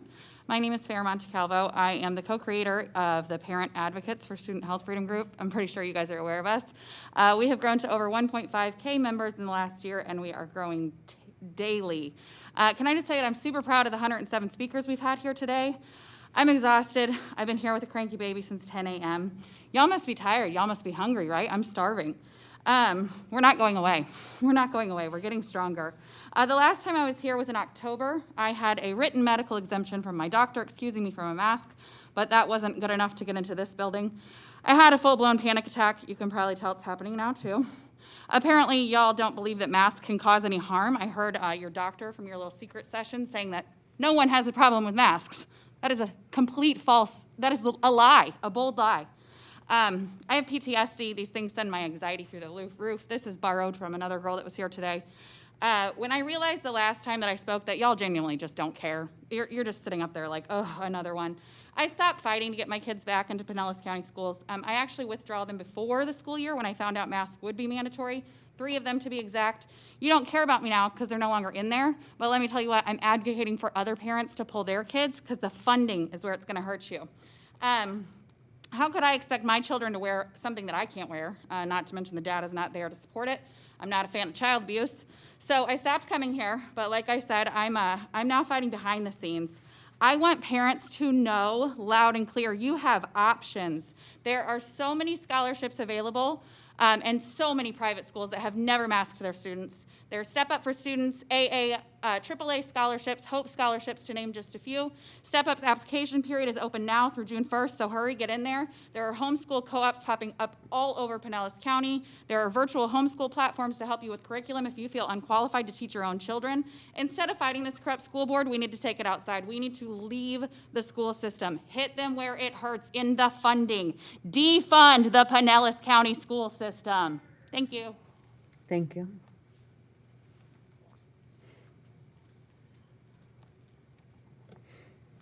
Cassandra Coates?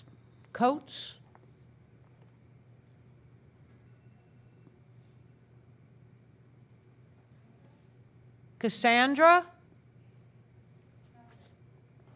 Jeremy Kench?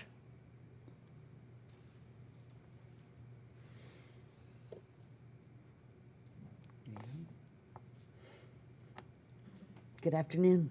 Good afternoon.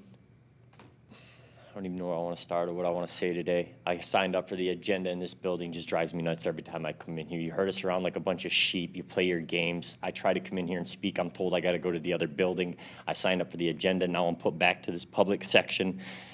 This is where I get to share my other stuff that I've fought with you about. The understanding of who's in charge here, who runs this police department you guys have. Why can't the police come in here and arrest somebody for assaulting a minor? I don't understand that. Who's in charge of your police department? Who do I say, I want that female arrested for taking my daughter to the ground, attacking her? No charges have been pressed yet. I cannot get anybody to press them. Your police departments all around this county will not come in here and press charges. What is this own entity you guys have? How do you have this damn power? I don't care. You can say what you want about your mask. You got mess mash. You've assaulted my family. We've been through anxiety attacks and all our issues. I've seen several people talk without these masks. Mr. Kemp, I'm done. if I'm I can done. Seriously, talk you to want to someone. arrest me? Seriously, this is bullshit at this point. You've assaulted my Mr. Kench, please. I'm giving you a warning. There's no profanity. There's no profanity. Number one. Number two, yeah. I'm angry, sir. What do you want? I keep No, asking I you understand, these sir. masks don't matter. You I guys know, don't- but you also need to follow the rule on the face covering, and you also need to direct your comments to the agenda item, which is a recommendation to repeal the mask You're all mandate. sick of the masks. I'm here for the masks. I've been talking about these masks. This is what I'm telling you. You're putting me on the public comment now. This is not the agenda list anymore. Am I wrong? This So is in why the do you say agenda. public comments on the thing? Because that threw me for a loop like I'm in the wrong section at this point. Your police just keep herding us around. I've been chased around the building, this sent is around, still on the told I agenda can't item. come in here to speak again. This shit's getting ridiculous, people. I mean, you know it's the right thing to do. Take these things off of our children. This is stupid. And for me not to be able to have somebody arrested to file a fucking civil charge of, excuse my language. Mr. Kench, Sir, I'm please. angry. I'm angry. I came in Madam with Chair, white I would That is recommend it. we cut the speaker off due to the Yes. warnings and the profanity. Can we please cut the, is that okay, Madam Chair? Yes, Sam. Okay, Yep, thank you. Absolutely. So thank you, Mr. Kench. By the way, you are allowed to sign up to speak at the end of the meeting. It cannot be on an agenda item. I am about my mask, that is just stick with that. No, you're done right now because Okay. you evaded the warning of the profanity. Thank you, sir. Thank you.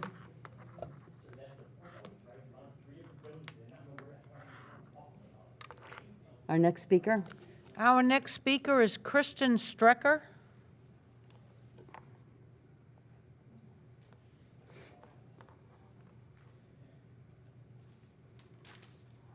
Good afternoon. Hello. I'm a mom of 4 children in this district. There's a few things I would like to discuss while I'm here. Missing work again to speak. Do you know how many people under the age of 24 have died in Pinellas County since this whole thing started? Any of you know the actual number? It's mind-blowingly low. 2. Literally 2. You claim your hands are tied, that you cannot make masks optional because of the DOE, right? Then how do you explain the counties that do not have mandates in their schools? So is it up to them or is it up to you? If it's up to you, we just want to know that it's up to you. Just admit it. Say, it's not the DOE. We have the ability to take it away or keep it, but we want to keep it for X, Y, and Z. At least admit it. At least admit it's you guys that want it. Don't say it's a DOE, because then how can all these other counties not have a mandate for schools? It doesn't make any sense. You can't have it both ways. And a lot of those counties that doesn't have the mask mandate in schools have actually less cases than we have. So, I mean, that just explains a lot right there.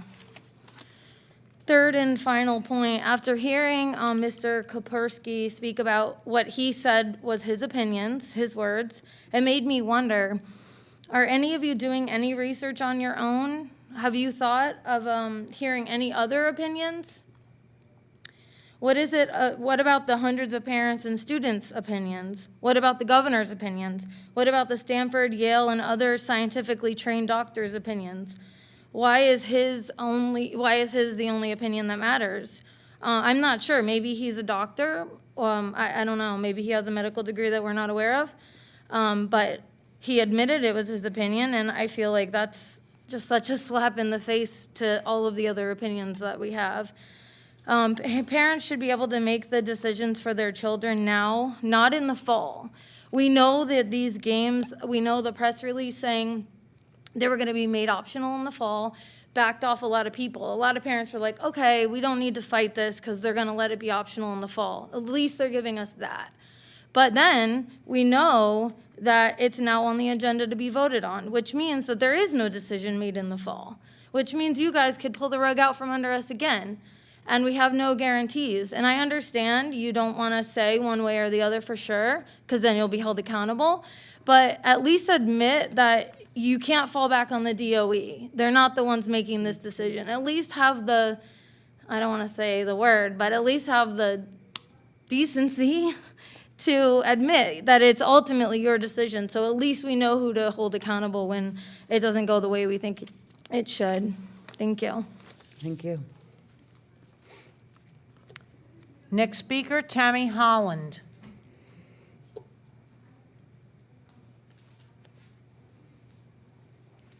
Good afternoon. Good afternoon. We as parents are here to let you know that we are coming for your seats in the upcoming election. Lisa Kane, Nicole Carr, Bill Dudley, Caprice Edmond. I will vow as a parent to vote in true advocates for our children.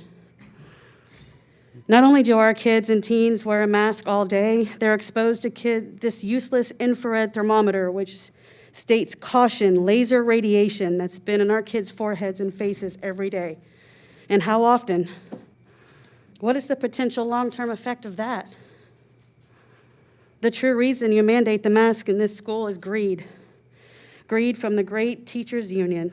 It is just our young kids, but our teens who have worked their entire school career looking for fun clubs and homecoming and prom, and the milestones and the memories that have been taken away, all due to greed, not science. These memories, I'm certain every one of you guys had the opportunity to make these memories. Caprice, did you not have a chance to go to prom and hang out with your friends? Make memories at school, and now you're covered up? You can't go because of a false fear. I ask you to research the number of children and teens and teachers and staff who have been sent home due to COVID. The healing rate, do you guys have any idea? Do you do the research? Not to mention these kids that get sent home and these teachers and administrators, they get better and they come back. They get better. This is America, land of the free. Let's remember this. We cannot allow this control to go on.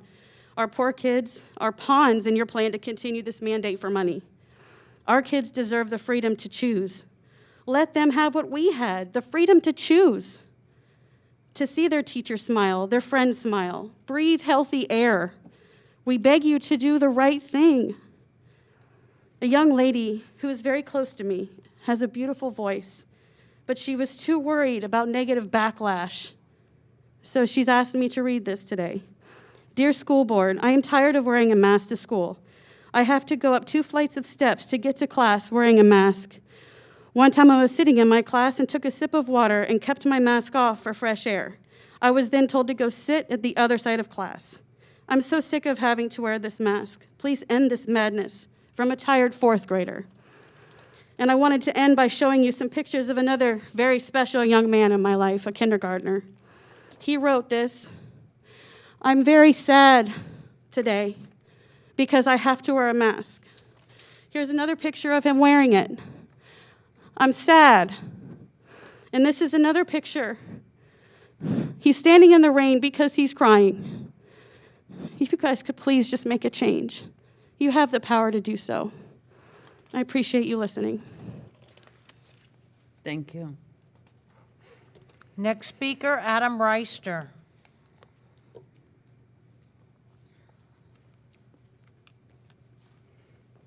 Good afternoon.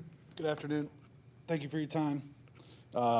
School board, or I guess I could call you Teacher Union 2.0. Let me start by thanking you for your compassion that you showed for our friend about her son last week, 2 weeks ago. She came in here, she poured her heart out, she explained how the mask is terrorizing her son with special needs. You guys stepped up and you did the right thing. She was contacted within 24 hours. They made changes. The principal that obviously was a little too big for their britches got a talking to. Look how much power you guys have when you care. It's amazing. The problem is, that's just one mom, and that's just one child. Now is the time to listen to all of us and to listen to our kids. We are done playing nice. We are done asking for your action. Now we're demanding them. There are 4 seats coming up for election. Will we campaign against you? We'll expose the connection between the money that came in for COVID relief and the money that was used for COVID relief. We'll expose your power source, the teachers union, the same union that sends its Muppets to bump hands in a sick display of congratulatory dominance that we had to watch last week. These two are so scared to go unmasked in front of our children, but they're not scared to touch hands or touch this or touch these chairs. You were warned, and we pleaded. Those days are over. Our governor said no more. Now we get to prove it to you. You have the opportunity to show our children compassion and bravery. You can listen to the governor and stop this today. Give our children the last few days of this year mask-free. Let our kids see their teachers and let them see their friends smile at the end of the year. Let them find some solace before this break. Show them that fear is not faith and restore their trust in the school and the system. We will not be infringed. Don't tread on me, don't tread on them, or you will exchange your ignorance for a new seat. Maybe the teachers union is hiring. You guys should apply. They seem to be your bosses anyways. And as I sat downstairs and listened to the audacity, and I guess this high-powered attorney, whatever he is, decided to cut off and rigmarole and make us believe what we see is not true. It's extreme ignorance. The way you treated that young boy that came up here to have the bravery with autism and try and speak with you, and the way you cut him off in 2 seconds and wouldn't let his mom hold his hand or read for him, good luck sleeping tonight. It's absolutely infuriating that you guys in some way think you represent us. Save your money, you're gonna need it.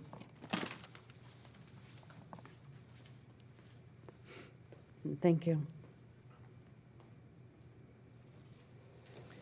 Our next speaker is Julie Lamb.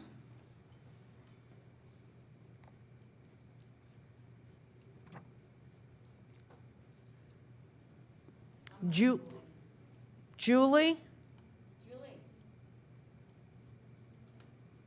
No? Next is Whitney Wiley. Is Whitney Wiley present?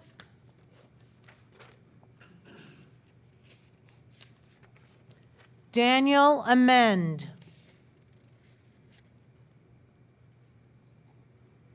Daniel Amend. Yes, ma'am. Thank you, sir. How are you?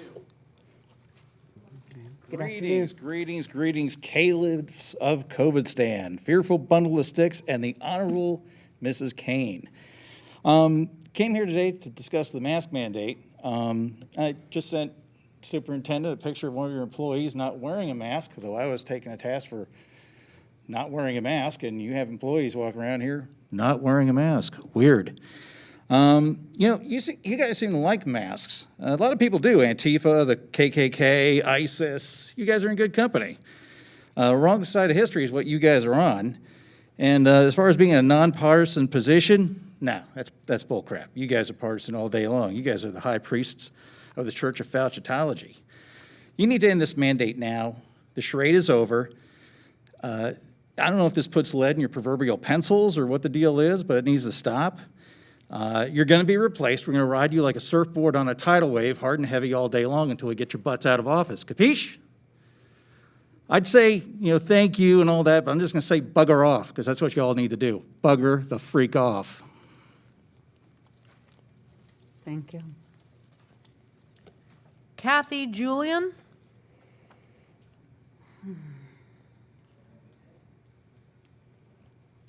Kathy Julian.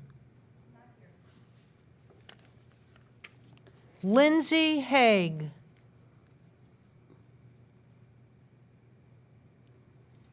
Lindsay Haig. Jessica Carroll. Is Jessica Carroll present? Thank you. Good afternoon. Good afternoon, everybody. I was here for my first time at the last meeting. It was quite an experience, a very scary place to be. Big security officers, it's crazy. So I'm obviously here. I want the masks off the kids. My kid is in private school that actually still requires masks. So I'm here on behalf of all the Pinellas County school kids who are forced to wear masks still. It's my choice to send that kid to that private school, and I will deal with that on my own terms. But, you guys are saying trust experts, trust the science, but whose? Whose science? Whose experts? We're going to trust our attorney friend here. He's the expert. But, Dwight D. Eisenhower warned in his closing address, the infallible experts we're all going to give our rights away to. Well, guess what, friends? We have arrived. I was scared at the beginning of this. I let them put the mask on my kid. Trust me, no more. Not again. Absolutely not. It takes courage to get up here. I applaud all of you for doing it. We've been here a very long time. My bottom is sore from sitting in these uncomfortable chairs. You guys have been here a long time. It's time to end all of this. Be done. Make it optional.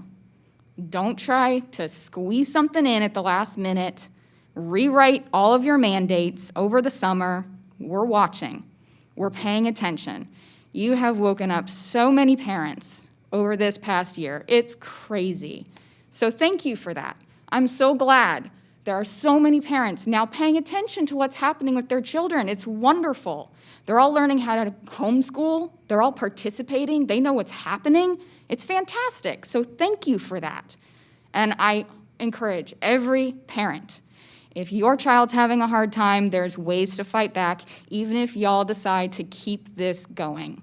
Pay attention. Don't give up. Keep pushing. Keep pushing on these people. We will change it here in Pinellas County. Keep going. Thank you. Thank you. Next speaker is Mia Hamill.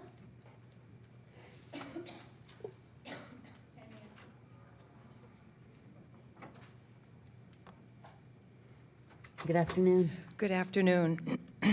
I learned a few things here today. One was that you represent us. Wow, that's so great. Because according to this one lady, over 107 people have already spoken, and one person was in favor of the mask mandate. So that should make your jobs really easy, because you represent us, right?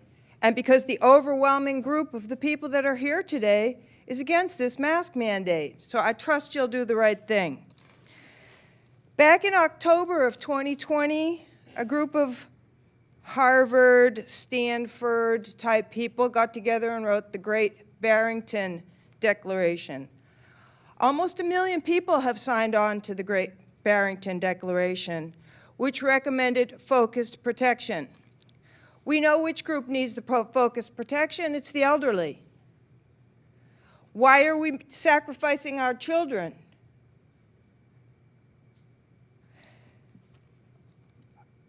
In March, Ron DeSantis had a roundtable. He invited the main signers and writers of the Great Barrington Declaration. That was Sunetra Gupta, Jay Bhattacharya, and Martin Kulldorff.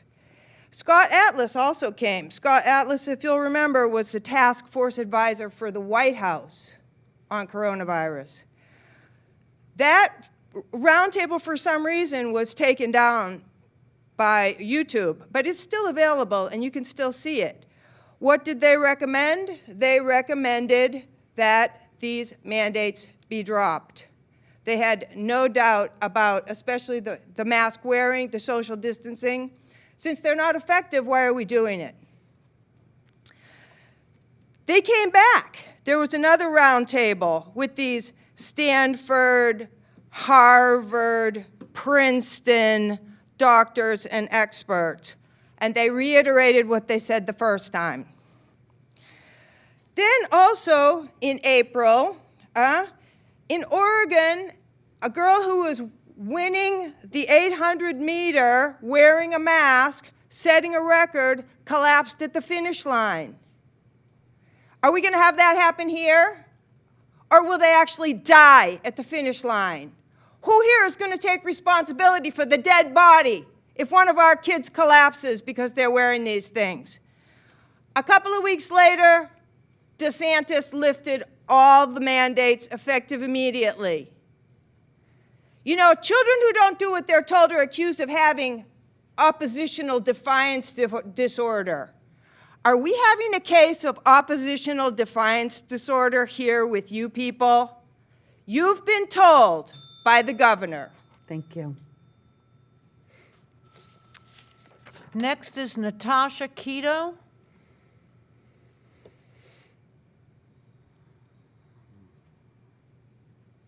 Good afternoon. Good afternoon. Requiring children to wear masks in Pinellas County schools needs to end today. Masking our children has brought a new pandemic within the school system, and that is one of bullying and child abuse. We keep telling you that masking our children is child abuse. However, I'm confused as to why nothing has changed as of today. I am not a lawyer, nor do I claim to be, but Florida Statute 827.03 1B2 and 3 defines child abuse as an intentional act that could reasonably be expected to result in physical or mental injury to a child, or active encouragement of any person to commit an act that results or could be reasonably to be expected to result in physical or mental injury to a child. The data has been repeatedly brought to your attention, and the negative and psychological impact that these children are suffering from, all of which fall under the umbrella of mental injury. Florida Statute Section 827.032D describes child abuse as a third-degree felony. This past school year alone, my 14-year-old daughter, who has never exhibited behaviors of self-harm, has used self-harm as a coping mechanism this past school year alone. This is also the first year she has been made to wear a mask at school. The first year she's been given referrals, and first year she's been suspended from the bus for not wearing her mask properly. When my daughter was born, she was in the NICU for a week because she couldn't breathe through her nose. She's had 2 surgeries for nasal obstruction that she struggles with daily and will need a 3rd surgery when she is 16, and her facial structure is more developed. She is medically unable to wear a mask. I have submitted medical documents to her school, and the best they will do for her is allow her to have 2 5-minute mask breaks in the nurse's station. That's 10 minutes out of a 7-hour day, plus the bus ride to and from school. There are teachers and staff who are aware of her medical issues and continue to yell at her to put her mask on properly. The staff's interest in the mental well-being for our kids has gone out the window. School seems to be more like correctional institutions where the staff behaves like mask policing psychopaths who belittle, degrade, and bully children for wearing their masks improperly. Florida Statute 1006.173A defines bullying as psychological distress on one or more students and may involve social exclusion, threat, and intimidation. My child experiences this daily at school. The bully-like treatment towards children is affecting their ability to learn. Children who were taught to feel safe now feel anxious, alone, and in fear from the verbal and psychological abuse. We as parents send our schools so they can learn and grow and become a better version of themselves. Thank you. Next is Alexi Field.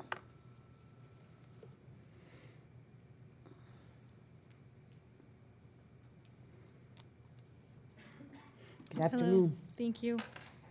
I want to start by saying there was a mom here earlier, and her son spoke before her, and then she came up and her mask was maybe not fitting properly or something like that, and I don't know who said it, but they said, "Ma'am, you need to wear your mask properly, but the child doesn't." So you intuitively know children do not belong in masks. Sitting here today, you said it. So remember that.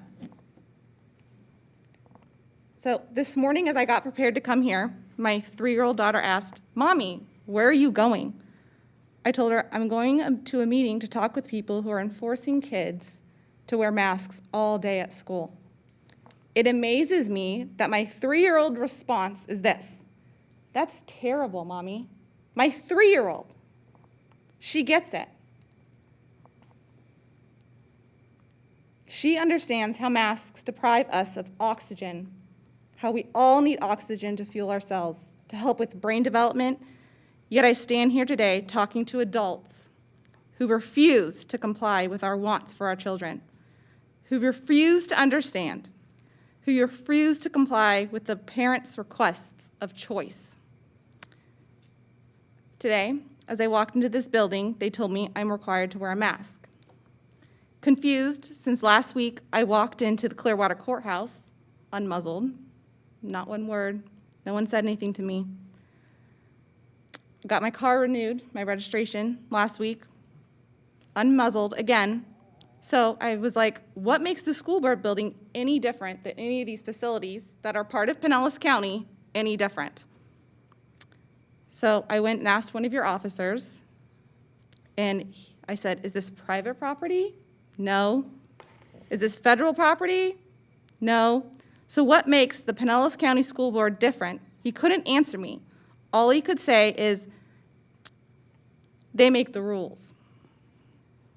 So what actually are you given, what authority are you guys given that is overarching even from your own boss, Governor DeSantis? I could read you all the statute definitions that county school board does fall under a political subdivision, even when your lawyer says it isn't, and your power to keep our children masked is school is provided to you under the Florida statute, and he quoted this today, 252.38, titled Emergency Management Power of a what? Political subdivision. So instead, I'm going to write to you and tell each of you those points later in a letter, but I'm going to take my time and tell you that I'm praying for each of you. Each and every one of you, I will pray what keeps you sleeping at night and what makes you comfortable in your decision to smother our children and rob them of oxygen each and every day at school. Thank you. Robbie Robb. Good Hello. afternoon. Thank you for allowing me to speak today. I'm here to discuss the mask mandate. I have worked in the pharmaceutical industry for over 10 years. Approximately 7 years ago, a pharmaceutical rep came into the pharmacy to deliver us colorectal cancer test kits. She gave us the tests for free, and we would give them to our customers for free. I said to her, "Free tests sound great, but how is anyone going to know that we have them?" Excuse me. She said, "Oh, don't worry. We paid Bay News 9 to run a commercial for us." 2 months later, when the commercial aired, it wasn't a commercial at all. The news anchor reported it as a health news story. No one in the public would ever have known that this was a paid-for advertisement. The news is faked. We have all been lied to over and over and over again. Unmask our children today. Stop the child abuse. Thank you. Thank you. Alexis Roscoe.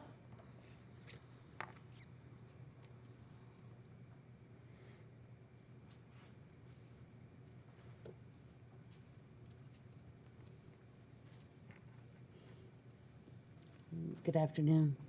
Hello.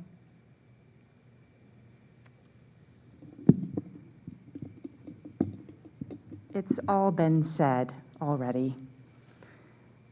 All I'm going to say to add to everything that the other beautiful, eloquent parents, speakers who have come before me to say is just that I'm so scared. I'm so scared for our children. And I'm scared because clearly you're being promised some huge amount of money or the security of your position or something other than what's best for the kids, clearly. Because we all know that masking children makes absolutely no sense, especially when you can go sit at a bar and get trashed for 4 to 6 to 8 hours as long as you're continuing to buy alcohol without a mask. How does it make any sense? And you already have heard all those stories. So the only explanation I have, and the terror that courses through me, is for some other agenda, some pressure that you're under. I can't even imagine what's being told to you. I can't imagine how you're sleeping every night. It's terrifying. We're terrified to come here and speak. The whole thing, so scary. I'm married to a doctor. Every day we see patients that are suffering with stuff because of these masks. You've already heard it a million times. The other thing that really scares me is that there's only 2 explanations from what I can tell. Either you're under tremendous pressure from criminals and you are too cowardly to stand up against them, or you yourselves are criminals. Thank you. Marcia Glassy.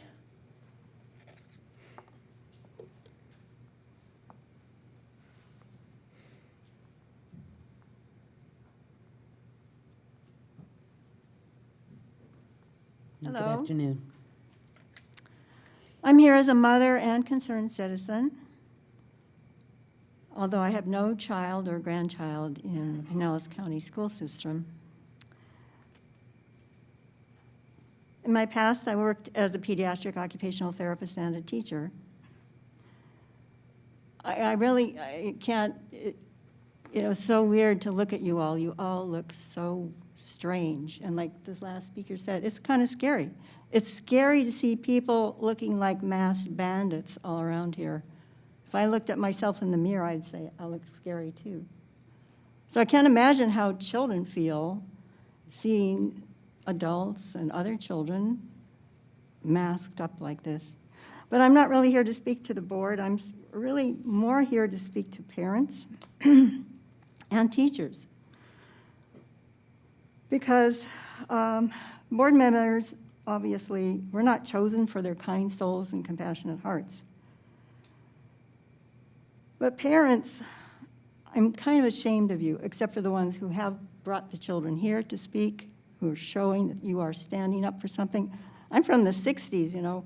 We used to do demonstrations for good reasons. And I don't think we should even be here.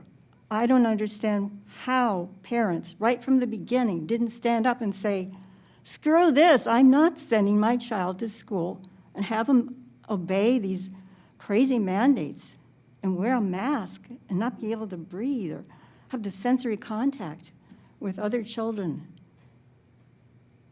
It blows my mind.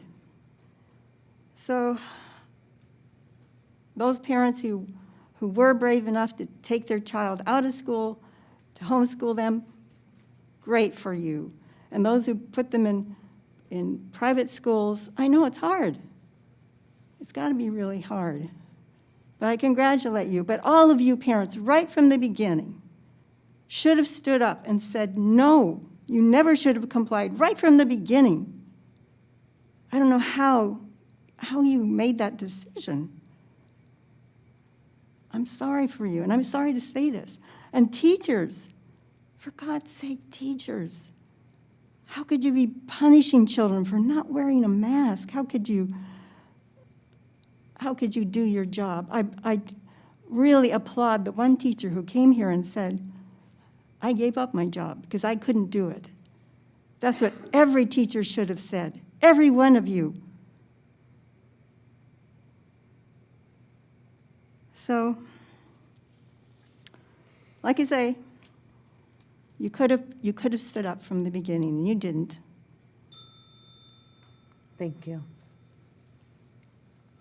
Next is Audra Christian. Good afternoon. Hey, I'm going to request my time doesn't start until everybody's looking at me because y'all are rude. You have parents out here coming. You're not looking at me. Why are you not looking at me, William Corbett? He's still not looking at me. I don't want my time to start. Stop the 2:59. Stop. He's not looking at me right there. William, thank you. I want your eyes. I'm a taxpayer. I'm a citizen. What? Just look up. Look up. Don't be unyieldy. So I think you guys should know what an amazing job all the parents have done to come out here, spend all this time here, pour their heart out to you, right? They worked hard. Have you ever seen that happen before in the history of your job here? No. And guess what? We're not going away. That's a big promise from me, okay? It's only going to get worse. Now, I think they all deserve a congratulatory applause. Now, did you guys know, parents out there and taxpayers out there, that whether or not you have kids in the Pinellas County school system, whether or not you're a renter, okay, you pay property tax. Between 32 and 38% of all of your property tax goes directly to this unyieldy board, this band of Bojangles right here, before your homestead exemption is ever applied. The leftovers go to police, firefighters, watershed management. We all don't want to flood like we did in 1979. Those people get the leftovers. Pinellas County School Board, you guys skim right off the top, on top of getting paid state money and federal money, so you're not broke, okay? I think you need to perform your job. All right. Also, parents, did you know you're not alone? You've seen medical freedom groups here. You've seen Community Patriots Pinellas here. You can go to Instagram and find Community Patriots on Instagram. You can go to Facebook, find Community Patriots Pinellas Official. You can join us. We are marching forward as a group since the unruly Bojangle group right here is not listening to us. I pay $500 a month to you. Do you guys know that? $500 a month of my property taxes go directly to you. At what point do you think I'm going to get tired of that? Bill, are you asleep, honey? Okay, thank you. So at what point do you think I'm going to get sick of that? $500 a month. Most people pay between $125 and about $250 a month to you. The least you can do is support the parents, obey the parents, support the children, and tell the teachers union to go take a hike. You know why? They're not giving us great quality teachers anyway. All right? Let's go back to a right-to-work state, make teachers hustle like every other profession. Thank you.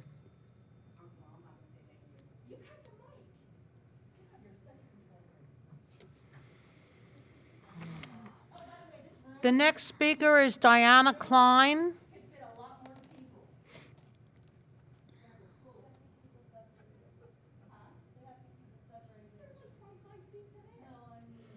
Good afternoon.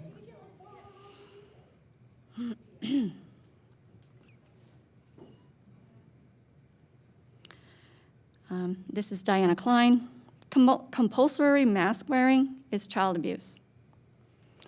Remove the mandatory mask policy now. This is child abuse. You are fostering bullying, antisocial behavior, mental illness, suicide, and more destruction in people's lives. End the mask mandate now, today. Today's the day. Coronavirus or any other virus is not a threat to over 99% of the entire population. Coronavirus and all other viruses cannot even exist in a person's body when the body is alkaline. And the way to keep your body alkaline is to make sure you have plenty of vitamin C, D, zinc, prebiotics, and probiotics in your bloodstream. Masks do nothing, people. They do nothing. Everyone is responsible for their own personal health. Wearing a mask is not the proper protocol to mitigate a virus.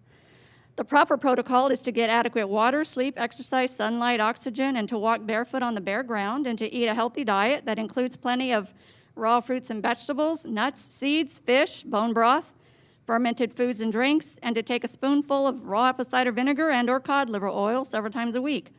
Also, avoid fast food as much as possible because it contains a lot of toxic chemicals.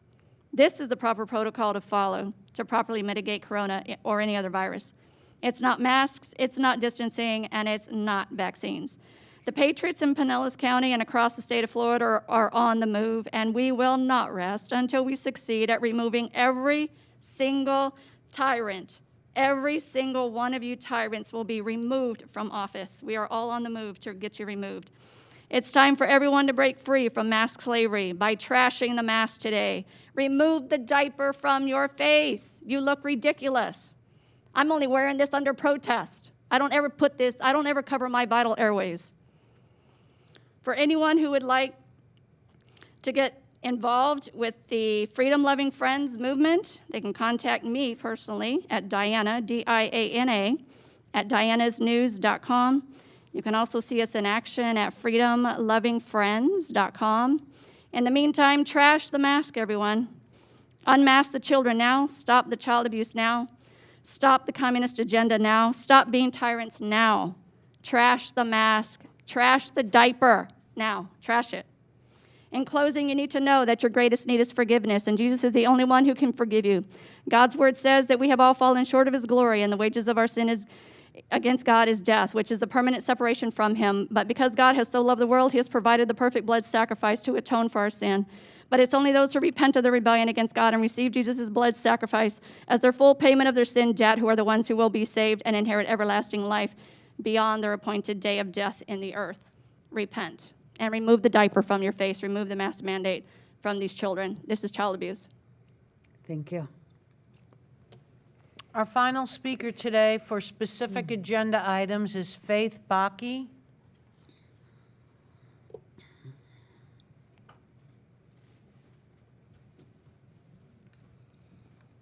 Good afternoon. Hello, everyone. My name is Faith Bakke, and I'm a 9th grade student in the IB program at Palm Harbor University High School. This is my 7th year in public schools, and until 2020, I thought that the representatives put in place over schools actually cared about their students. I thought you were trying to raise up an educated generation of people who would do good for this world by thinking for themselves and challenging lies. But 2020 taught me that the best and safest thing to do is to blindly follow the leaders forced into my life. This is your fault. You have continually put illogical policies into place without caring about the consequences. When someone attempts to tell you the truth with proof, you ignore them and put forth your own signs to prove yourself. Ultimately, you all are just virtue signaling. It's obvious that masks do absolutely nothing and only cause problems, yet you continue to force your teachers and kids to wear masks. Your virtue signaling is not appreciated. You are ruining everyone's lives here by simply teaching compliance. Your students don't agree with you, your staff doesn't agree with you, and parents clearly don't agree with you. Yet you continue to enforce illogical mandates and policies for your own good. Additionally, you claim that you are following the email from the FDOE that states the EO does not apply to schools. Yet, there are counties in Florida that have chosen to let kids breathe for free. If these counties are able to choose, why can't all choose? And why are we even here fighting for freedom? Stop making up cheap excuses for yourself and forcing students to obey even stupider rules. You all are hypocritical liars who don't care about me or my family or my friends. All you care about is yourself, and this needs to stop before you are overrun. You only have your power because people choose to give it to you, but it can easily be taken away. I, along with everyone else here, is demanding that you stop forcing kids to wear masks in schools.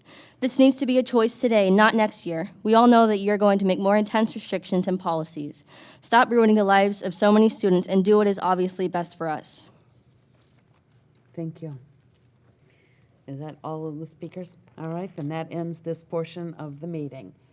I want to ask the board members now, do you want to take a recess, a break, or shall we continue on with the agenda? You're saying recess?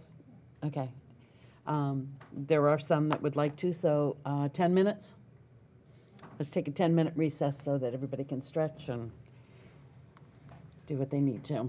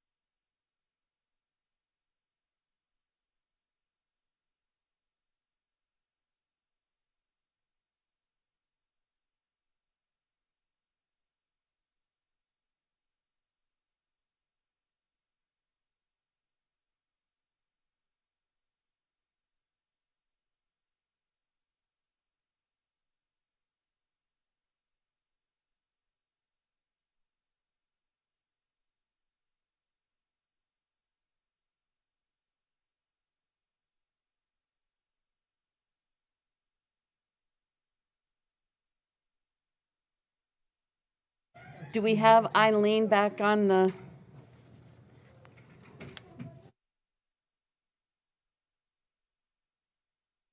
Sorry, I'm here. Thank you. All right, let's call the meeting back to order. We now will go to the consent agenda. We have a motion from someone, maybe? Okay, Ms. Kane, do we have a second? Who seconded it? Okay, Dr. Carr seconded it. All in favor, say aye. Aye. Opposed, say no. Aye. Alrighty, and it passes 7-0. So we'll now go to item 7.29. Request approval of the administrative appointment of the principal of North Shore. Do we have a motion? Okay, Mrs. Kane. Do we have a second? Okay, Mrs. Edmond. All righty. Dr. Grego? Oh, no. Laura, Mrs. Hine, you pulled it, so we're going to let you speak to it first.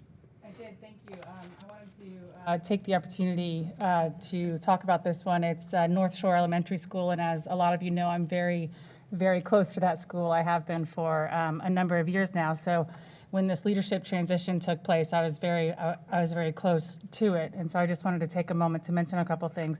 First and foremost, I'm very excited to have Heidi Bockover joining us at North Shore Elementary. She's clearly a proven, dedicated, enthusiastic professional who's going to be a great leader at North Shore Elementary. She, I don't have to go over her resume. It's in our board agenda, and I've really enjoyed getting to know her over the last week or so as this process has been taking place.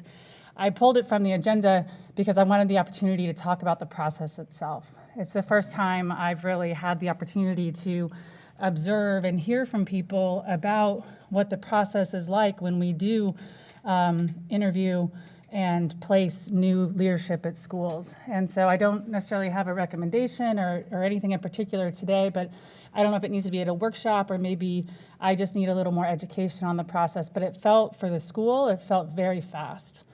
It felt very, very fast. And I know that there were multiple points where it seems like we look for input from the schools, right? There's a survey where we say, what is it you think you need in a new leader at the school? And then we also include people on the interview committee who can participate in interviewing people. So there are these various access points, which I learned a lot about over the last week or so. But it also raised some questions in my mind about the timeline of the process and really allowing for that kind of input. But so as far as the agenda item, I absolutely am going to vote in favor of it. I think Ms. Bockover is a fantastic educator and is going to be a great leader at North Shore Elementary.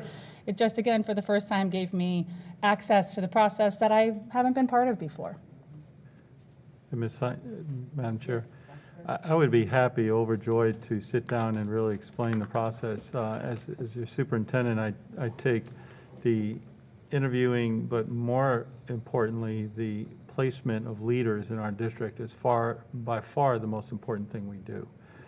It's well beyond the 15 or 20 minutes of an interview. It's really looking at individuals like the principal you're referring to. I've had the personal privilege of knowing her and watching her work for over 9 years, and so has the rest of the staff. So it is an extensive process. It's a process that I'm very proud of in Pinellas County because we add steps that many districts, not as a criticism, do not do.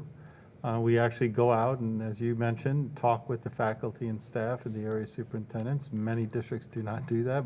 Former districts that I've worked with do not do that. We try to provide the right fit to, I'm just speaking in general terms because I think it's very important that in even the other schools, we did the very same in Lynch and Garrison Jones, and there'll be multiple other appointments before the beginning of next school year. We look at and examine over years of what that community, what that next step, what that leadership after leadership theory is. So there's so many variables, and as a superintendent, I also believe that it needs to be many eyes and many ears and many thoughts, and so that's why I do tap my entire leadership team in the process. So I look at teaching and learning, I look at operations, I look at human resources, I look at, so people get to see folks from many angles. The other thing, and I'll stop here because I really do look forward to getting more in depth with you and any other board member, because we've had that workshop in the past, but certainly can add to it. But one of the things we do is, as I myself and leadership team interviews every single administrator in this district. That's program specialists, math specialists, every single one. It's very time consuming, but I also found and have found it to be very not only rewarding, but it's a human capital business. Sometimes you make, you want to make the best decisions more times than not. So very proud of it. Always room for improvement. No doubt. It's not a perfect science, but I look forward to the opportunity to maybe sit down and really discuss with you that process along the way. So thank you for your kind comments, though, of Heidi and others. Okay. Is there anything else? Okay, Mr. Dudley? Thank you, Madam Chair. I just wanted to pile on to that, having been a part of that selection process in the past, the ability to have different stakeholders involved in it is really a key. And I think, when you involve the PTA, the people at the school, and the county level and all like that, and they all come together, and I think it's a good, fair way to do it. At that particular point, decisions are made to the recommendation, and then, Dr. Grego or the superintendent ultimately has the final say. But it's a very effective way, I think, of doing it, and I think it's about as fair as it can be. And I think the selections of the 3 new principals follow that, and I think we're good. Okay. Anyone else? All right. Okay. Ms. Edmond? Thank you. Having an opportunity to work with Mrs. Bockover-Goldstein at Melrose, she's truly going to be an asset to North Shore, depending on the outcomes. Yeah. Assuming we go through with it, she's going to be good. All righty, good. Thank you. Anyone else? All right. So we have a motion by Mrs. Kane, a second by Mrs. Edmond, to approve the superintendent's recommendation. Approval of the administrative appointment of the principal to North Shore Elementary. All in favor, say aye. Aye. Aye. Opposed, say no. And it passes unanimously. All righty. So congratulations to all of the principals. All right, we move to non-consent now. Request approval of the Say Something Anonymous Reporting System Memorandum of Understanding with Sandy Hook Promise Foundation. Do we have a motion? Okay. Do we have a second? Okay. Dr. Grego. Yeah, Madam Chair and School Board, if you think back, I think it was the school year of 2018, 2019, Donna Sicilian came, talked with me about this program of Sandy Hook Promise, and we looked into it. This board, I think, passed the contract or worked with the contract. There's no charge to our district, but in January of 2019, then the unfortunate tragedy of not Sandy Hook, but the fortunate tragedy at Marjorie Stoneman Douglas just a month after that. So I always say that because of the forward-thinking nature of the Student Services Department, is that we don't wait, but rather, and I can say to you that this has built a culture in our school district like none other. So Donna, thank you for not only bringing it, but really staying the course. Sometimes you can implement something and let it fade away. This has not only been implemented, but it continues to get stronger and stronger at our schools, and it's really student-driven, which is the most exciting thing about the Sandy Hook Promise initiative. Thank you again, Dr. Grego, school board members and staff. I appreciate the opportunity to come back this afternoon. I want to say I appreciate each one of you for everything that you do, so thank you. Thank you. Dr. Grego's right. I also want to thank you for the consent items where you passed several of the agreements with our mental health partners in the community. I want to thank you for that. We have strong partnerships with many agencies, and we appreciate very much your support with that. Dr. Grego's right. We entered into our first MOU with Sandy Hook Promise back in January of 2019. It is a continuum of services, as you'll remember. It includes events such as Start with Hello, and it also includes the training of Say Something. And so we have trained all of our middle and high school students, and we train them every year on Say Something, what to look for that could be potential signs of violence towards themselves or others among our students and also adults.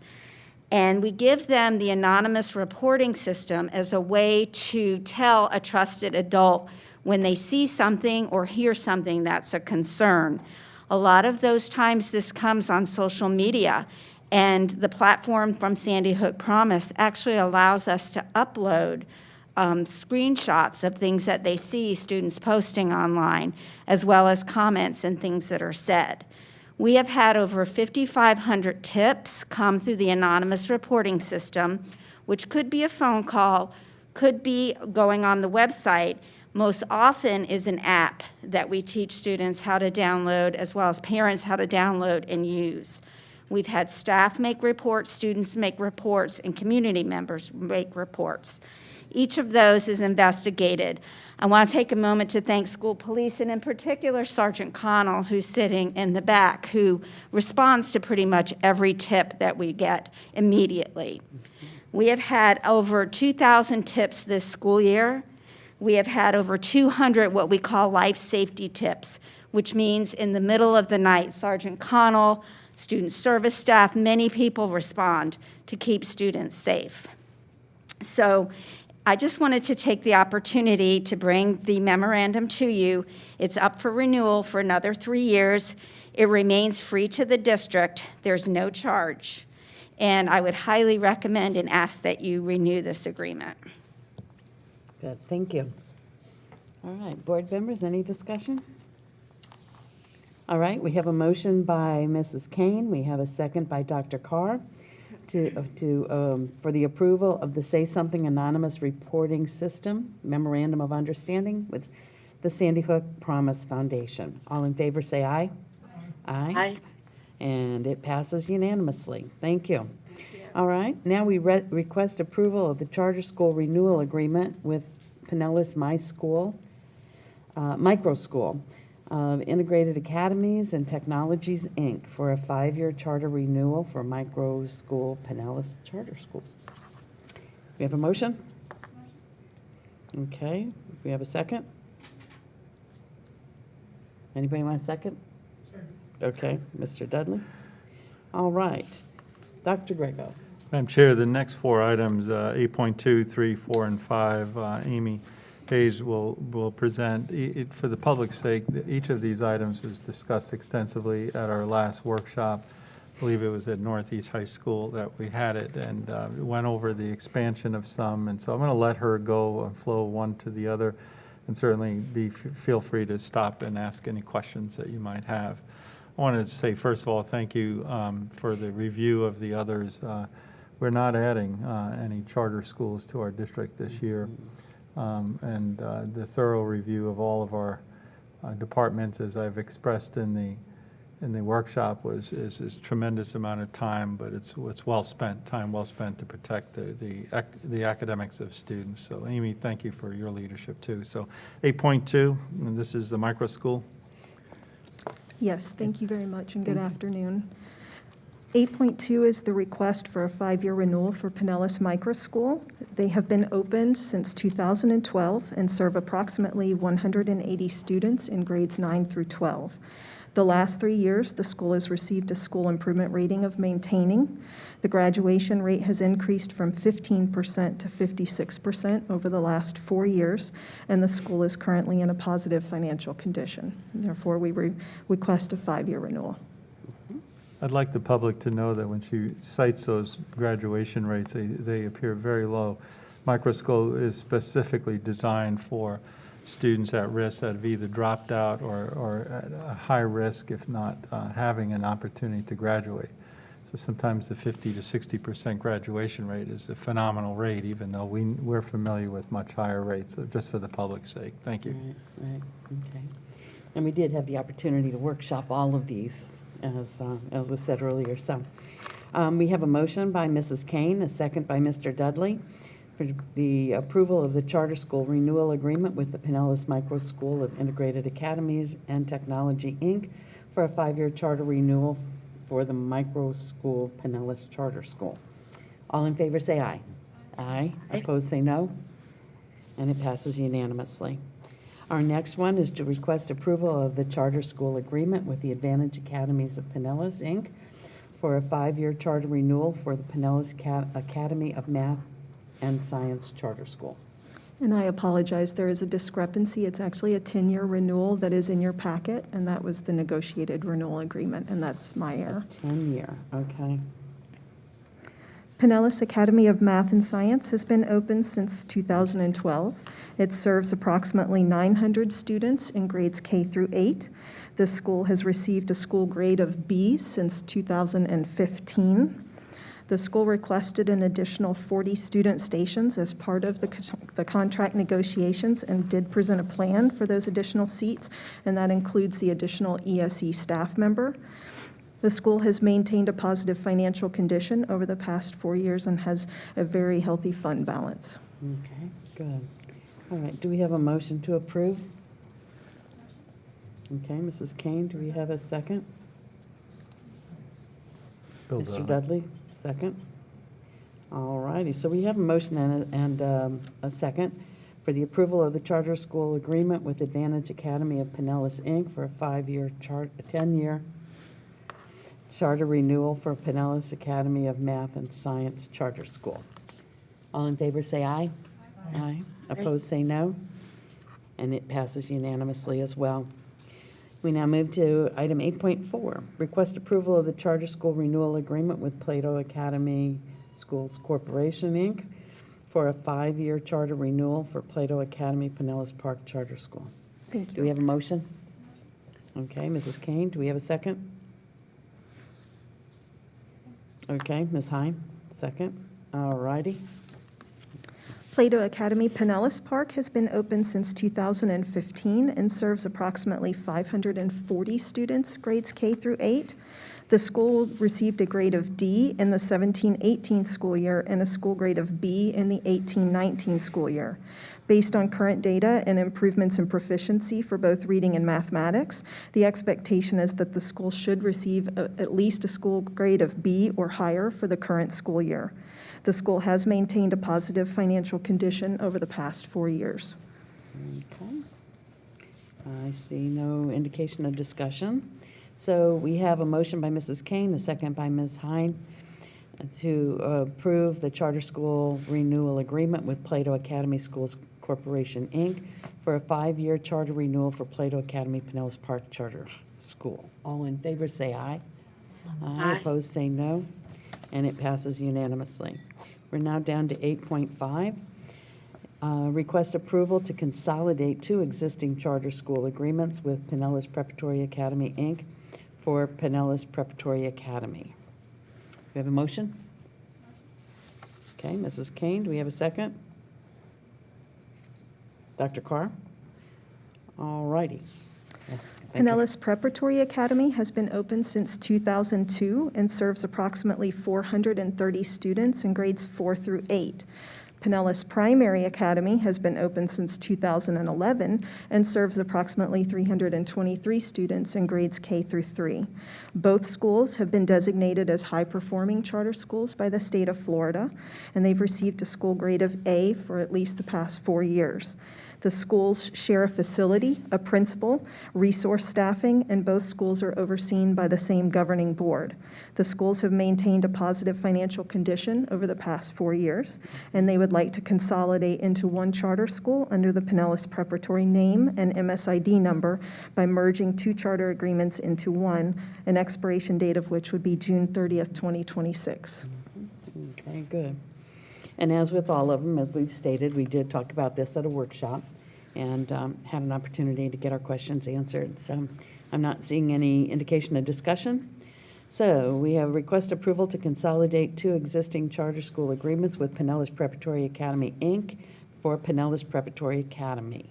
All in favor say aye. Aye. Opposed say no. And it passes also. 8.6. Thank you. Is the next one, setting a public hearing and authorizing the advertisement of the public hearing to consider the amendments to policies 5500.01, the Code of Student Conduct, parental responsibilities, 5500.05, Code of Conduct, student attendance, 5500.07, Code of Conduct, discipline, 5500.08, Code of Student Conduct, misconduct that requires specific consequences, and 5500.09, Code of Student Conduct, conduct on the buses. This is the first reading. So do we have a motion? Okay, Mr. Kane, do we have a second? Hein, okay, Ms. Hein? Dr. Grego? Yes, Madam Chair and board members, this too we went over at a workshop, but I want to ask and thank Dr. Hines and also Leanna Eisen for their planning and thorough review. And please, if you could express the committee that you so gracefully work through and the scope of that committee for the update of in preparation of our next school year. Dr. Hines? Madam Chair, board members, Dr. Grego, and staff. I'm here today to give you a brief overview of the process that we use to conduct and obtain feedback from stakeholder groups this year. Obviously, this is an annual process that is required through the Florida Department of Education, where we review our student code of conduct. We survey and solicit feedback from stakeholder groups. This year, like many other years, we had representatives from, obviously, the district office, area superintendents, student service. We had Chief Williams as a part of that committee. We had Dr. Brim in our strategic partnership, family engagement division. We also had our school board attorney, Lori Dart, a part of that process, teaching and learning, which is, we had Dr. Woody Vasquez a part of that. We also had our union, our Pinellas County Classroom Teachers Association, Nancy Velarde. We also had our PESPA group represented. We had members from our transportation department. We also had our Students' Rights and Responsibilities group. Dr. Christian Gonzalez led that particular group. And in addition to that, we had community members. We had community members from our NAACP. We also had members from the Pinellas County Council of PTAs. And we went through that process. We started this process back in March, the beginning of March, where we had a series of district committee meetings. And we, first of all, set the purpose for why we were doing what we were doing, looking at our practices, looking at our policies, and ensuring that there's an alignment between what is required by statutory requirements and what we do in practice. And from the district committee, we formed subcommittees. Each subcommittee was given a task to review sections of the student code of conduct. And the sections that we're bringing to you today are sections that the committee overwhelmingly felt that we need to look at as a district and make some recommendations. There are also some things, and Leanna will go through some details about each particular policy and the changes that we're recommending at this particular time. And so we are very appreciative of the opportunity. As many of you all know, this was my first time leading this initiative, but it was actually a very eye-opening experience and very collaborative from multiple stakeholder groups. And the feedback we received, we were very appreciative of that feedback and look forward to continuing to partner with those stakeholders groups as we do this annual process. So at this time, I'm going to turn it over to Mrs. Isom, who is going to highlight each of the policy that we're recommending changes and give you some more information, and thank you for your time. Yeah, thank you. Good Welcome. afternoon. Today, as Dr. Grego and Dr. Hines discussed, we're here to present the first reading of 5 of the 13 policies within the Student Code of Conduct. 5500-01, parental responsibilities, 5500-05, student attendance, 5500-07, discipline, 5500-08, misconduct that requires specific consequences, and 5500-09, conduct on school buses. If approved today, the second reading for these policy amendments will be held on June 22nd. As the process that Dr. Hines explained, at the same time that we were getting stakeholder feedback, we also reviewed the legislative requirements. So all of the proposed amendments are the result of both of those processes that occurred simultaneously. So in summary, for 5500-01, Code of Student Conduct, Parental Responsibilities, the amendment is to update the language to positively encourage parent engagement and clarify responsibilities based on feedback from the parents. For 5500-05, Student Attendance, the amendment is to add clarification about early sign-out procedures and completion of makeup work during a suspension, and update the driver's license-related attendance language to reflect the state statute. In 5500-07, Discipline, clarify the district's process for referring students to mental health services due to misconduct, including the addition of information on how to locate resources for mental health services. Update the definition of cell phones and electronic devices to reflect more current technology, and add the appropriate use of electronic devices in schools. And in response to our workshop discussion, we also have clarified that any criminal penalties imposed from specific misconduct are done so under the authority of law enforcement agencies. For 5500-08, misconduct that requires specific consequences, reformat to provide better legibility and understanding, update the statutory language on firearm, weapons, threats, and false reports to reflect changes in the Florida law, add a section on computer crimes, and make the same clarifications about mental health services and law enforcement's authority to impose criminal penalties. 5500-09, conduct on school buses, add information on how parents can sign up for transportation notifications, and add guidelines that allow students to carry roller skates and skateboards and curriculum-required cutting instruments on the buses as long as they're contained in appropriate carrying cases at all times while on the bus. So in addition to these substantive changes, all stakeholder groups recommended that we make modifications to reflect gender-neutral language throughout all of the Code of Conduct policies. So we have done that, but those are technical edits that do not require board approval, but are worth mentioning since we're here discussing the Code of Student Conduct. As you know, Florida legislative session also closed on April 30th, and the district team has already begun meeting to make revisions to these specific policies as needed according to the new legislative laws that will be coming into effect. That concludes our presentation for the first reading, for the vote of approval, and to set the public hearing and authorize advertisement of the public hearing. Very good, thank you. All right, Dr. Carr. Thank you. I appreciate you incorporating the changes that were suggested at our workshop when this was discussed at length.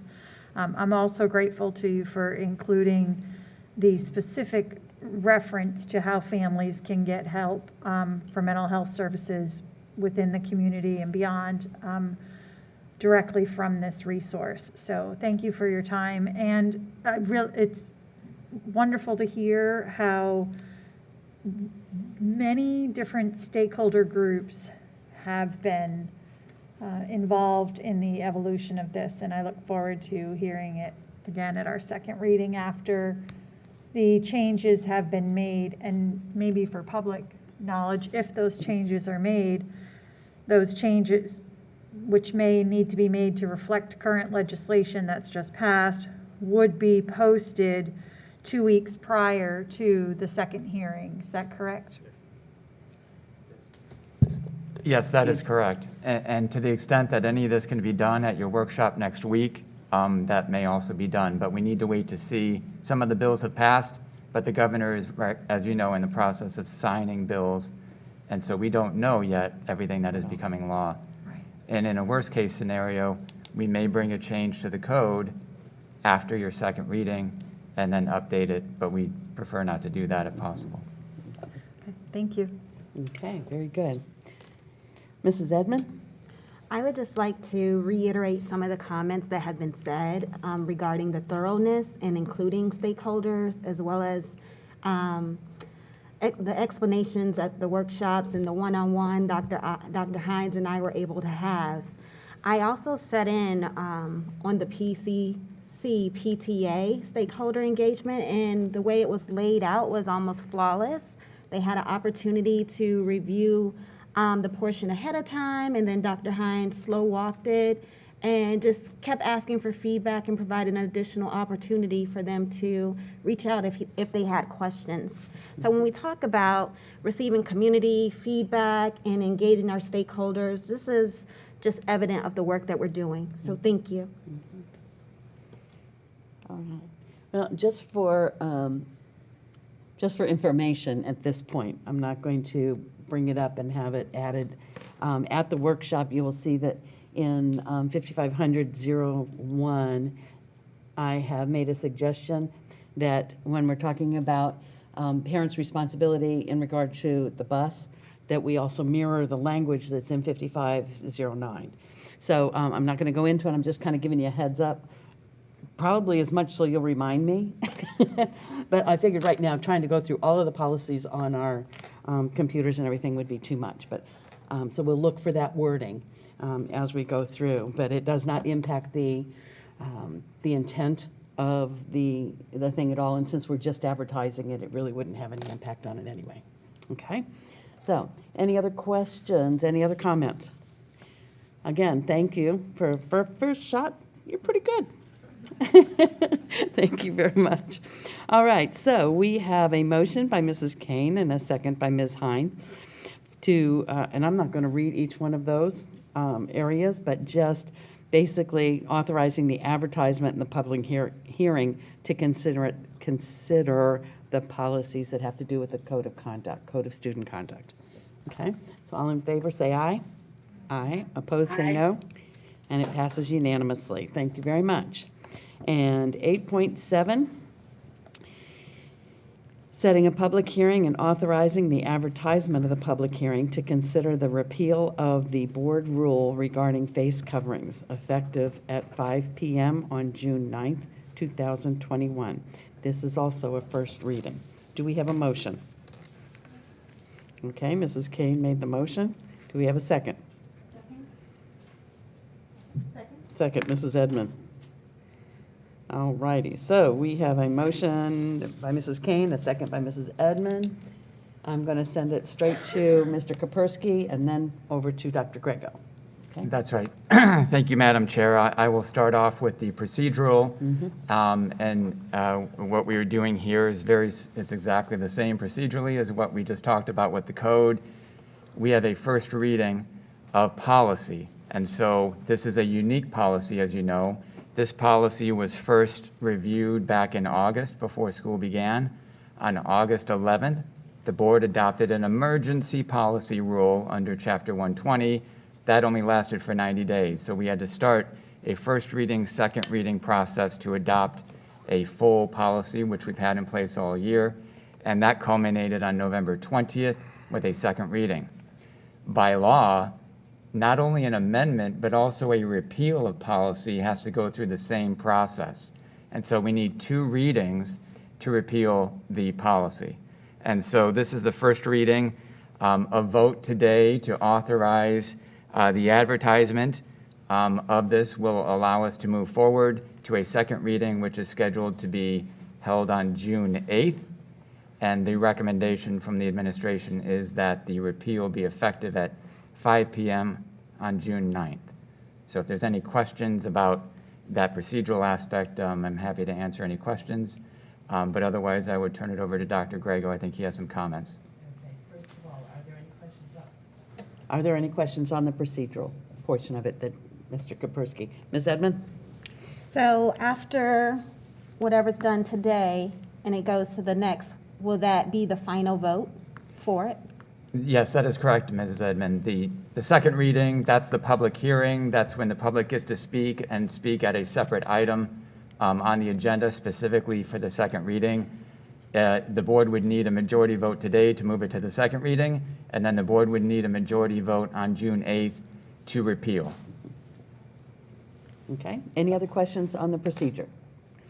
All right, Dr. Grego. Yeah, Madam Chair and School Board, I know we've even today heard a lot about this particular item.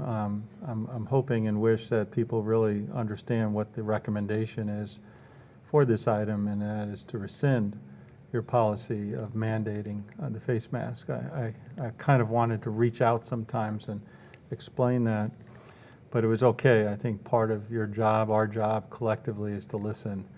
And you folks did a marvelous job of doing that, even though perhaps accused of not listening.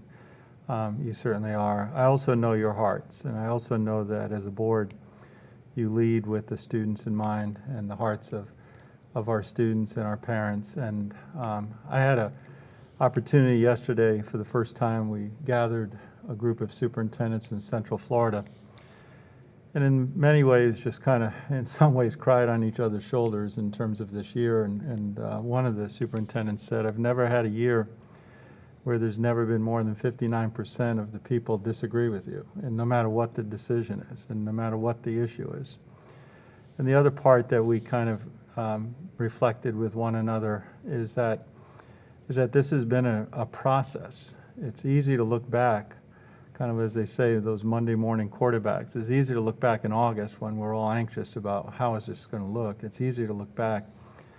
I think on-ramping this pandemic was somewhat easier than, in some ways, off-ramping it, because we have so many things that we know about today and so many other opinions of, and unfortunately, it's gone into so many different avenues and platforms of, and it's certainly clouded your issues, our issues, and with students. We have over 80% of overall, with 85 or 86% of our elementary students back in place. And one of the things that I know has driven you, it's not a teacher union, it's not an adult issue, it's all issue. It's adults, kids, parents, but it's the issue that about the end of our school year, about June 9th or 10th, is the appropriate time for all of our, regardless of age, all of our employees to receive two-shot vaccine, the appropriate time in between it, and then the appropriate time after the second one. And that is an obligation I think I hold fast to be able to do. The second issue is that we had a lot of students and families trust us as a school district and came back after the winter break with the understanding that I know everything changes, but with the understanding that these were the protocols that they trusted us to move our students back into the school building. With 3.5 weeks of school, I find this to be an unfortunate time to all of a sudden pull at. Yes, there's no one that's more tired of wearing masks or doing these things, and as compassionately as our principals have been, we're not consequencing students, but as compassionate as our teachers and principals and everyone's tried to be. I'd rather not go to funerals. We've lost some employees this year, not because they were or they weren't. Most of that contact was outside of our school building, but it's still sad. And I think if there's ever a time to unite together, it's this time, and we're almost there. That's kind of the disheartening and disappointing thing. We are almost there. Got contacted from multiple doctors on our advisory group, excited about the 12 and up vaccine that has been approved, will start to be administered. And also with the notion, and that will be about 50% those who choose, about 50% of our total student population in our school district.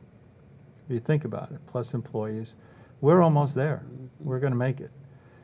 In addition to that is potentially, and everything's potential, everything's, as Dr. Carr, I still use your statement, pending circumstances, pending conditions, excuse me. And it has been that way. And some people are understanding of those pending conditions, and some want to know what it's going to look like next August. So this particular vote and this particular policy is to rescind it so that after our school year is up, masks are no longer mandatory. We can strongly suggest it, we can encourage it, we can certainly not take the rights of people to have that and have those rights, and we want it, but in our Summer Bridge program, what we're saying collectively as a board is that it's going to be optional, and we're going to see how that works. I have full faith that it will. I'm so encouraged by the dropping rates, whether it be the overall rates of infection or the positivity rates. We've had several days, some days under 3%. This shows that this is all working. We are almost there. We're almost there. And so we just need to unite, understand each other, and to say that, I'm in full support of us rescinding this policy at the end of the school year. I've consulted with all superintendents in this area. Their boards are, it's not a control issue, it's a health issue. And we just want to do what's right for the parents who chose to send their students back, and also for the parents who chose to go remote because of their fear of conditions in the schools. And we're going to continue to serve that. We've had a very successful so far as we enter the last few weeks of school. There's no secret that the FSA assessment is happening, and our parents are trusting us by allowing their students who are remote to come in and to get assessed, because they want us to help their students and find out where they're at academically so that we can take off from where they're at. And that's a level of trust and understanding that this board has given for the sake of the health and well-being of students. It's not all about anybody. It's all about all of us. So I appreciate, and I always hold value, the importance of people being able to share their views. I never want to give that up. I think it's a wonderful aspect. I would hope that a little bit more respect along the way would be graceful. But it is what it is. And this has been not only a trying year, but I reminded especially the new superintendents yesterday, when they were struggling, I reminded them that it doesn't take long to look at other areas across the country. I've talked with people who just recently came back from California and Detroit and New York, and their students haven't even been in school. Forget about masks. They haven't been in school. And that's sinful. That hurts. And so we live in a state where we have led the way. We have had our ups and downs along the way, without a doubt. Nobody has a playbook for this past year. And hopefully, if we've written a playbook, we never use it again. But it has been a successful year, and I'll report out on that, but I want to stay with the agenda item before David Kapersky steers my comments that I'm not speaking to the item. But we're all passionate about our community, and I want to thank the board for your understanding and your debate along the way, internally talking with me and understanding that there's no perfect answer to some of this stuff, but it's how we are going to cross that finish line with as many people humanly possible as healthy, and to say we haven't made a decision that wasn't in the best interest of as many people as you folks represent. So with that, we are setting this as an advertisement to rescind your mask policy that we started in the beginning of the year for rightful reasons, and I think we're rescinding it for the same good reasons. Okay, good, thank you. Sorry, I went on too long. I No, apologize. that's fine, it required it. Is there any other discussion from the board? I know we've talked about this at workshops several times. I think we're all looking forward to the time when we can remove the masks, just as Dr. Grego was saying. Ms. Edmond? Dr. Grego, do you mind sharing some of the feedback that you received from the medical advisory team on how to move forward? Yeah, the medical advisory team, as you know, they've been so helpful along the way. They understand the pressures that we're under. They understand the lifting of the county ordinance. They understand that the schools are a different environment, and they're right with us. They fully understand that. They also see the vaccines that are coming for 12 and above, and hopefully at the beginning of the school year. And they concur that if we want to strongly recommend or suggest that language would be helpful. There will be parents and teachers that show up with masks, and there'll be some that don't. And but again, our Summer Bridge program is not as populated. It's not mandatory, but it's not as populated. So they're excited about the possibilities of next year starting off as a quote-unquote, whatever, I know people have always said this, as a normal school year. We don't envision going backwards. We don't envision it, but no one can predict that. So we hope that this is it for the use of mask, a mandatory mask. We hope that everything continues to get better and better. We're so encouraged. Dr. Cho is very encouraged by the rates of not only, he hopes more and more people get vaccinated, and we'll see what the youth vaccination percentages are, but he's also very encouraged about the tremendous drop in infection in the district. The medical professionals have agreed to stay with us. They're not separating themselves from us.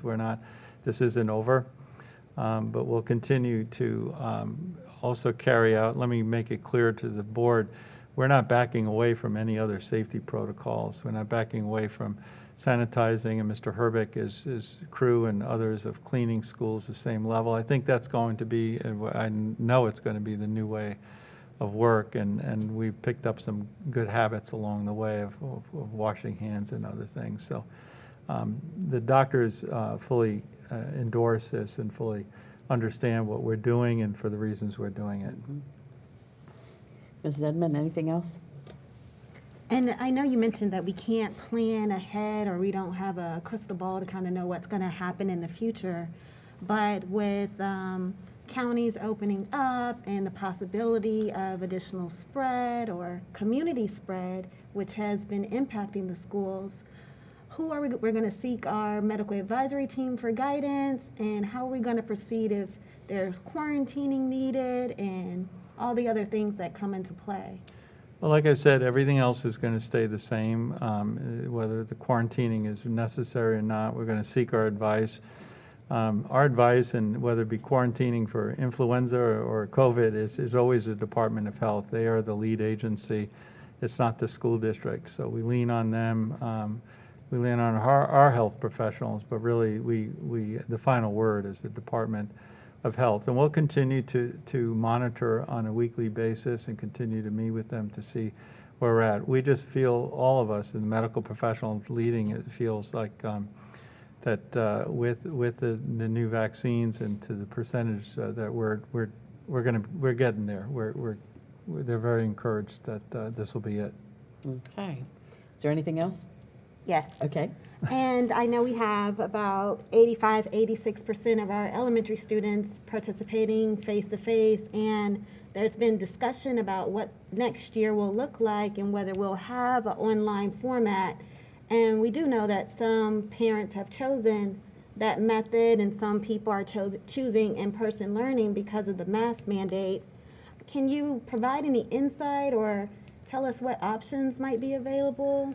Well, if the board ends up rescinding this, it would certainly be my recommendation that we continue that. And so the parents and children who truly will like to come back because there is no mask mandate can certainly do that. We will continue to have the Pinellas virtual, and we're looking at other options as I speak too for next school year.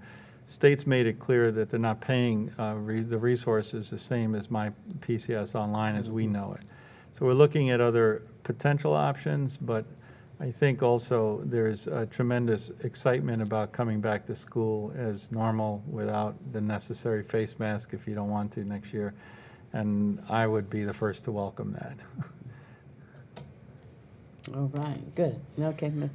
Thank you, Dr. Grego, for going into detail. I think that it's important for the community to know that behind the scenes, you and your team are working and brainstorming on what next year will look like, and this is not something that's been politicized and we're just trying to pull it to, Yeah. despite whatever pressure. Far from it, and I know Sarah O'Toole wasn't here today, but she is, she's on our speed dial every day, you still get those reports every single evening. Sarah works from, sometimes you take a look at the times that she stamps those reports, they're 9 and 10 o'clock at night, that she's still trying to finalize it. So we're not done with this, but we're getting near the end, and we just have to stay the course and stay with one another, and I think that's that's the message today, is that we've come so far, we've made so much progress. As a school district, we've held school, we've had students learn, we've had clubs, we have other things I'm going to talk about in my report, and we're near the end here if we could just stay the course and continue on with our protocols. Okay, good, thank you. All right, Mr. Dudley. Thank you. My question is, and if I was having a hard time hearing everything, but statutorily, based on your interpretation, we couldn't do anything until we rescind that, is that correct? Yeah, I would not recommend that the board do anything. For example, if anyone was inclined to make a motion today to take it away tomorrow, you have a process to waive your own policy. That's right. And that process would take longer than June 8th. Okay. So, yeah, Statutorily, then we're supposed to rescind our, that's correct. and then we vote on That's correct. what's happening. That's correct. That's right. Just trying to make it clear. Yeah. That's a good point. Thank you. Yeah. And so moving this along the way we're doing it is the most expedient way Right. of us to remove. I just wanted to make it crystal That's clear. it, you got it. All right, anyone else? All right, then, we have a motion by Mrs. Kane, a second by Mrs. Edmond, setting a public hearing and authorizing the advertisement of the public hearing to consider the repeal of the board rule regarding face coverings, effective at 5 p.m. on June 9th. All in favor, say aye. Aye. Opposed, say no. All righty, it passes unanimously. We will now move into items introduced by the superintendent. Yes, Madam Chair and board members, I know this has been a long meeting, but I do want to report a few things, and if I see the signal to cut it, I will cut it. But I also get excited, as I've always committed to you. We have so much good news that I'll edit it. But we are very close to the end of the school year, as you know. The next one will be the day before our very last day of school. So our seniors are excited. Our graduation plans are fully engaged. We as a district have worked out with Tropicana Field that we have no ticket limits, and we'll be we'll be graduating at Tropicana Field. And you know the dates, and thank you for your attendance to those. We have one school, I'm talking about just the standard schools. We have a lot of smaller EAS programs and special centers that'll be graduating in their facilities. But Clearwater is graduating at Baycare Park, and so, as you know, the agenda. But I want to say thank you to Dr. Vasquez and also Lori Matway for their work negotiating this. This has not been an easy negotiation. And to let it be known that we're following MLB rules. They're not our rules. Everyone thinks that we can go into Tropicana Field and make up the rules. We don't make them. Or to the Phillies, I mean, they have distinct MLB rules. But I'm excited as a district that we're able to offer extended families and such. There's about 15,000 or 9,000. What's the capacity of Tropicana Field, Lori? 9,000. We typically don't have that, so it's going to be a really good event, and you'll see how it's set up. As Mrs. Cook mentioned, Walker's Rising Star is this Thursday. It's going to be recorded, but also some live portions, and this is at 7 p.m. And I'm excited also about the ribbon cutting at Jacobson Technical High School in Seminole. That'll be on Monday. FSA testing, I've been giving you an update each board meeting and also workshop. It's going very well. As I mentioned to you before, parents are trusting and bringing students in who are working remote, but we have over 90% of our students tested in every single school. And I think if we're not leading the state, we've got to be we've got to be up there. The work will be completed prior to the Memorial Day, and then we just have another week of schooling after that. Some of you might have heard in that we had our all-county music festival last Saturday. We held it at Seminole City Park. It was remote. I watched some of it, and it was done just tremendously. Jory Spencer, a new performing arts supervisor, did a remarkable job of working under those types of conditions. Again, if people don't think we're not extending ourselves and making sure that we don't cancel things, they just haven't looked. Also, Clearwater High School, May 1st, finished, the junior ROTC finished second overall at the National High School Drill Team Championship. This was in Daytona, and just congratulations to that entire team. We also last Sunday had the Verl Davis and Joseph Carwise awards. This 2 Sundays ago, May 2nd, and we had over 600 views. I mean, that'll continue to increase.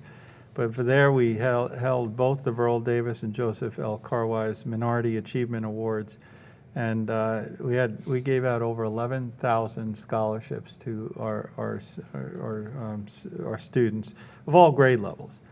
And special thanks to Mrs. Davis and Mrs. Carwise for sharing their thoughts along the way. And also, I always get a kick and very appreciative of city and other representatives. We had Dr. Kanika Tomalin from the city of St. Petersburg, the deputy mayor, Dr. Tandra Williams, the president of St. Pete College, and Attorney Herring, who's the lead counselor for the Assistant Attorney General for Civil Rights Division, to help honor our students. And when you get those other individuals outside of our school district, it's just super. We also had the next Pinellas. I want to give a tremendous thank you to Pinellas Educational Foundation. Past week we had the Next Generation 360 Award. We also had the Next Generation Entrepreneur. Both of these awards are online. If you ever want to take a look at some of the innovative look and approach of our students across this district, I don't want to go into it because of time, but these students, the Next Generation won $10,000, and also have a 30-minute Zoom meeting with entrepreneur and founder of the Shark Tank, Kevin Harrington. That's pretty super. I mean, that's cool. And these students and their apps and their projects are just unbelievable. And we are, as said, Summer Bridge starts June 21st, a little bit later because of the later end time. We currently have over just about 10,000 students, about 7,300 elementary students registered. It's growing, and it's going to continue to grow. We're continuing to work with families. As you know, the board members are trying to continue to serve the community. We're adding transportation. Thanks to T-Mark and Mr. Herbeck for extending that. We're looking at the names and creating these clusters of transportation. Right now, we have 2,600 students who are requesting transportation. This is a real positive thing for us. The other thing I'm very excited about this summer is the Rising Kindergarten program. At all of our open sites, it's a kickoff to every student who's coming into kindergarten next year can start out Monday through Thursday, June 21st to July 15th. And I direct people to our sites, pcsb.org/risingk. And this is with everything we've been through this year, this is a great way for us to truly get started on the right foot with our incoming kindergartners. Thank you to the principals. Thank you to everyone that is attempted to have celebrations happen as they've happened in the past as we get back to some level of normal. As I already mentioned, the senior graduations are going to be just super at the stadium. But we've also had Spirit Weeks. We've had senior awards breakfasts. As you know, Universal Studios canceled the Grad Bash, but we didn't cancel it. We got with, I thank Keith Masterides and Rita Vasquez and some of the senior high principals got together. They met with Busch Gardens. And you know what? They opened up Busch Gardens solely for Pinellas County students last Friday. Cool. It was about 1,500 students. It was all optional. We had enough chaperones. We had everything. Mr. Mastroides texted me. It was kind of 1 a.m., so I didn't read the text right at that time. But I've chaperoned grad nights before. You're tired the next day, but you have too, Coach. And but this is our park, our day, and his text read something like, "You don't believe how our seniors are just so happy that this happened." So another opportunity to say, well, universal cancel it, we're done, or make something happening. So we have senior picnics happening throughout on the football fields. We have signing days and signing parties, and so we are moving things to truly allow students and others and volunteers to come into our schools and make this end of the year a very special event. The last thing I have is that this past week, we were surprised, and it was a tremendous surprise, that the State Department of Education came into Eisenhower Elementary School and surprised our own Sarah Painter. You know, the State Department there are, 185,000 public school teachers in the state of Florida, and each county selects one teacher to represent the 67 districts. And then of that one of 67 districts, the state reviews their portfolio, their videos of their classroom, and they name 5. And the surprise this past week was that Sarah Painter was one of the 5 finalists for the 2022 Florida Teacher of the Year Award. I am thrilled. In the time I've here, we've had Vanessa Coe, Kevin Ford, and now Sarah Painter, which is rare that we have 3 top 5 finalists. So the ceremony is on July 22nd. I'll be following up with the board. It's over in Orlando. Anyone who wants to attend will be purchasing a table to sit and hopefully celebrate the new State Teacher of the Year, but we'll see how that goes. And then whoever wins serves as the Christy McAuliffe Ambassador for Education for a year. I have a short video. I think it was very appropriate to end this meeting with. It's just a short positive note, a video of that surprise event. Thank you to Beth and Sean for being there and surprising everyone there. So if you could pay attention to the monitors.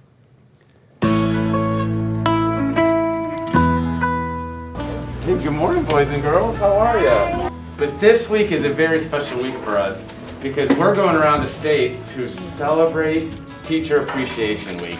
And I've heard that you've got a wonderful teacher. Is that true? Yeah. And I'm here to tell you, boys and girls, and Mrs. Painter, that we are formally recognize you as one of our top 5 finalists for the state of Florida.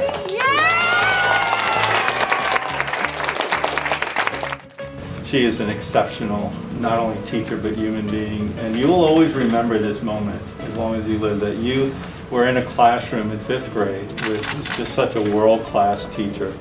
I'm excited. I was thrown off of what I was supposed to be doing today. I made sure the room was really clean.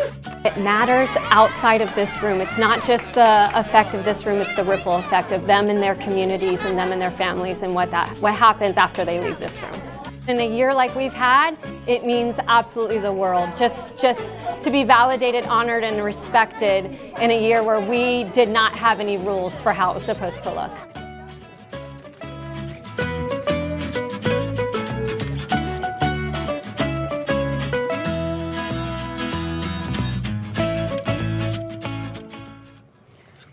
Thank you, Madam Chair. That concludes my report. I'm so excited for her, and I'm excited to see whether or not we end up with a statewide winner. That'll be wonderful. All right, items introduced by the attorney. I was going to call you all kinds of things. I have nothing to report today. Thank you. All righty, good. Thank you. You've already done your damage. All right, items introduced by board members. Dr. Carr. Thank you. On our agenda today, there were some retirements, and I wanted to make sure to acknowledge those individuals and speak a little to some of the folks who are retiring. First off, Dr. Hires is retiring after, I believe, 44 years of experience in the district. I think all of us who've worked in this district know Dr. Hires. I know she hired me for one of the positions I had in the district as the Title I evaluator, so I'm grateful to her, and she has led this district in a number of different capacities as an educator, as a school-based leader, and as a district leader who supported so many other individuals in their growth to become leaders in this district. So I thank you, Dr. Hires. I know she always listens to the meeting, so I appreciate you, and I'm grateful for you both professionally and personally for your guidance and leadership through these years. In addition to Dr. Hires, is Karen Buckles is retiring, another incredible leader in our district who has led our schools and mentored teachers and helped them grow into the leaders that they have become. And my former principal, when I was an assistant principal, Mrs. Cynthia Kidd, is also retiring. And there are so many fun stories that I could share that I won't because they're not appropriate for the board table of all the experiences we had while working together. But one thing I will say about Mrs. Kidd is that she is an incredible person who loves children and has always sought to do what was best for children, no matter the circumstances. And we have sometimes heard of an example of, oh, we'd walk through fire or we'd walk through glass. And let me tell you, I have witnessed her walk through glass to make sure that students were safe in our buildings. And beyond that, to visit families, to engage with students, and again, personally mentor me and a number of other individuals to grow and become quality educators who put children first. So I thank you, Dr. Hires, Mrs. Kidd, and Mrs. Buckles. And I don't want to take too much fire from someone else who may be also acknowledging Mrs. Dawson, who's on our list, but just to say her leadership at 74th and my work with her while she was at Fairmount Park was incredible. And her leadership, even when we would attend state meetings, was exemplar and the kind of thing that others observed and wanted to emulate. So thank you to each of them for their service. I'd also like to extend gratitude to the schools that made themselves available. I know we have so many things going on, but again, we all try and get to schools as often as we can and talk with the individuals who are doing the work in the buildings. And Gibbs High School, I had the opportunity to visit, and they're having one of their senior events outdoors and accessible, and just the tremendous extra efforts they've made to make sure that things are happening for students in their building.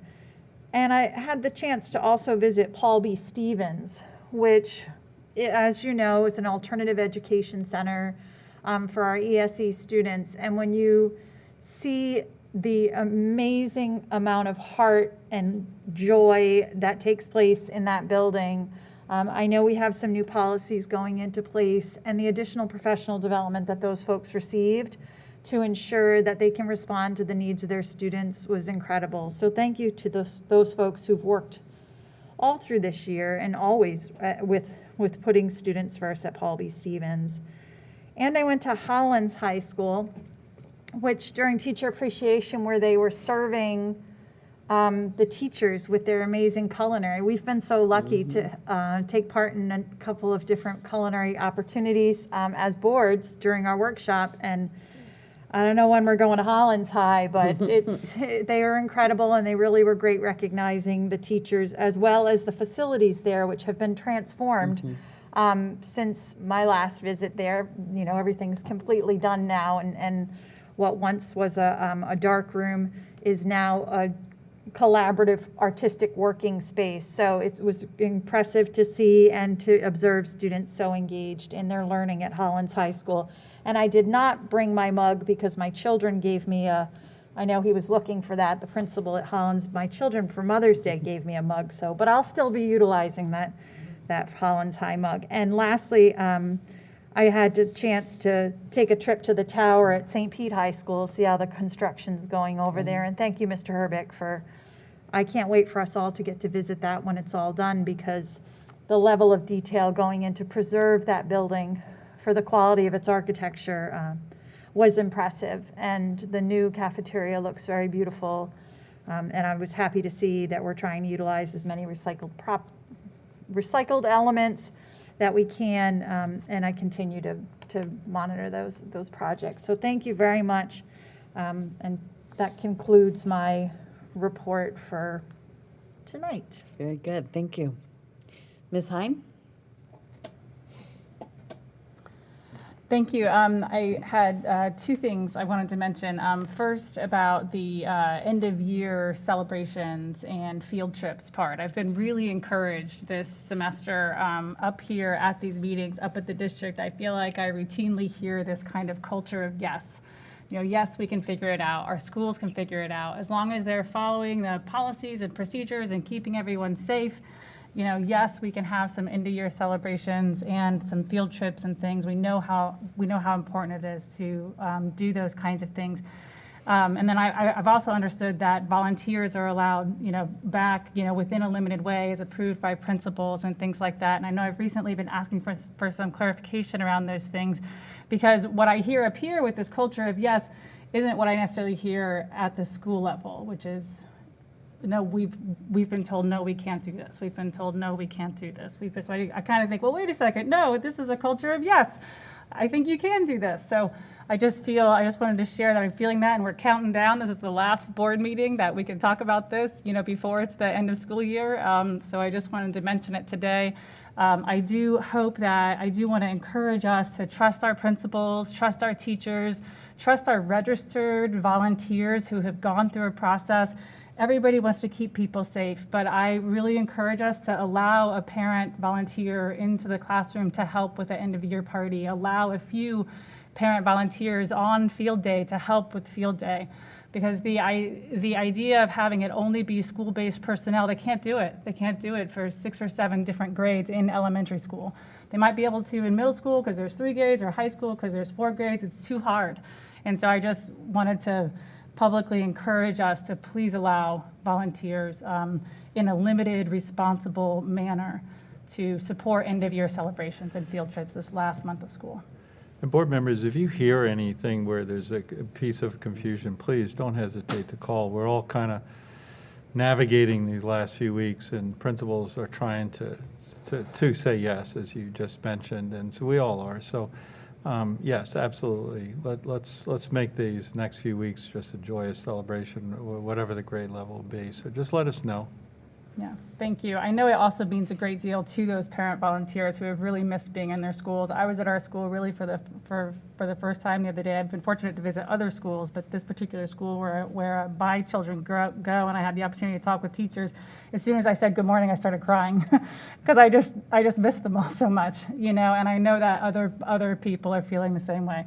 One of the other reasons I was very emotional at school was because of the retiring of our principal, Miss Dawson, who Dr. Carr mentioned, and seeing Miss Painter's video and hearing about that, you know, was so inspiring, and hearing Dr. Carr's remarks too. And so I just want to thank Ms. Cooper Dawson for her 34 years of service here in Pinellas County Schools. I certainly haven't known her that long. I've known her very closely for the last 5 or 6 years, but 34 years, 10 different schools, hundreds of children and teachers and families, and I just want to thank her for her leadership and her career and the impact that she has certainly had on me and on many teachers, families, and students at our school. Her spirit is so infectious that I know it's going to live on every day in the future and continue there. But I also want to mention that for me, her work is representative of all these other educators' work, and so many of you that work here that have dedicated your careers to education that I've had the chance to get to know. I'm really grateful. I'm really grateful to you for everything that you do every day, and all of the teachers in our schools. When you give your careers to to education. It means a great deal. So I just wanted to say thank you, and that having the opportunity to work up here and get to know a number of our leaders in this district and the work that they're doing in these various departments, it is so affirming. We have an incredible district. We have incredible public schools here in Pinellas County Schools. It has been incredibly affirming. So thank you, all of you educators, for the work you do every day for my children, my family, all of our teachers, and all of our children and families in Pinellas County Schools. I'm very grateful. Okay, very good. All right, anyone else? All right, Ms. Edmond? I would like to... Put your microphone on. There you go. There we go. I would like to just share or talk about the 3DE program, 3DE by Junior Achievement at St. Petersburg High School, and just highlight the work that's occurring there. The 3DE ambassadors are just really shining and leading the way as it relates to the competency, skills, and levels that they're reaching, and they're able to speak to it. Also, the teachers, they've really embraced the method of learning. And just to hear them and the teachers talk about the way of work that's occurring, it's inspiring. And I know there's some discussion about what that might look like in the future, and I'm looking forward to seeing it. I also want to discuss the Art Club board meeting. We had a board meeting in February, and we received nonprofit board training. And I like to let everyone know that Happy Workers passed all inspections, and as of February was awaiting the certificate of occupancy. So that's very exciting news. If you have not liked the Art Club Facebook page, please do so. They're currently hiring, like we are, but they also are responsible for the Edible Peace Patch, and just seeing the gardens growing in our schools and those faces, it's just really, really uplifting. I'd also like to talk about Largo High School. Last week, Dr. Gonzalez, myself, and Commissioner Smith of Largo Commission went to Largo High School, and just learning more about the certification opportunities available. It's amazing, the programs that we have in the district. And as we talk about providing opportunities for college, career, and life, just really seeing that students can pretty much learn any trade in our high schools. It's really, really amazing. So thank you. All right, anyone else? All right, at our next meeting, we will be electing our FSBA advocacy representative. Mrs. Long is our representative right now. And if anybody is interested in doing that, and you have any questions, either ask Mrs. Long or ask me. And we'll be sending out an email saying, is anybody interested, so that we can write up an agenda item for, whoever's going to be wanting to do that. So just kind of a little heads up as to what's happening, and we'll just kind of let it go with that. Okay, so there are no other items that, no other speakers. So do we have any board requests, Dr. Corbett? No, ma'am, we do not. All right. Then we will do our board evaluation after this meeting has been adjourned, and we have had the opportunity for us to listen to public participation. So if there is nothing else, I will adjourn the meeting. So this meeting is adjourned. All right, so we will now go to any speakers that we have for public participation. Mrs. Simonetti? Board members and Dr. Grego, we have 4 speakers signed up under general public comments. Our first is Mark Clutho. Okay, good, thank you. Welcome. Well, it'd be impossible to touch on everything that is so critical today, being away for over a year. But some headlines: huge changes needed to keep nature, earth okay, a report says. This headline: only big steps will save earth. Fire extinguisher here. And then this one from May 5th. Climate change makes U.S. even hotter. And this headline from April: Goodbye to glaciers. Study shows gravity of melting ice. And then here, the wind and solar boom is already here. Evident with the Largo schools. But what should be evident is passive solar design. And this article here from the New York Times tells the story. The title is Giving Aging Buildings a Green Makeover. Developers are devising ways to retrofit New York's oldest structures to reduce their carbon footprints. Casa Passiva is the project, and they're taking these buildings, retrofitting them, sheathing the buildings, and cutting the utility bills by 80%. 80%. Now, this is passive solar. This is not putting a collector on the building. A straightforward proposition. This is what I've been telling you now for over 2 decades. Isn't how you made the building in Largo or Bogosiega, not getting it right down at St. Petersburg, and making a new building. It's an easier proposition than what they're doing with these retrofits. Now, as I stated with these headlines before talking about this is what the future needs. But you keep ignoring the science.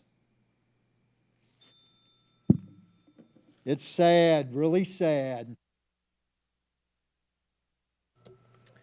Nancy Velarde.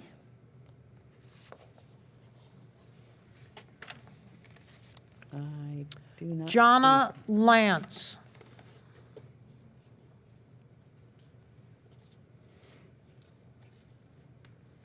Welcome. Hi, thank you. Greetings, members of the school board and district administration. My name is Jonna Lance, and I am a food service manager intern. I'm appearing before you today as a representative of several food service managers and staff currently employed and retired. Most were unable to attend, however, their names are added to the papers that will be handed out at the end. We choose to address the school board after following chain of command to no avail. The overarching concern about our department is the lack of confidence we have in the director and assistant director. This is based on uneven or unfair application of both district department policy procedure standards. Another major concern is staffing. Attrition rate this year is abnormally high at 28 managers gone. The reason some gave is promises of higher level pay becoming a reality, never becoming a reality, causing distrust. Rovers hired in with full-time hours at higher rates of pay with little or no experience over offering this to our part-time employees, that's causing dissension. Hypocrisy and bias in policy and procedure enforcement. For example, we have a manager with documented multiple health department inspection violations that are not subject to discipline applied to others with no health code violations. The impression of nepotism given from an unprofessional, intimate relationship between an administrator and a cafeteria manager. Several individuals have attempted to seek relief going through the chain of command, appealing to OPS. The employee task force previously attended by assistant superintendent is now attended by the director and the assistant director themselves. The very people whose actions are in question are tasked with placating those who are the target of their actions. The final straw, which was the contract non-renewal of my trainer, my mentor, this is what brought me into this. She's held to higher standards while she underwent cancer treatment with no subordinate help. Removing someone who is trusted, sincere, and held in high regard by everyone in the food and nutrition department has caused a fracture in the management team. We appeal to the board for an independent review of the leadership and culture of Food and Nutrition Department. Documents substantiating these claims will be submitted. We put our trust in you. We attach our names, aware we will be seen, fearful of retribution, and we will use the protections that the Whistleblower Act provide us. We thank you for your time, your attention, and we rely on you for your honest consideration. Thank you. Okay, good, thank you. Our next speaker is Donna Cruz. Good afternoon. Welcome. My name is Donna Cruz, and for 22 years, I worked for the Food and Nutrition Department.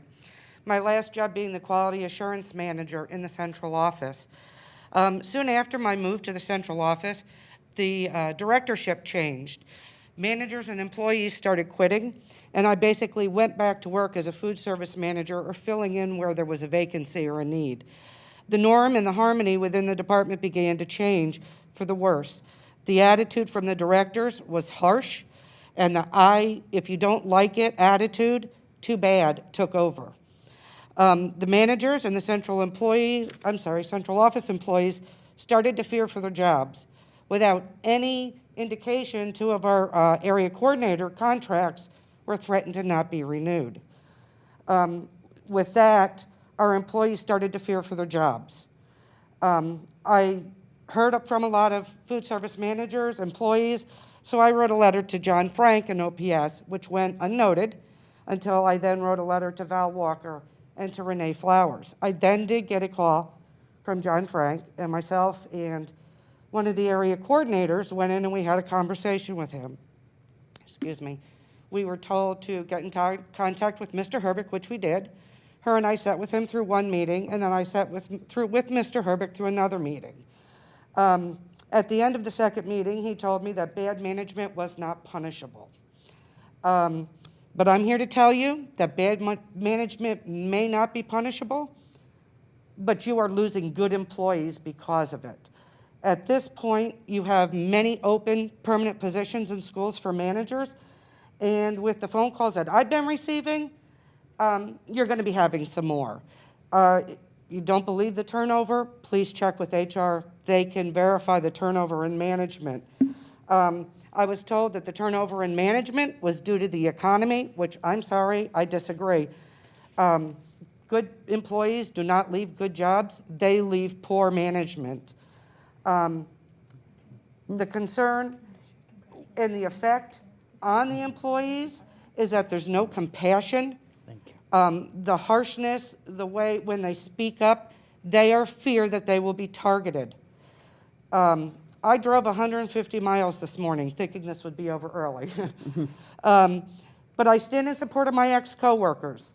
After 22 years of service for the food and nutrition program, the ever-increasing physical demand and mental stress on my body, and watching the targeting of a termination of my immediate supervisor, I had to go out on medical disability. There'd be no more employees standing here. There would be more employees standing here today if they were not fearful for their jobs. Thank you. Yeah, if you'll leave that information with Mrs. Simonetti, she'll make sure that it's available. We have no more speakers signed up. Before we leave, there is one person that we also need to recognize before he walks out the door, literally and figuratively, is Tom Lechner. We want to thank you. I forgot that you were retiring. You just need to be around forever. But you have done a magnificent job, not only as an AP and everything in the schools, but also with the department that you are now heading up, MIS. And I remember a couple of years ago talking about how impressed I was, how the people came in and had worked together so hard over the summer to really be able to present a complete package of how things were going to be handled in the following school year, and you were part of that. So we thank you for all of your work that you have done. We're glad you're in better health, and we hope that you have a wonderful retirement. So thank you. All right. And with that, y'all can go home.